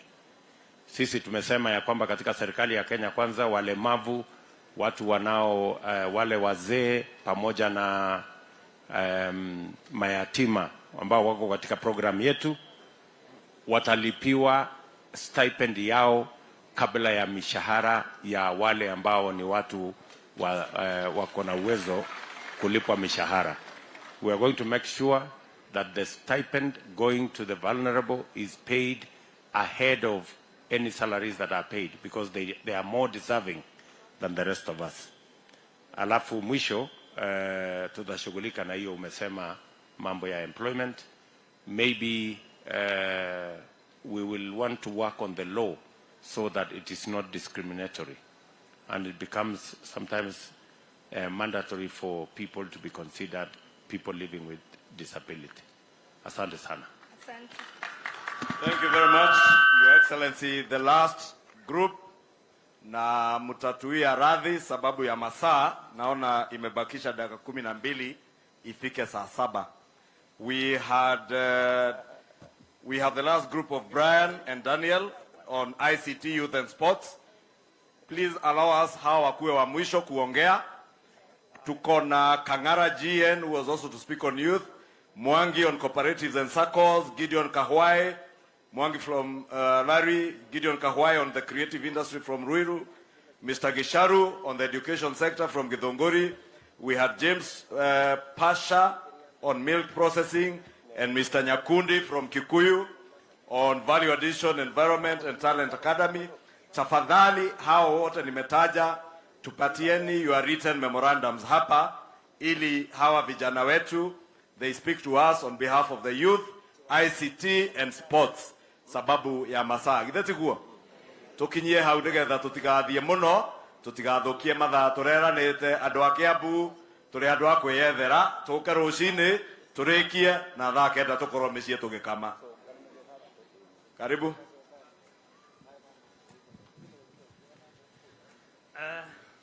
Kwa majina yangu naitwa Brian Wanene. Kwa majina ni Brian Wanene kutoka Limuru sub county, kijiji ya Kwambera, na mimi ni hasra juu nilingangana kimasomo, nikangangana kabisa, nikakuwa resilience, hard work na maombi mpaka nikapata scholarship kwenda Uingereza kufanya ICT, na ndio nataka kuongelea about ICT. Some of the challenges zenye tuko nazo katika ICT sector ni moja on one startups. Startups hakuna funds. Now we have young startups with brilliant ideas, but they lack mentorships, and also they lack the incubation hubs for them, like to nurture them. The other thing is on digital skills. Though tunajaribu, lakini sana tukikuja huku kwa mashinani kuna hiyo gap, hakuna watu wako na skills enough. The other thing is about internet connectivity. To get internet connectivity, we want internet connectivity because saizi ICT imeenea kabisa.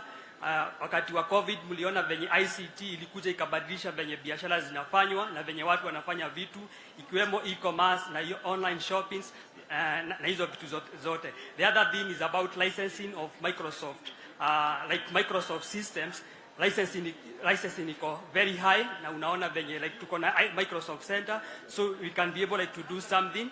And the other one I would touch is more on small medium enterprise wana lack online presence. So what I will recommend for propose to Kenya Kwanza government ni, first of all, we come up with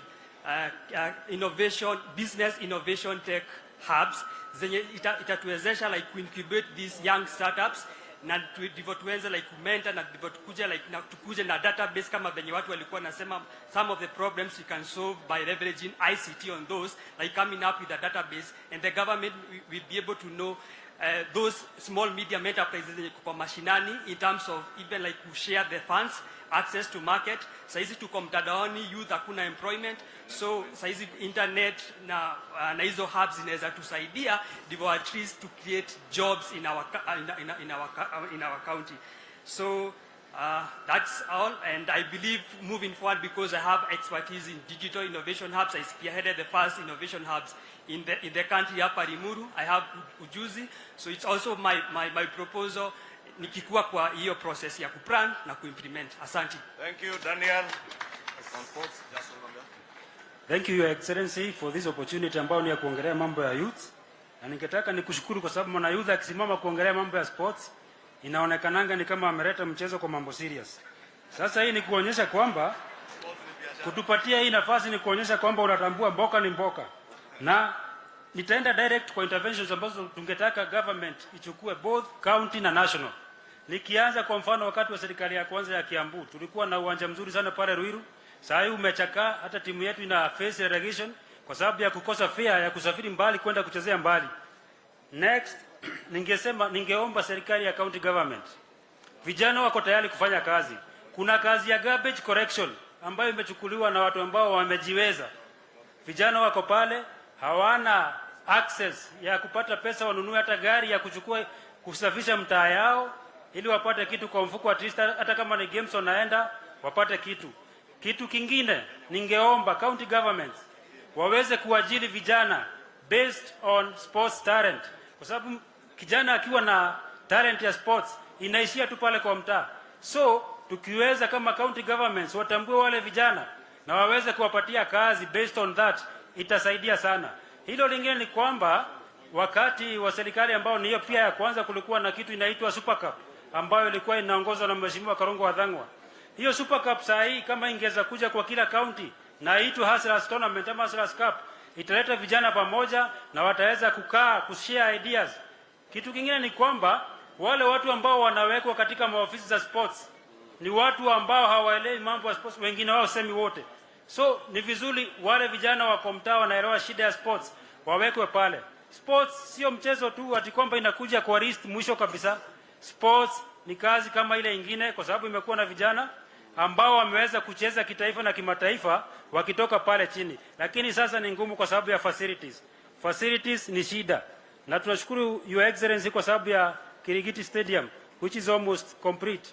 Hiyo hata kama imekuja kama imechelewa ni mzuri kwa sababu at least itasaidia kidogo, but tuangaliliwe zingine. Kuna estates, county governments, kuna estates zina come up. Kuna estates zinakuja zinajengwa estate acres and acres of manyumba. Huko ndani hakuna mahali imetengwa ya sports. Na ndio maana unaona mtu akifika miaka kuanzia 30 amekuwa mwingi mpaka unaona tukiambiwa mambo ni kuflatten curve. Unaona hiyo maneno inaleta shida.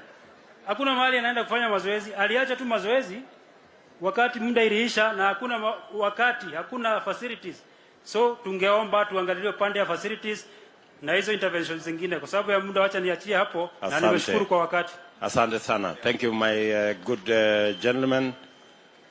Ningependa kuwauliza tu maswali mawili.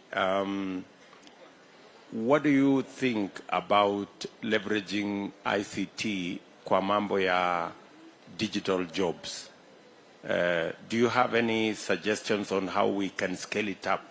We know there is there at the moment, but what do you think we need to do to scale up? First of all, we need to have structures like ICT infrastructures, that is high internet connectivity. If we can be able to extend the fiber optic in terms of kilometer, like now we are having 4,800 kilometers covered. If we can be able to extend in terms of internet connectivity. Move next to the microphone so that we can hear you. Yeah, the internet connectivity in terms of increasing the kilometer, the fiber optic covers. The second one is accessibility of gadgets, like to make them be able like to have to work using those gadgets. The other one is about now digital inclusivity. Some of our youths, especially those who are at the grassroots, they doesn't have enough digital skills. So when we come up with digital innovation hubs, we can be able to have trainings on them, and also we can also partner with TVETs in such areas. So TVET, we should tailor-make our TVET programs to include a heavy touch on ICT. Yes. There are youth centers in every constituency. What do you think of them? Are you aware? Yes. And I thought we had connected Wi-Fi to those youth centers. Are they useful, or how can they be improved? Actually, I was the one who spearheaded the first pilot project in Limuru. So in terms of internet connectivity, it was a bit low because it was not fiber optics. So, and also the gadget that they provided for the youths were just tablets. And you know, if you work in online, you have to have a laptop so that you can be able to type. So it was not as much efficient, but if you can be able to see those challenges and be able to come up with a hybrid of those, it will make a lot of sense. So you're saying we should station more of those hubs along the backbone of the fiber optic. Yes. It will give us much more a better return. Yeah, the impact. A bigger impact. Yes, and also the other part on another sector is about now the startups, because we have brilliant students, brilliant people, young people who have ideas, but they lack mentorship, and also they lack funds and also the direction. You can be able to have them incubated from ideation. They are being guided up to scaling, and also be able to come up with maybe innovation business competition annually, and be able to link them with international investors and also the local investors. It will make a lot of sense. Very good. Lastly, what do you think is the impact of digital jobs? How realistic is it? And on average, what do you think the people working on that space, how much money do they make? Do you have any idea? Yes, it's a good job actually, because most of the graduates who are disappointed because they don't have jobs, they have gone to working online.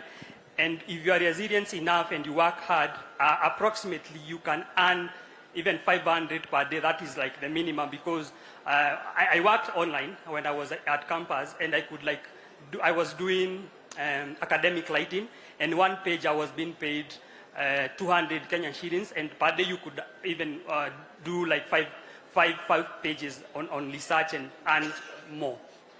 Okay. Yes. So what do you think we should do to scale up those online jobs?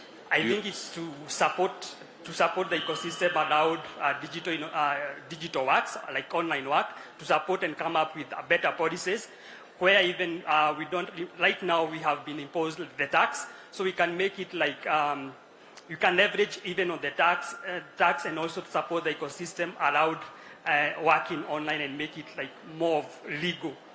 Okay. Yeah. Okay. Thank you very much. I think we need a conversation. Yeah. And I think our team, Mwaura, let us have a wider conversation with this good man. I think we can benefit from his insights. Thank you very much, the gentleman, Brian, and my good brother there, Asanteni sana. Thank you very much. Asante sana, tuwapigie makofi. I think, Your Excellency, tutamatishe hapo kwa wasemaji ambao tulikuwa tumewatayarisha, na tumeuliza wale wengine wengi kwa heshima ambao tulikuwa tumetayarisha watupe written memoranda ili tuweze kuconsider zote.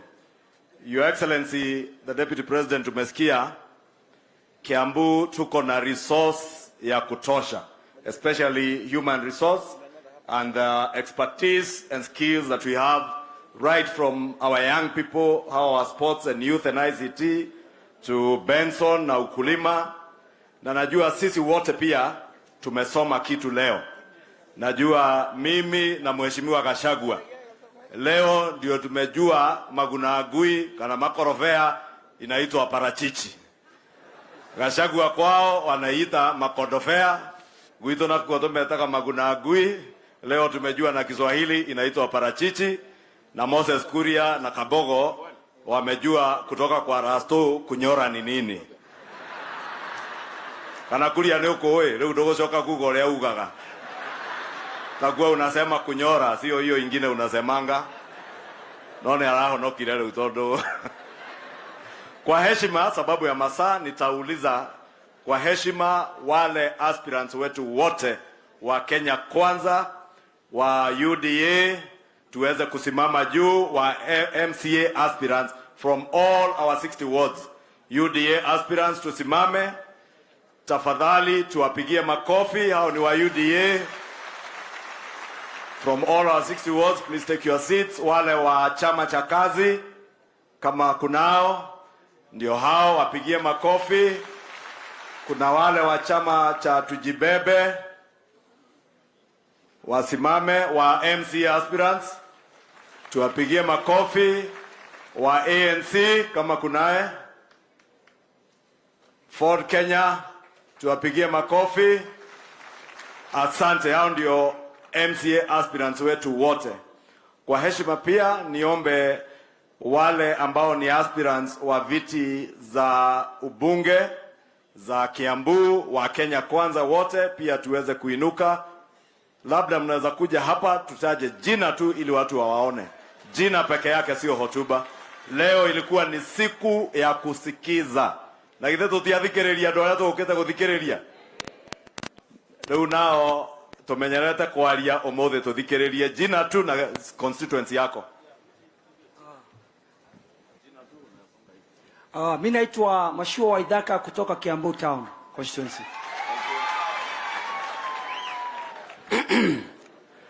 Mimi naitwa Dr. Francis Kigo Jenga, Gatundu North. Amjambo, Mboro Kahangara kutoka Lari constituency. Ndio. Hamjambo, Gathoni wa Mushomba Githunguri constituency. Naitwa Engineer Kirago Shege wa hapa Limuru. George Koimbori Ndongo kutoka Juja. Daktari Githaga Njeri Karanja, Thika Town MP aspirant. Chama gani? Chama cha kazi, kazi na pesa. Thank you. Mheshimiwa Alice Ng'ang'a kutoka Thika Town constituency. Aya, Jiji Kagombe, Gatundu South. Githua wa Mashukuru, Kabete. Simon Ng'ang'a King'ara, Loilo. Joan Kanini, Chama cha Kazi, Githunguri constituency MP. Thank you. Jose Mwangi aka Maendeleo, Gatundu North. And Wajikoa Moradha, Woman Rep, Kiambu County. Maseno Gari, Women Rep, Kiambu County.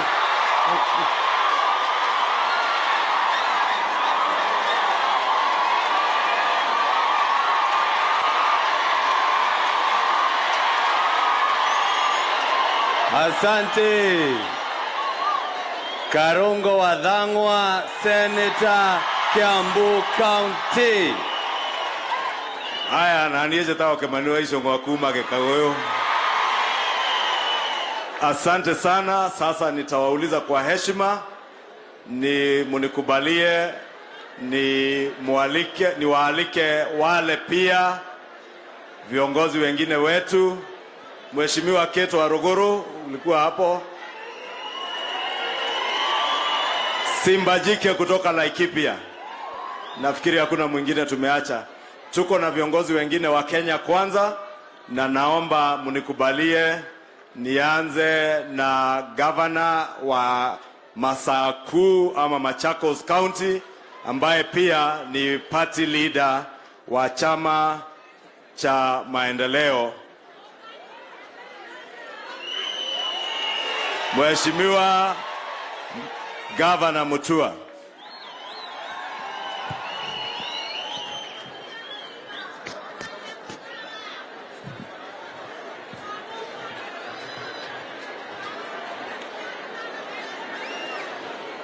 Bwana asifiwe. Bwana asifiwe. Adoa Kiambu, Murega rigi. Nijitagwa Alfred Ng'ang'a Mutua kuma Machakos, na Your Excellency, hapa niko kwa mashemeji wangu hapa Limuru, tukiwa hapa tumeongea sana, naomba mnisikize. Tumeongea sana, na mimi nitaongea machache kwa njia ya chapchap. Na nimezunguka na nimejiuliza sana, yule yeyote amesimama hapa anaongea kuhusu matatizo, kuhusu shida.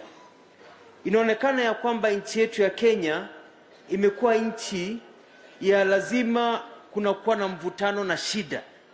Life is not easy. Everything is a struggle. Nataka kuelimisha kidogo kwa ufupi. Do you know why life is a struggle in this country? Ukisoma economics wanakuambia kwamba there are 3 areas of economic theory ya umaskini. What causes poverty? Moja ni behavioral, ingine ni structural, ingine ni political. Watu wa Kiambu are very smart. So I know you can understand what I'm talking about. Behavioral ni kama tabia zetu za kupiga kura na ukabila. Mzee hana kazi, bibi hana kazi, anazaa watoto 20, shida inaendelea. Hiyo ni behavioral, cultural. Lakini kuna ingine inaitwa structural, where the system is set against you. Kwa nini? Ndio magari ni a certain class, wewe kaa chini. Hiyo inaitwa design, structural.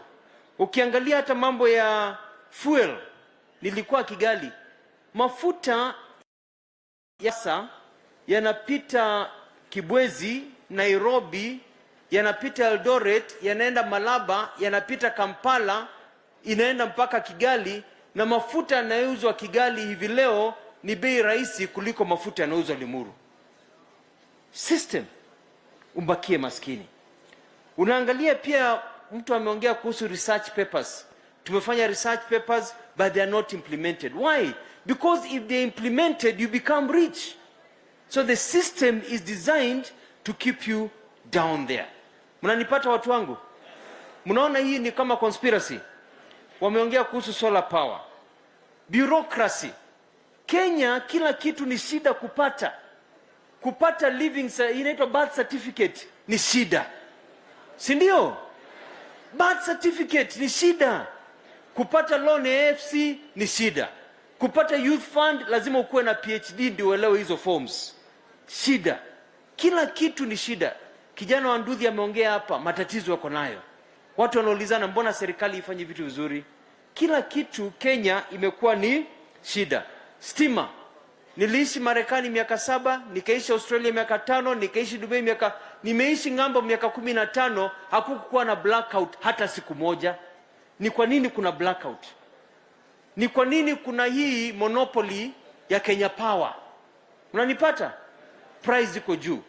Ni kwa nini simiti Kenya ni shilingi 700, 500, 700, lakini simiti India ni shilingi 200 kwa 50 kg. Unanipata watu wangu? Kwa hivyo nataka muelewe ya kwamba kile tunafanya hapa ni kwa sababu unless this structure changes, Kenya will always be the same. Itakuwa umewekwa ceiling, you'll never rise. Ndio tumekuja na mpango ya bottom up. Sasa mnanielewa? The whole essence of bottom up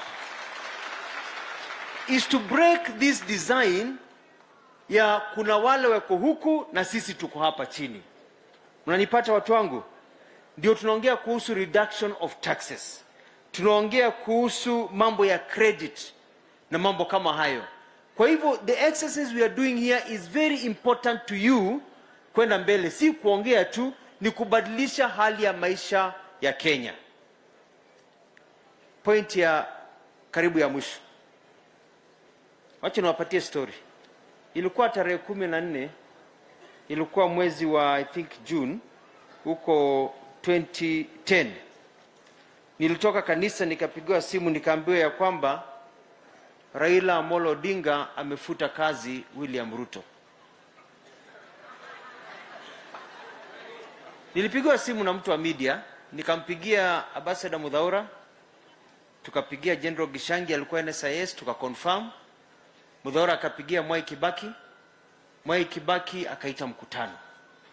Nikatoka, nikaendesha gari yangu tukaenda mkutano tukiwa hapo na Amos wako, Mutula Kilonzo marehemu na wengine. Na jambo la kwanza Kibaki aliuliza ni, but William Ruto is my best minister.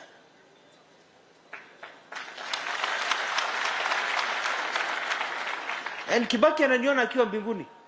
I'm speaking the truth. He could not understand why William Ruto is targeted. But now I understand, because William Ruto was overworking. He was serving in the Ministry of Agriculture better than everybody else. Umeelewa? But he was going against the system because he was helping more people on the ground instead of perpetuating the toth. Unanipata watu wangu? So I know if Mwai Kibaki would be here today, I know he would vote for William Ruto. So finally, my people, nimetoka Machakos kuja kuambia hivi tukiwa Kenya Kwanza.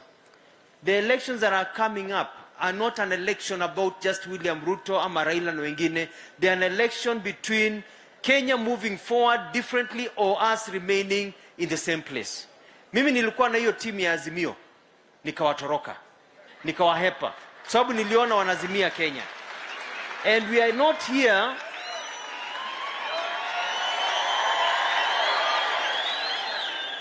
na nimekuja hapa kwa sababu this is the one that will change the fortunes of our children, so that in 5, 10, 20 years time, we will not be standing here discussing the same issues of dairy, the same issues of coffee, tea and others that we have solutions for. We can finish this in the country of Kenya by making the right political choice. Thank you and God bless you.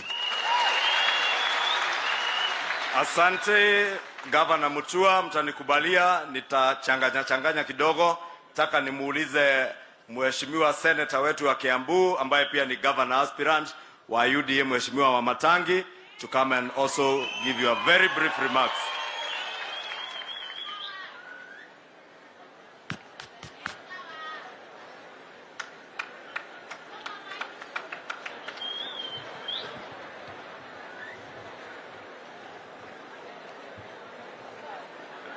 Aya, wanakiambu hoye. Wanakiambu hoye. Hebu tusalimiane salamu zake za Mwenyezi Mungu siku ya leo, siku nzuri. Your Excellency, our Deputy President, the leader of Kenya Kwanza, and the 5th President of the Republic of of Kenya. Siku ya leo, Mheshimiwa Naibu wa Rais, tumeheshimika. Na mimi nataka tu kusema mawili mafupi. Ya kwanza, Your Excellency, mimi nimefurahi kwa vile sisi kama wanakiambu tulikuwa tumeketi tunauliza kwamba tuwafikishe hata yenye mabaki hapo kwako. Sisi tuko na haki ya kwamba tutaanza safari pamoja, na ukitengeneza ile chata yenye umesema utatengeneza na sisi wanakiambu, basi sisi tutapata suluhisho ya shida na tabu ambazo tuko nazo. Ya pili, na ndio yangu ya mwisho, Mheshimiwa Naibu wa Rais wetu, ambayo imenifurahisha sana, ni kwamba yale mambo yote ambao hapa, wakati mimi nimekuwa nikishauriana na hawa na Kiambu kama mmoja ambaye anatafuta uchaguzi na niwe governor wa Kiambu, hapa nilikuwa nimetengeneza na nimewapatia wengi, na kama wewe hujapata pia utapata. Hapa sisi mambo yote wanakiambu mumetaja tumeweka hapa, kuwa tunaangalia wanabiashara wadogo. Mimi nimepropose kwa hii manifesto yetu, tutengeneze Kiambu People's Bank ambaye itakuwa inatupatia loan na tutengeta Hustlers Revolving Fund ya 1 billion ambapo walemavu, vijana, wamama wanapata loan bila interest. Hapa kwenye hii mimi nimepropose ya kwamba tutakuwa na universal healthcare kwa muda mfupi. Kwa miaka miwili wewe huwezi kwenda kulazwa kwenye hospitali na ushikwe kwa hospitali kwa vile hujafanya harambee. Hapa mimi nimepropose ya kwamba kwa kila soko tutatengeneza agro processing zone, ndio tuwe chakula yetu ikifika hapo sisi tunakuwa tunatengeneza ile chakula na kuexport. Ya mwisho mimi nimepropose vile Your Excellency umesikia hapa kwenye hii kitabu ya kwamba kwa kila sub county tutakuwa na special processing zones ambazo tutatengeneza kazi 1,100 kwa mwaka wa kwanza. Na kwa sisi na kwenu wana Kiambu na haswa kule Thika, nimesikia wale vijana wenye mumeongea hapa mwisho. Nimepropose kwenye hii manifesto yetu ya Kiambu ya kwamba sisi tutaunda ile Thika tutaitengeneza ikuwe Thika Industrial School. Sisi najua tutafanya safari nzuri na tutakuwa na Kiambu mpya. Kwa hivyo Your Excellency, kama yule Ndung'u hatapata nafasi ya kukua CS wa agriculture kwenye serikali, umwachie sisi hapa, kwa vile ni mwana Kiambu, atakuwa waziri kwa serikali yangu. Asante Your Excellency. Asante. Nataka nimkaribishe spika wetu wa bunge la kitaifa Honorable J.B. Muturi to put the question.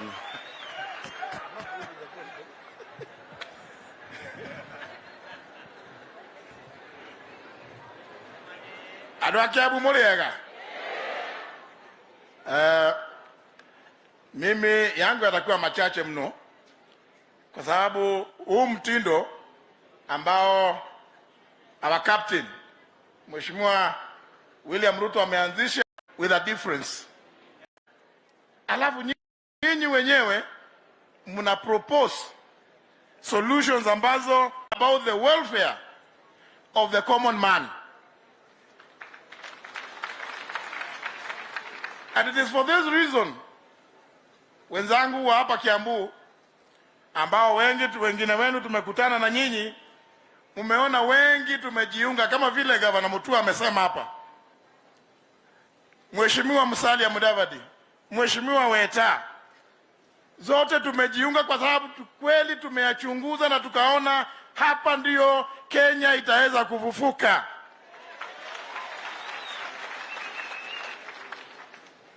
Kiongozi ambaye hasikii mambo ya ule mdogo wako pale chini hawezi jua ni shida gani. Just like we say, it is the wearer of the shoe who knows where it pinches most. Ni kweli. Kwa hivyo nyinyi ndio mnakuja mnatuelezea kiatu inauma wapi. Ndio naye kiongozi wetu. Ama mko na tashwishi? Watu wa Kiambu, mko na tashwishi? Si captain tumemchagua vizuri? Ama mnataka nifanye ile kazi yangu pale bunge? Mnataka kuamua saa hii? Saa hii tu? Tarehe 9 mwezi wa 8 rais wa 5 wa nchi ya Kenya atakuwa nani? So I put the question. Will as many as of that opinion say aye? Yeah?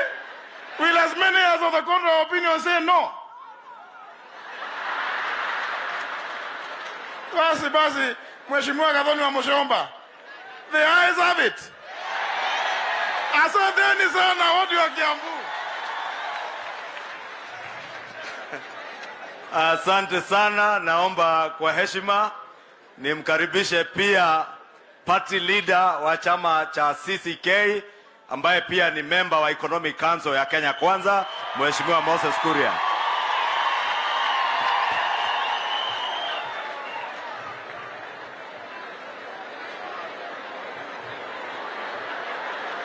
Kiambu hamjambo. Hamjambo Kiambu. Tusalimiane kwa hewa. Asante sana. Siku hizi sina maneno mingi, sababu niliongea nikamaliza, lakini nataka kuwauliza, mumefurahia hii kikao? Najua siasa kando, huyu mama wa Kangagi Market, huyu Benson, ni wageni Kenya hii? Si wamekuweko hii Kenya hii? Si huyu shosho wa Kangagi Market miaka yake ni zaidi kuliko ya Jamhuri ya Kenya. So amekuwa hii Kenya tangu tujipatie uhuru. So what is new? What is new ni kwamba sisi, na niombe msamaha kwa viongozi wote, tumesahau huu shosho kwa hiyo miaka 60. Ni kweli ama si kweli? Ni kweli ama si kweli? Kwa hivyo kwa niaba ya kwanza hii serikali ya Uhuru Kenyatta, newe hiya wakoa, newe hiya wakoa, newe hiya wakoa mwenye ma.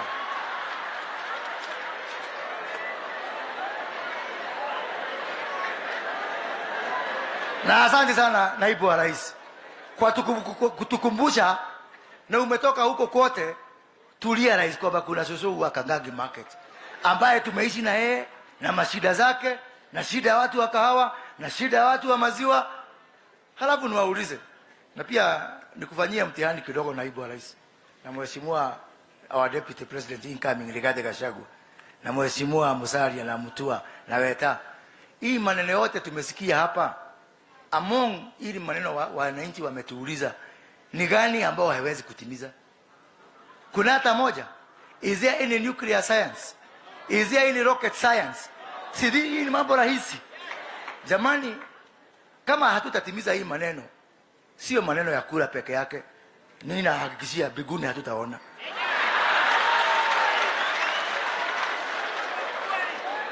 Si kweli? Because these are very simple and doable things which we can achieve and which we can do if there is a will. Na mzungu alisema where there is a will there is a way. Si kweli? So ni kazi yetu sisi wa wengine viongozi, tuchukue hii maneno, we devolve them now.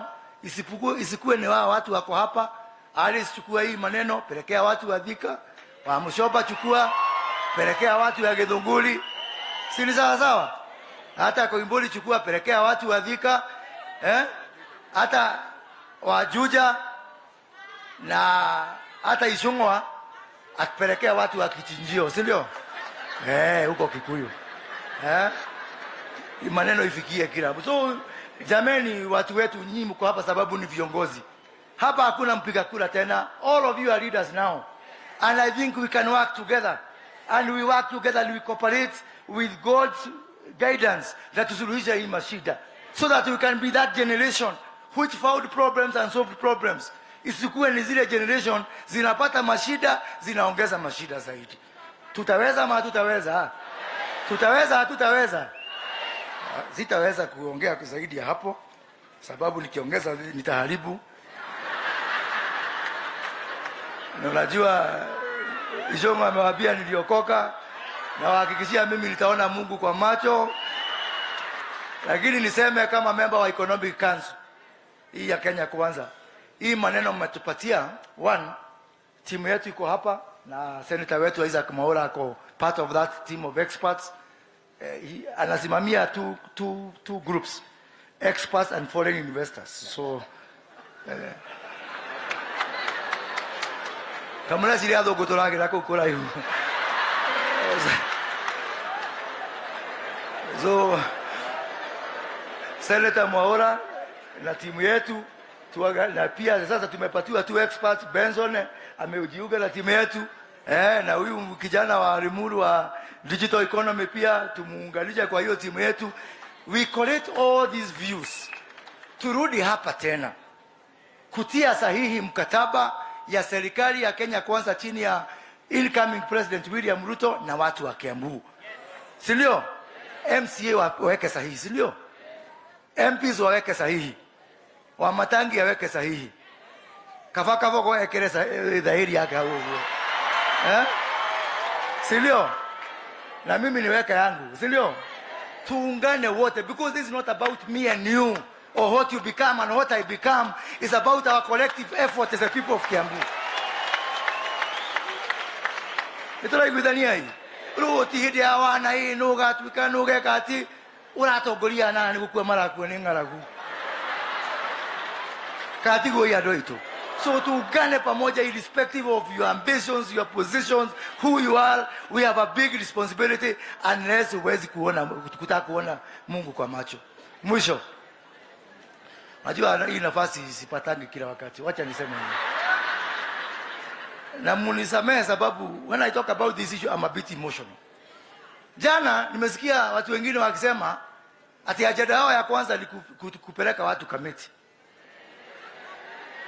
And by the way, kai Kamiti yake Iroa. Ona mure acerere muge kwa beti omuri. Lakini niulize jameni, mliongea mambo ya ufisadi. Jana nilikuwa Nakuru. Mkasema sababu ya ufisadi Itale damu isimame. William Ruto le ethamba na maema Itale.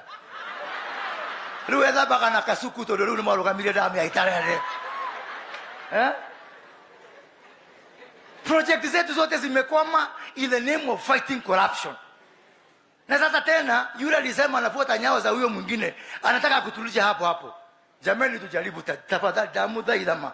Mudhi mutika kwa mema yake. Kimulu hii tukiga tafiyo batu.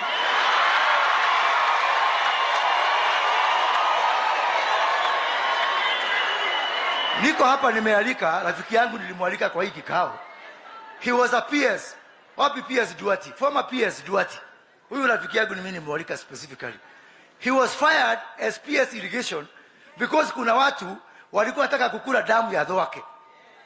Akilipokataa ikuliwe akasifutwa kazi. Jamani, Raila Odinga, rafiki yangu Martha Karua, mnaanza kusema mtafunga watu. Wale walikuwa wanataka kula watu, huku kuja uulize Duati, anawajua. Na wengine wao ni mpaka mabaisi ya wajubilee. Kwa hiyo shika wao leo wapeleke Kamiti. Kwani Kamiti iko wapi? Kwani ni kesho? Kwani ni kesho?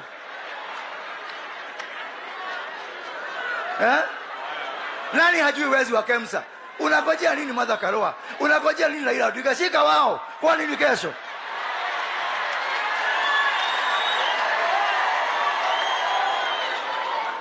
Tuna hii barabara yetu hapa ya Ruaka. Kutoka Eastern Bypass Ruaka kupanda hivi 22 km imejengwa at a cost of 21 billion. Yani that is 1 billion shillings per kilometer. Wenye wamekula wako hapo na Uhuru Kenyatta. Shika wao, kwani ni kesho?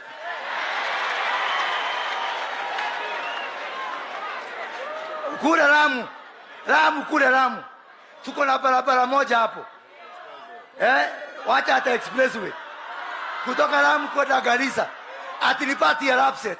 Kilomita moja na nikuweka Maram. Ile tunacheka na CDF na kila shilingi milioni 2. Imepewa budget ya 86 million per kilometer for gravel. Na wao watu wako kwa hiyo serikali. Washika leo Martha Karua na Raila Odinga. Kwani ni kesho? Hii barabara nimewambia Eastern Bypass imekuwa procured not by a tender committee but by NIS. Tangu lini NIS ikakuwa ya kufanya tender? Hao watu wamefanya hivyo wako kwa hii serikali. Martha Karua na Raila Odinga washike leo. Kwani ni kesho?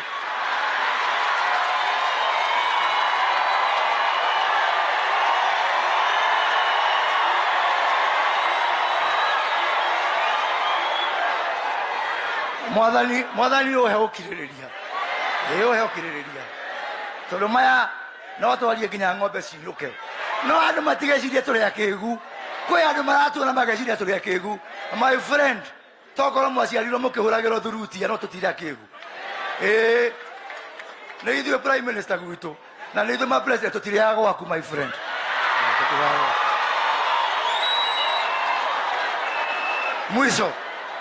Mwisho tumekubaliana hawa watu tuwafukuze mainuke tumahote coreka mundu nitugigeta mundu kiu no mutikariganirwo turage nyoka na turage ki turage nyoka turage ki turage nyoka turage ki tukifukuza Raila Jubilee mpaka yende wapi? Ndio amara dhima na mekawe. Igwe.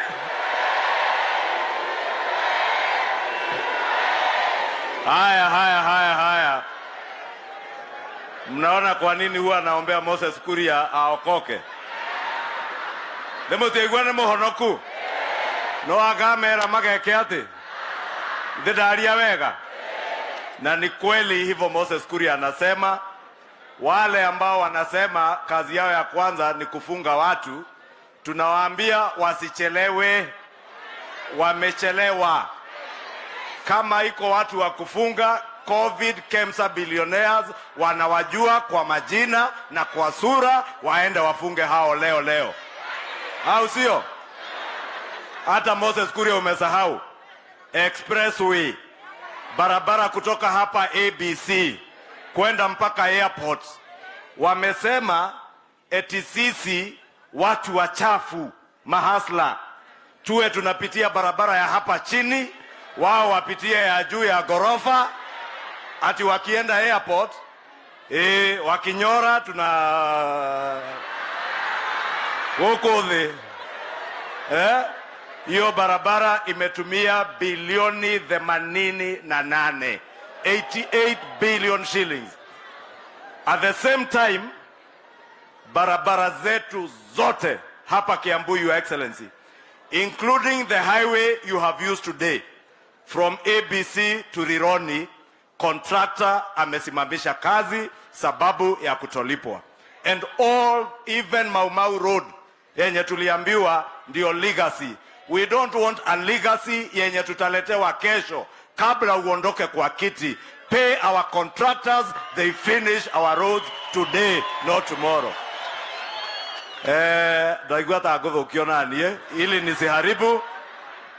Si mnaona leo nimevaa suit. Hata mimi niombe kazi kidogo kwa Mheshimiwa Naibu wa Rais. Sasa nataka no watu wake kwa diredo ya MP dikwenda kege. Mheshimiwa Naibu wa Rais, niko Kikuyu. Tukimaliza ya Kikuyu nitakuja tuongee venye tutapangana huko mbele.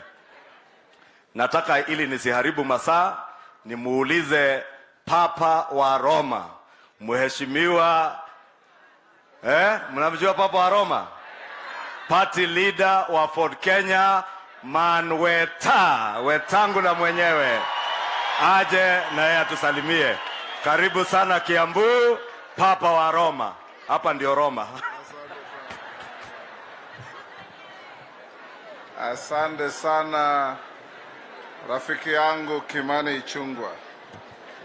Your Excellency, Rais wetu mtarajiwa wa 5, ndugu yetu Rigathi Gachagua, mtarajiwa wa naibu wa rais, viongozi wenzangu wote mlioko hapa na waheshimiwa wananchi. Nyinyi ndugu zetu wa Kiambu, Wakenya wengi huko nje wanafikiri muna bahati sana kwa sababu mmetupatia nchi yetu marais wawili. Lakini mimi pia ninahusiana hapa Kiambu. Mimi ni mdhoniwa wenu. Na ninajua ile umaskini tunaiona kwingine hata Kiambu iko. Nikizunguka hapa naona watu wenye hawana kama Wakenya wengine kwingine. Tumesikiza kwa makini sana yale yote imesemwa hapa, na tofauti tulio nayo na wapinzani wetu ni kwamba sisi tunaleta serikali ya awamu ya 5 ya kumsikiza mwananchi wa kawaida, atuelezee maneno kwa sababu hatujui kila kitu. Nimemsikiza Mama Karimi ule mfukaji ng'ombe. She touched me because Deputy President, mimi nilijaribu pia kuvuka ng'ombe. Wakati moja I was milking 200 freshens. Nikakosa mahali ya kuuza maziwa, nikakosa mahali ya kupata chakula, wafanyakazi wakaanza wizi, na saa hizi sina ng'ombe hata moja. Kwa hivyo huyo mama akisema alianza na ng'ombe 4 na sasa ako na ng'ombe 100 na zaidi, na mtolea kofia. And those are the people we will soon use as resource persons to go to other parts of the country or to use their setups kama mahali ya kusomesha na kufundisha wengine wajue kazi vile inaenda. Sisi tumezunguka Kenya mzima na tumeona there is a streak of issues that Kenyans face. Access to affordable credit runs through the whole country. Interest rates on those credits where they're available runs through the whole country. Access to markets runs through the whole country. Lack of value addition runs through the entire country. Tuliambiwa mahali pengine unalima kahawa yako, ukivuna ukitoka tu kwa gate, broker amengojea. Yeye anakula kila kitu. Na hii yote ni maneno ambayo serikali yetu itabadilisha. Moses Kuria amesema maneno ya kutushika wengine roho. Mheshimiwa Naibu wa Rais na Musalia, mnakumbuka tulikuwa kwa cabinet moja na nyinyi. Na tuliletewa kwa cabinet hiyo expressway Ichung'wa anazungumzia, ilikuwa inagharimu shilingi bilioni 23. Na ilikuwa inagharamiwa na World Bank. Na wakati huo waziri wa fedha alikuwa rais wetu wa sasa. Na waziri wa barabara alikuwa anaitwa Franklin Bett. They co-sponsored the memorandum to cabinet. World Bank ikakataa kuweka pesa kwa sababu the cost was exaggerated. Walisema engineers estimate ilitakikana kuwa 15 billion. Sasa hiyo barabara vile ilikuwa ndivyo ilivyo. Imejengwa na haijakwisha kwa 88 billion. Kuna ingine kule Mombasa inaitwa Dongo Kundu bypass. Barabara ni kilomita 17, inagharimu serikali ya Kenya kwa ushuru wetu bilioni 17. 1 billion per kilometer. The most exaggerated and extravagant cost of construction anywhere in the world iko hapa kwetu. Rais wetu mtarajiwa, hii ni covenant tunaingia na Wakenya ya kwamba we must prudently manage their resources. If we prudently manage our resources, Mr. President incoming, Kenyans will not want. Kenyans will not suffer. And there will be no burden of debts on our country. Kwa sababu hii madeni yote zaidi ya nusu wakubwa wanaketi kwa maofisi wanagawana, alafu wanatuambia vile wao wanajua kufanya kazi na vile mwananchi ako mzembe. That is what we must change. And change we must, because it is the only way we can run this country. Mambo mingi sana imeenda mrama kwa sababu watu wanaenda kwa maofisi ya serikali kujifanyia kazi badala ya kufanyia wananchi wa Kenya kazi. That must change. Kwa hivyo ndugu zetu wa Kiambu, mimi ni partner tu kwa serikali, kiongozi wetu yuko hapa. But we want to tell you that the reason we left watu wale tulitembea nao 2013, 2017 to come and join this team is because there is focus, there is direction, there is purpose, and above all, there is a desire to change the lives of the people of Kenya. Saizi, candidate wa Azimia akiwaambia wa Kenya atabadilisha, for the last 3.5 years he has been the co-president of Kenya. He has been the de facto deputy president of Kenya. William Ruto is only the de jure deputy president of Kenya. That one is the de facto deputy president of Kenya. Nini memzuia? Hakuna. Sasa anazunguka tu na kuhangaika na wengine, lakini sisi tunajua Kenyans have got super intelligence. And I can tell you Kenyans, God has never suffered from memory loss.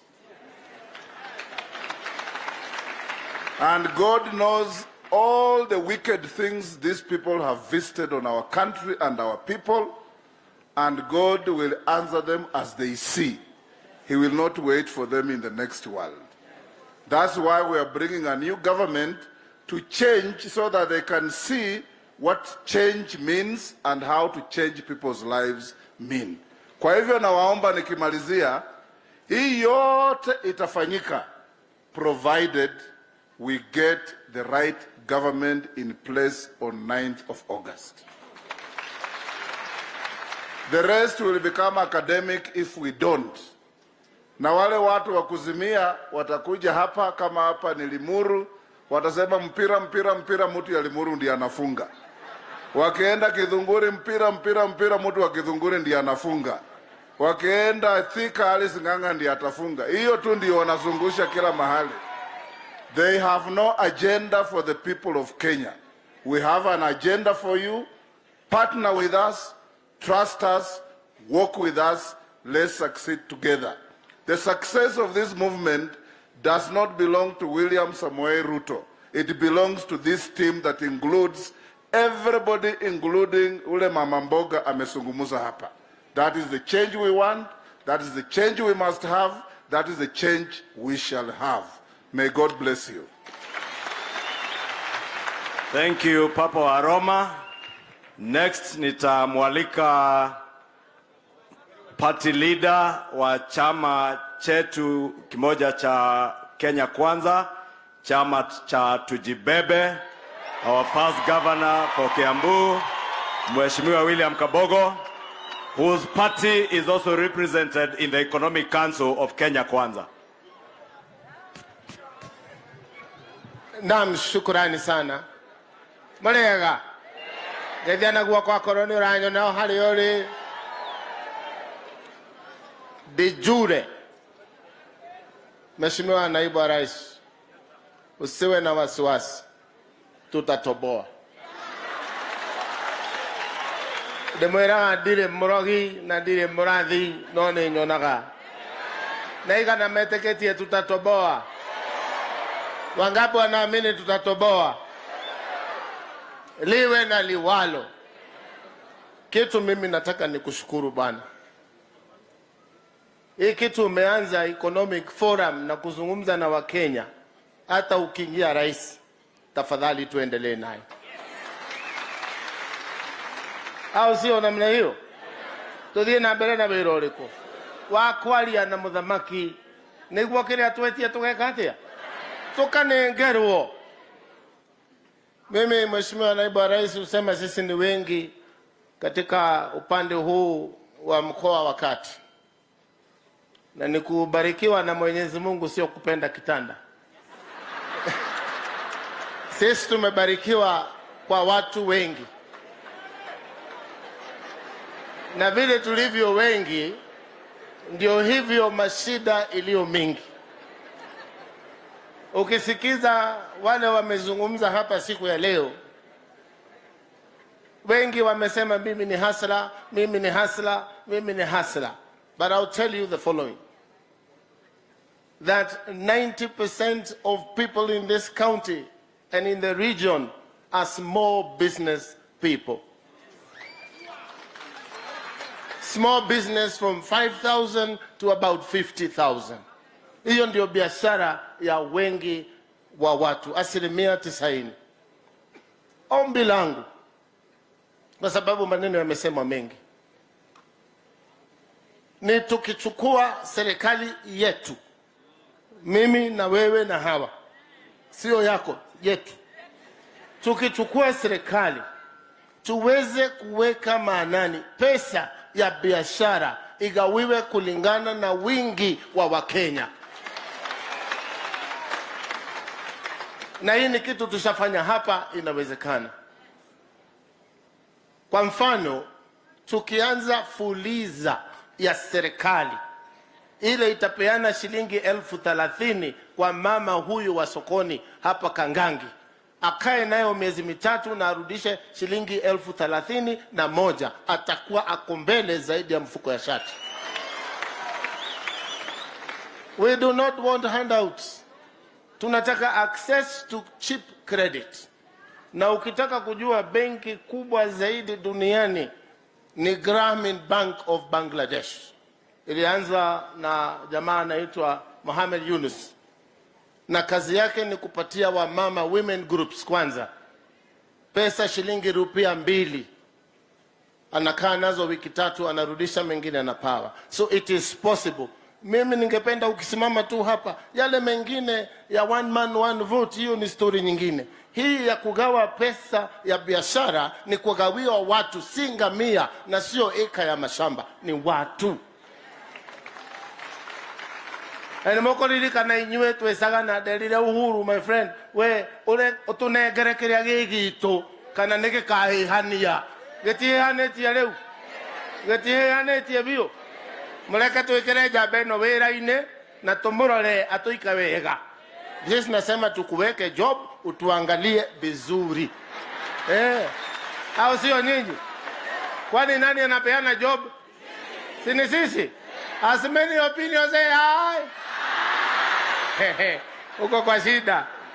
Mimi nataka nisiseme sana.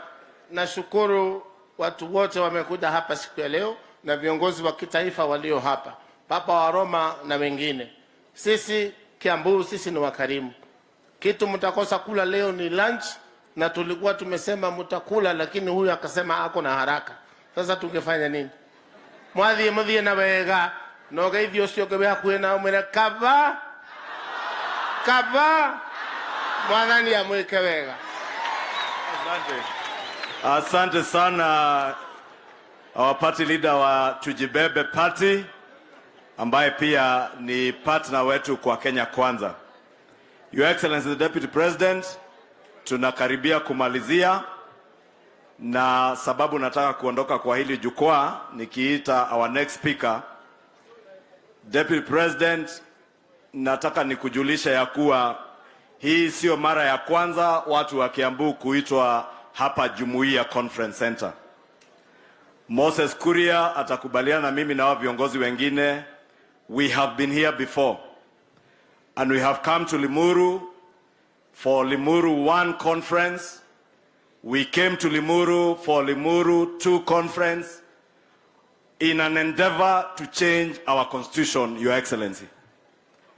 Today, we were gathered here, Your Excellency, not in a third endeavor to change our constitution, but we gathered as the people of Kiambu in Limuru 3, not as Limuru 3 as we know it, because ukumbi huu has been used in the past in that endeavor to change our constitution.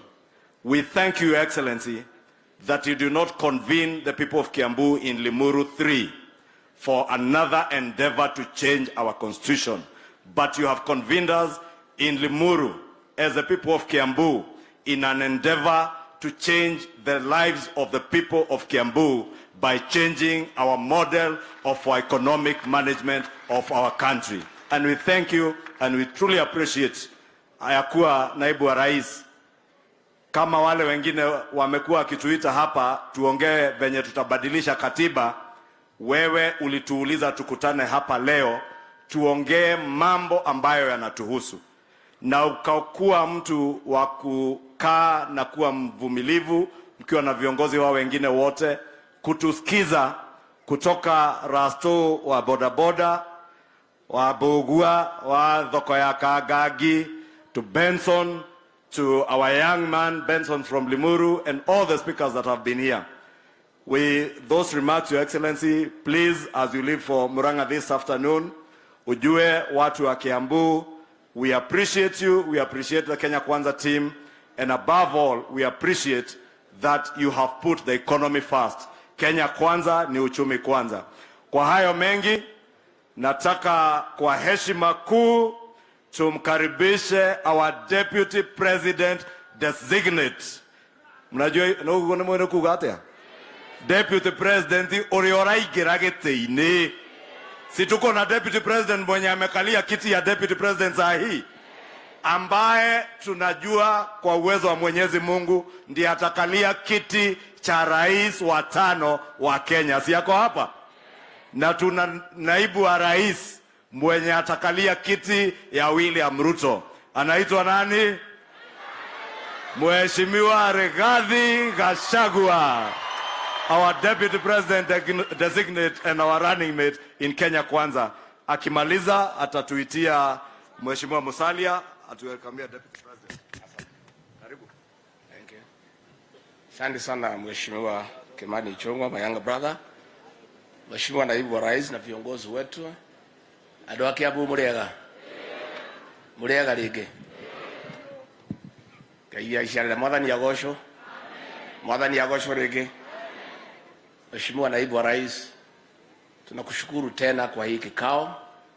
Ni kikao ya maana sana kwa sababu tumepata nafasi kupata maneno kutoka kwa wenyewe vile wanataka serikali ambayo unaunda iwafanyie, na hii ni historia ya Kenya.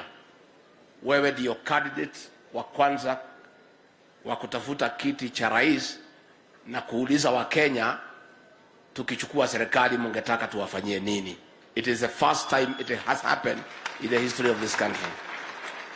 Your Excellency, wakati uliniuliza nikuje nikusaidie kutafuta kura na kuunda serikali na baadaye kukusaidia, ulinipatia jukumu ya mambo ya uchumi na ukaniambia tushikane nao viongozi wengine na tuanze kupanga mikakati wakati huu hata kabla hujachaguliwa, ndio ukichaguliwa kutoka D1 kazi ianze ya kubadilisha uchumi na kubadilisha maisha ya Kenya. And I want to report to you and the people of Kenya that ya kwamba hii kazi imeanza tukiwa nao viongozi ya the economic team, na saa hii mambo ya guaranteed minimum return ya kahawa, majani chai, maziwa, mchele, miraa na vyakula zingine zote inaendelea. Na hii kikao cha leo, yale maoni tumechukua tutaongeza, na within the next 1.5 months tutakuwa na bei ambazo ndizo zitatumika katika serikali yako ya guaranteed minimum return. Mkulima akilima mazao yake anajua atapata nini, na hiyo kazi inaendelea. Your Excellency, mambo ya cost of animal feeds tumeweka wataalamu tayari, kazi inaendelea. There is a team imeenda Uganda na ingine Tanzania, tujue ni kwa nini bei ya animal feeds yao iko chini, ndio tukuje tujumlishe na yale maoni yako, so that by the time you take over government, within the first 3 months bei ya animal feeds imeenda chini. So hiyo kazi inaendelea. Your Excellency, mambo ya biashara fund na vile Governor Kabogo amesema ni kweli. Kama hapa Kiambu pesa inatakikana mingi hapa, kwa sababu almost everybody here in this county ni mtu ya biashara. Na Governor Kabogo vile umesema tuko wengi, kwa sababu ya kubarikiwa si kitanda. Mama moja alikuwa nyuma yako akasema hata kitanda hatuna shida naye. Ama tuko shida naye? So that is true. Na tunataka kuomba viongozi wote wasaidie watu yao kuanza kujiunga kwa SACCOS, kwa sababu hii pesa huwezi kopa binafsi.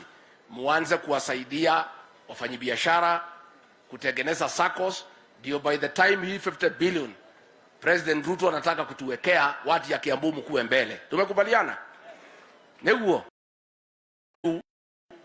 on how to bring the cost of food items downwards within the first 3 months of your government.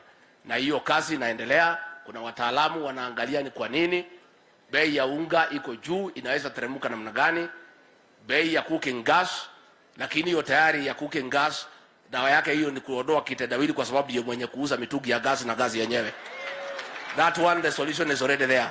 Hii mambo ya gasi mkifukuza kitendawili hiyo itafanya nini? Hata mambo ya monopoly ya maziwa, si mnajua solution? Si hata hiyo inajulikana. So Your Excellency, the cost of food prices that is concerned to you and all of us and the people of Kenya, a lot of work is going on so that you have the proper advice, you have the proper interventions, so that on assumption of office, you are able to issue an executive order so that Kenyans can have affordable food.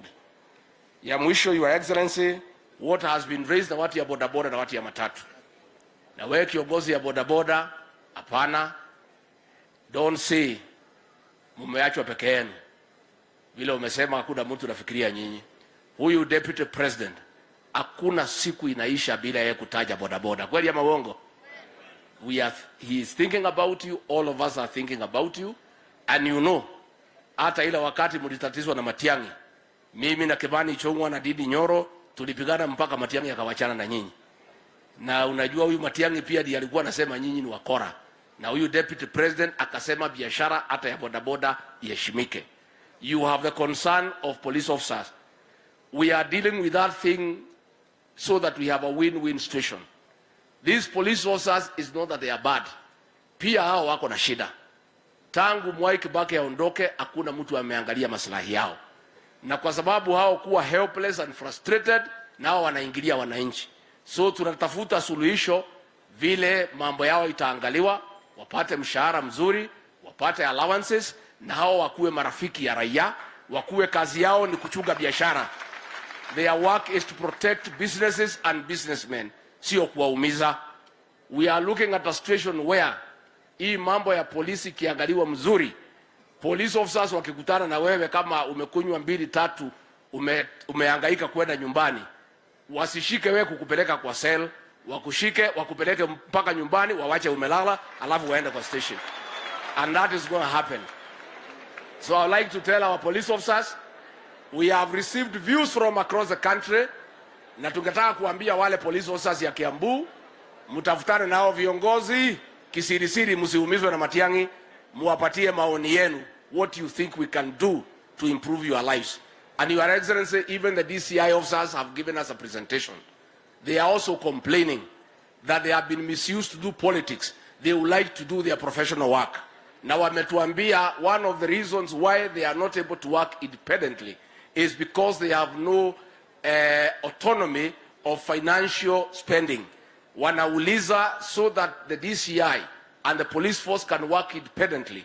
On taking over government, you appoint an accounting officer so that the police can work independently according to the Police Act and in accordance with the Constitution, because saa hii wanatumika vibaya na watu ya Harambee House, hata wanalalamika ile pesa yao ya gathering criminal intelligence ndio kibicho wanatumia kufanya siasa na kujenga manyumba. Kwa hivyo wanauliza wapate autonomy so that they have an accounting officer to be able to be independent and work without control.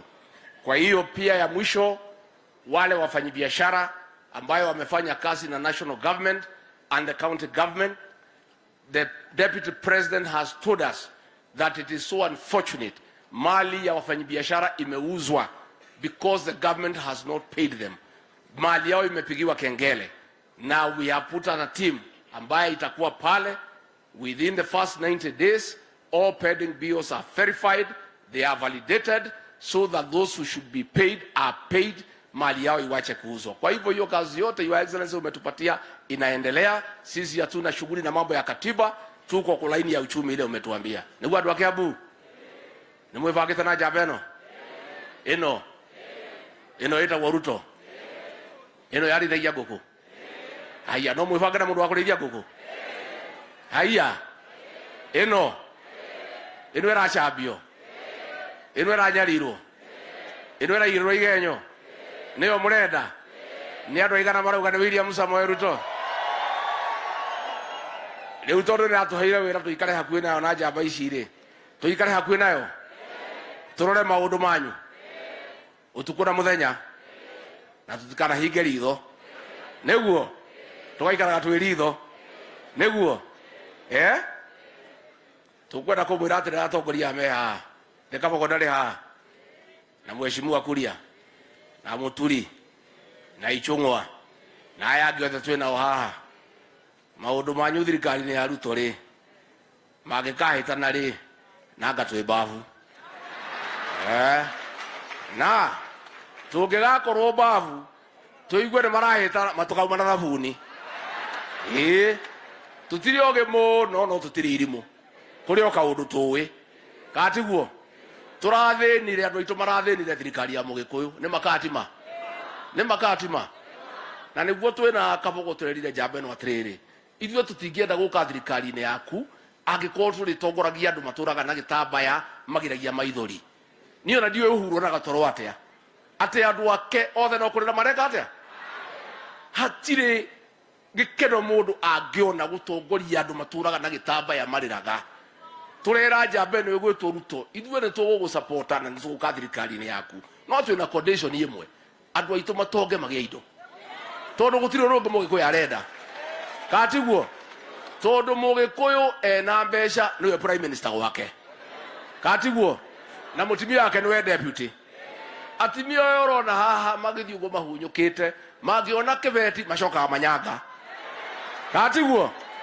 katiguo tũrenda tũcoke harĩa twarĩ hĩndĩ ya Mwai wa Kĩbakĩ mũthuri akaruta 3,000 akahe mũtumia wake nĩ kũmwenda atakũmwĩra ũrĩa gwĩka nacio ũmũthĩ ũyũ mũtumia wake nengerwo 1,000 ĩbangagĩrwo nginya change nĩ mũthuri tondũ mũciĩ ũcio kũrĩ na 1,000 ĩyo katiguo tũrenda mũtumia akorwo na 5,000 ciake 5 agathiĩ Kiambu taũni onake njuĩrĩ yake ĩgekĩrwo kĩnyũngũ ĩgathiũrũrũkio agathakara agaikara wega akaingĩra nduka-inĩ akauga we mwendia ũka rehe kĩbura na kĩrĩa gĩtagwo kĩnyau akarĩha kaũguo tiguo mũrenda kũrĩ ũndũ ũngĩ mũrenda njamba ĩno ĩngĩtwĩkĩra mbeca mũhuko rĩ ithuĩ tũtigũtũra tũmĩendete na tũmĩhoyagĩra Ngai tũngĩgĩa mbeca ithuĩ twĩna ũndũ ũngĩ tũrenda athuri aya magũre ma pick up maihũre gũkũ tondũ Agĩkũyũ nĩ mendete pick up mũno nĩwe hĩndĩ ĩrĩa kahũa karĩ mbeca kwarĩ pick up cietagwo Chevrolet na gĩkũbia kĩrĩa kĩnene athiĩ handũ ahũra ĩrĩ akarĩa kanyama agakua kĩrĩ gĩrĩa agatwarĩra mũka katiguo ithuĩ tũngĩona indo gũkĩrĩ na ũndũ ũngĩ asanteni sana wĩra nĩ mũno na nĩngũhota gũrũgamĩrĩra njamba ĩno nĩngũhota ya mwisho hata hatuna ubaya your excellency na huyu kitendawili hata tunaweza samea makosa yake yote lakini ile shida hii watu wamesema hapa ile shida wamesema tuko na deni ya 11.2 trillion watu 14 milioni wako kwa CRB hii mzee ya miaka 80 hatuna ubaya anaweza hiyo kazi si mkutano ya baraza la mawaziri inaanza saa 2 inaenda mpaka saa 11 sasa akiingia saa 2 akifika saa 5 amelala ama hajalala hata bila ubaya hatuna ubaya katiguo ya mwisho sana niulize nyinyi si huyu kitendawili si ni yule si tunamjua ile sababu ilifanya tukataa imebadilika hata akichukua dada yetu anaweza kusafisha makosa yake hata Uhuru akisema na yeye anaweza kusafisha makosa yake si ni yule kitendawili yule alishindwa na Moi 1997 akashindwa na Kibaki 2007 akashindwa na Uhuru 2013 na 2017 nyinyi mkiona kama alishindwa na Moi na Kibaki na Uhuru atawezana na hiyo hasara atawezana na yeye sasa ningetaka kwa makofi na ngemi tukaribishe Omwami Musalia Mudavadi akuje ahutubie nyinyi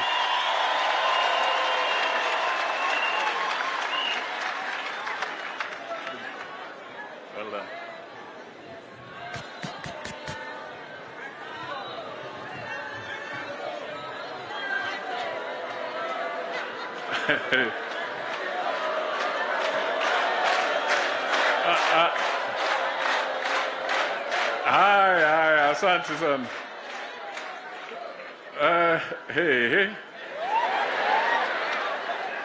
Mayanga yani ado. Sasa nani amebaki nyumbani? Hakuna. Mnajua earthquake? Mnajua? Weka mkono juu. Zungusha kabisa kwa nguvu. Sema earthquake. Earthquake. Earthquake. Earthquake. Asante sana. Bwana Deputy President, earthquake imeingia Kiambu. Imetingiza. Mimi nitaongea kwa kifupi sana ili nipatie nafasi kiongozi wetu naye aseme. Kwa hivyo nitalenga mambo zangu haraka.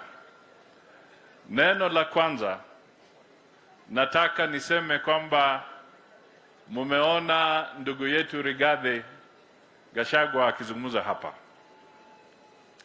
Yeye alikuwa kwa provincial administration mpaka huko Ingo. Na wakati Kenya Kwanza ilifanya majadiliano na hatimaye Mheshimiwa Deputy President akamteua kama mgombea mwenza wake, yani running mate wake, kwa tikiti hii ya Kenya Kwanza kwa uchaguzi wa tarehe 9 mwezi wa 8 mwaka huu. Sisi wote wa Kenya Kwanza tumeweka tick, tumesema tunaunga uamuzi huo mkono. Kwa hivyo tukitembea katika taifa letu, tukiuza sera za Kenya Kwanza, sisi hatuna wasiwasi na msiwe na tashwishi, kwa sababu tumekubaliana na uamuzi ambao ulichukuliwa ni uamuzi ambao sisi wote tumeshikana mikono na tumesema tutaenda na huo uamuzi.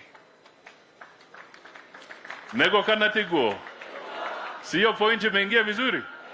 Ama imeenda kona kidogo? Imeingia vizuri, eh? Haya, jambo la pili. Mimi nataka nishikie pahali viongozi wenu wamenena. Nataka nidhibitishe kwamba ajenda yetu ya kwanza ni uchumi, ya pili uchumi, ya tatu uchumi. Na Mheshimiwa Rigathi amezungumza kuhusu madeni. Na Moses Kuria, Mheshimiwa Ichung'wah wametoa mfano wa projects ambazo zinagharimu wa Kenya pesa nyingi. Nataka wa Kenya wafahamu kwamba there is a very serious connection ya yale madeni na zile kodi tunalipa. Yule mama mboga ambaye alizungumzia mambo ya kodi hapa, ile bei ya stima ambayo inatusumbua kwa viwanda vyetu, ile bei ya fuel ya petroli ambayo inaenda juu kila wakati, ukiamka asubuhi imebadilika, ile bei ya unga ambayo inaenda juu, ile VAT ya 16% ambayo inatusumbua. Nataka wa Kenya tufahamu kwamba yale madeni mazito ndio yale yanaleta hiyo bei kuharibika. Kwa hivyo tukisema tunataka tubadilishe uchumi, tulenge uchumi, ni kwa sababu sisi kama Kenya Kwanza tunataka tupunguze yale madeni, tupunguze VAT, tupunguze tax kwa fuel, tupunguze bei ya stima, tupunguze bei ya chakula, kwa uchumi ambao unasimamiwa vizuri na serikali ya Kenya Kwanza ya Mheshimiwa William Samoei Ruto kama chief hustler. Neno langu la mwisho, ama niseme second last. Mimi nataka tu niseme tumeongea sana kuhusu mambo ya economy. Na pale mwisho tumeingilia sana mambo ya ufisadi. Statement ya Moses Kuria ililenga sana ufisadi. Statement ya Ichung'wah ikazungumza ufisadi ya Weta. Mimi najua kwamba ikiwa tunataka tuonyeshe commitment yetu, Bwana Deputy President, kwa kila charter ya county, kwa kila county charter, ni lazima tuwe na chapter ambayo inasema vile hiyo county itapigana na ufisadi. So that in our Kenya Kwanza commitment with every county, we also must commit that we shall fight corruption in that respective county, ili wa Kenya wapate nafasi ya kuweka pesa mfukoni na wachache wasitoroke na pesa zao. La mwisho, tarehe 9, it must be decisive. Ando itu. We want it to be decisive. We want to shinde kwa raundi ya kwanza. We don't want to go to a petition. We don't want to prolong the results. We do not want to prolong the pain that Kenyans are going through because of a government that is exiting. We want to make it decisive that on the first round, raundi imwe, raundi ya mbele, nego, tujue kwamba tumetoka kwa wingi, William Samoei Ruto ashinde ili tusiwe na mambo mengine katika taifa letu. We want to start work immediately. And the people who have been fighting the bottoms up or fighting this hata hizi forum, hizi kongamano za economic forum, kuna wengine wanaziogopa. Why are they scared? Wameogopa kwa sababu muradi wa Azimio ni muradi ambao ni wa kupinga ama wa kuchunga mambo ya privileges and entitlement. The Azimio project is about privilege and entitlement. The Kenya Kwanza movement and the bottom-up project is a project about opportunities and hope for the millions of Kenyans. That is the difference. One is about privilege and entitlement. The other one is about opportunity and hope for every Kenyan. That is the difference. Kwa hivyo mimi nawasihi tujitokeze, tuangushe hawa jamaa, tuwabwage. Mimi na Weta tuko hapa, ingo imeshona.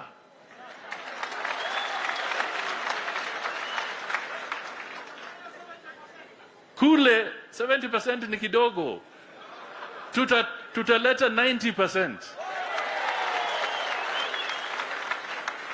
Si hata huyo jamaa wa Azimio tulipokuwa tukimsaidia, tulikuwa tunampatia hiyo 90%. Lakini alituacha kwa mataa.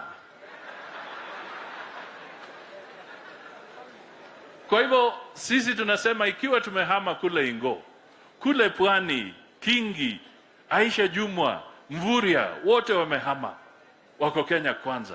Speaker wawili wako Kenya Kwanza. Gavana wenu wote Kenya Kwanza. Mjumbe wa Uhuru Kenya Kwanza. Hata naambia hata chief ameenda. Hata wewe ukiona, sunaona juzi hata Uhuru mwenyewe amesema kwamba huyu jamaa wa kitandawili ama hiyo project ya Azimio, yeye amefanya yake yametosha. Sasa hata yeye vile ameona Kenya ikienda, vile wa Kenya wanatembea, wanaamua, ameanza kusema unajua, sasa hata wewe uanze kujitetea, mimi sitafanya hiyo. Sio ni dalili? Na mimi nasema Uhuru ni mtu mwerevu sana. By the way, don't underestimate him bwana. Huyu jamaa ni mjanja na mwerevu. Amezungusha hawa jamaa, alikuwa amesema akienda retire wataenda na kitandawili.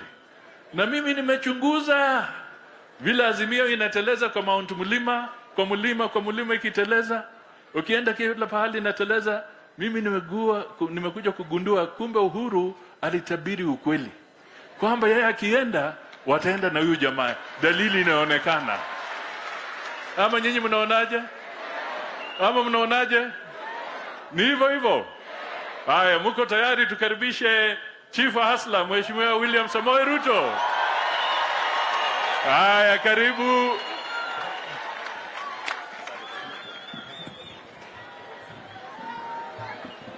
Asante sana. Tafadhali tuketi. Asante sana. Asante sana. Waheshimiwa viongozi wenzangu wote na wananchi wangwana wa hapa county number 1, county ya Kiambu, amjambo. Amjambo tena. Ando aito moriega. Bwana Yesu asifiwe. Basi mimi nilikwisha sema pale mbeleni, na nimefurahi sana kwamba tumekuwa na nafasi mzuri. Tumewasikiza kwa makini watu wa kaunti ya Kiambu, na vile niliwaahidi, tumekubaliana ya kwamba mawazo mmetupatia kuanzia kwa mama Mbogwa, kupitia kwa bwana Ndungu na wale wengine wote tuliosikia kutoka kwenu.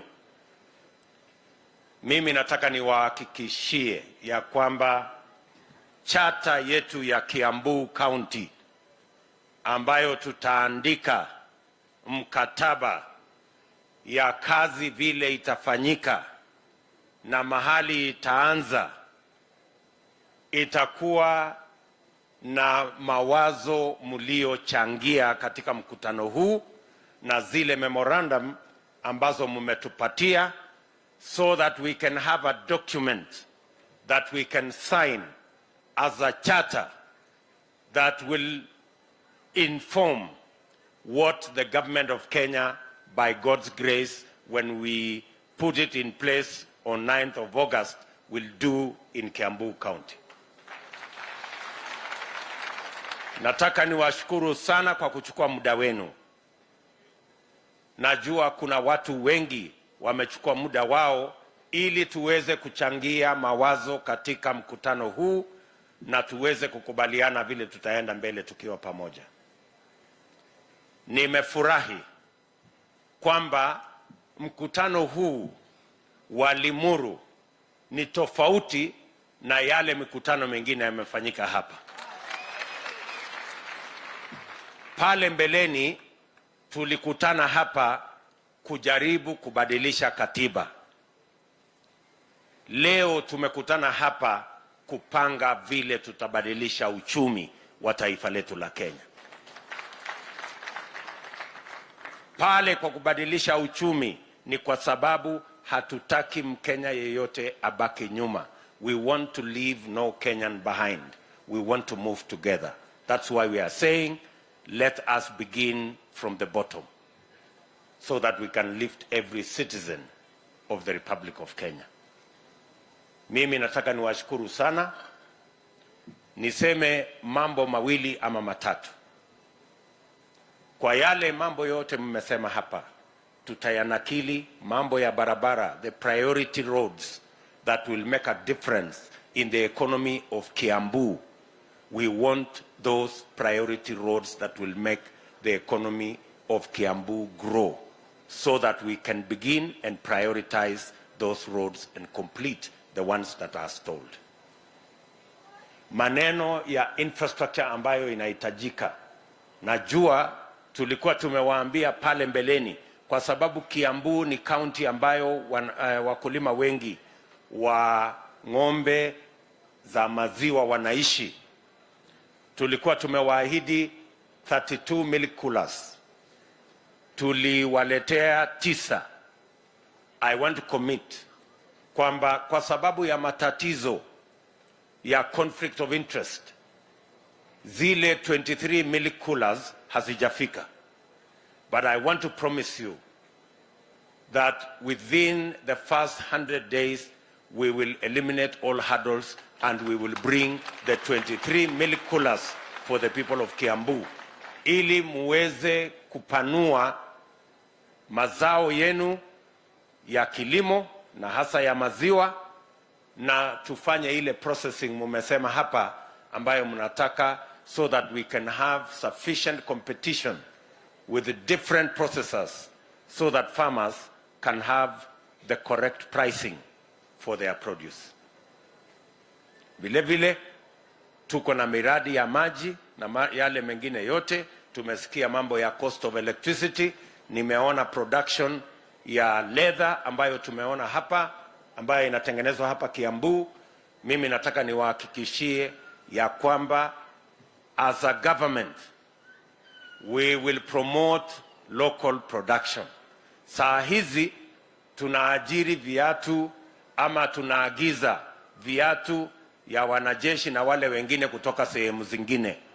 I want to commit that we are going to produce those shoes in Kenya going forward. We are going to produce all our uniforms in Kenya going forward. Ya our disciplined forces, ya watoto wetu wote wa shule, all that production will be localized in every county and in every sub-county so that we can meaningfully create jobs for our young people. Mimi nataka muelewe ya kwamba this discussion is the discussion of our lifetime. Na tumekubaliana vile vile ya kwamba biashara, vile mumesikia hapa, credit is one of the biggest impediments to the livelihoods of many people. Watu wengi wanapata shilingi 200 kwa siku ni kwa sababu sehemu kubwa ya mapato yao inachukuliwa na mambo ya mikopo. Utafiti ambao tuko nao unaonyesha ya kwamba tukisuluhisha tatizo la mikopo peke yake ama riba ama interest, we can actually double the earnings of micro and small enterprises just by sorting out credit. Wale wanapata shilingi 200, tukiwapatia mkopo kwa riba ya chini, mnaweza kupata shilingi 400 for doing the same thing in the same way, just if we sort out credit. Na mimi nataka nikubaliane na viongozi wa hapa kwamba ile fund yetu ambayo tumepropose ya biashara, hiyo fund itapatianwa kulingana na wingi wa watu in every county, kwa sababu wao ndio wanafanya biashara.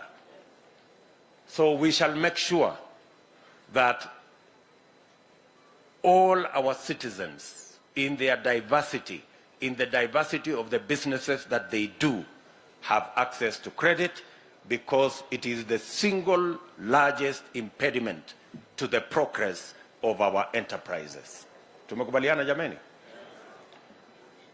Mwisho, mimi nataka niwahakikishie ya kwamba we are serious, we are committed, we are determined kwamba hii safari tutatembea pamoja na tutafika tukiwa pamoja.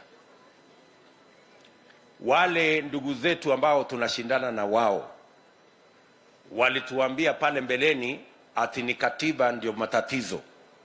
Tukawaambia hapana, uchumi is the problem. Sasa wamerudi tena wakatuambia kwa sababu wameona ile mambo ya kubadilisha katiba haiuzi, wamekuja wakatuambia integrity is the problem. And we want to tell them, yes, integrity is the problem, but it starts with the integrity of the leaders. That is where integrity begins. The challenge we have is the economy, number one. Number two is integrity. And I want to tell them, number three is incompetence. Number four is conflict of interest. And number five is state capture. So let us sort out all those problems. And as we talk about integrity, let me tell them the Kenya Kwanza position is that the most effective way to fight corruption, wastage, and theft is to ensure that we arm the institutions that fight corruption and wastage with enough hardware, software, resources, and eliminate interference. The Kenya Kwanza administration will make sure that the entire criminal justice system not only are independent, but they also have financial independence so that nobody interferes with their work and they can carry their work out without any political interference. I want to repeat, on the first day of the Kenya Kwanza administration, the DCI, the IG, the DPP will have their own budgets with their own accounting officers so that they can have the necessary financial independence to discharge their responsibilities. On day one of the Kenya Kwanza administration, our judiciary will have their own funds because we will operationalize the judiciary fund, give it sufficient resources so that they can have enough men and women to discharge their responsibility of making sure that criminals and all other people are behind bars because they have what it takes. That is giving our judiciary the financial muscle to be able to handle our criminal justice system. That is the undertaking of the Kenya Kwanza administration. We are asking our competitors to not give us rhetoric, to not feed us with the usual stories that they will fight corruption. Let them tell us how they will fight corruption. We are asking our competitors that as they talk about integrity, let them tell us about the integrity of their word. If you cannot keep your word as a leader, if you are a leader with a litany of betrayal and deceit, how can you have a conversation about integrity? What integrity can you talk about? Hawa watu ambao wanatuambia kuhusu ufisadi. Kama wewe ni mtu tapeli, umetapeli hawa, umetapeli wale, umetapeli NASA, umetapeli Jubilee, hata hiyo Azimio umetapeli, alafu unataka kutuambia mambo ya ufisadi. Ufisadi wa kupindukia ni ufisadi wa uongozi wa utapeli. And that is the disease that we have in the Republic of Kenya. And that is what we must deal with on the 9th of August. Tuondoe ufisadi na utapeli katika uongozi wa taifa letu la Kenya. Tunaelewana jameni? Tunaelewana? So we are telling our friends, we are ready to meet you halfway. Tell us what your plan is. Don't tell us the usual rhetoric. There is no difference between what you are telling us and the usual tibim tialala and here. There is no difference. You are not telling us anything new. And if you are really serious, if you want us to take you seriously, tell us when the KEMSA criminals will be behind bars. Then we can begin to take you seriously. But if you are telling us the usual stories, my friend, the date is 9th of August. Abraham Lincoln told us, you can fool some people all the time. And you can fool all the people sometime. But you cannot fool all the people all the time. Tunaelewana jameni? Hapo ndio maneno iko. So wale tunaangaliana na wao wajipange. Sisi tuko tayari kabisa kabisa.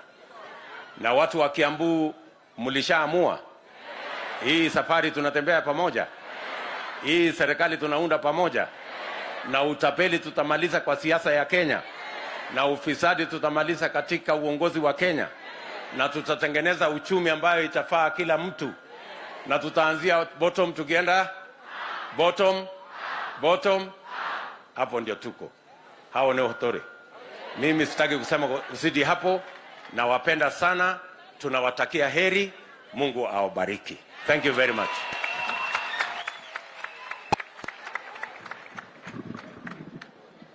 Makofi.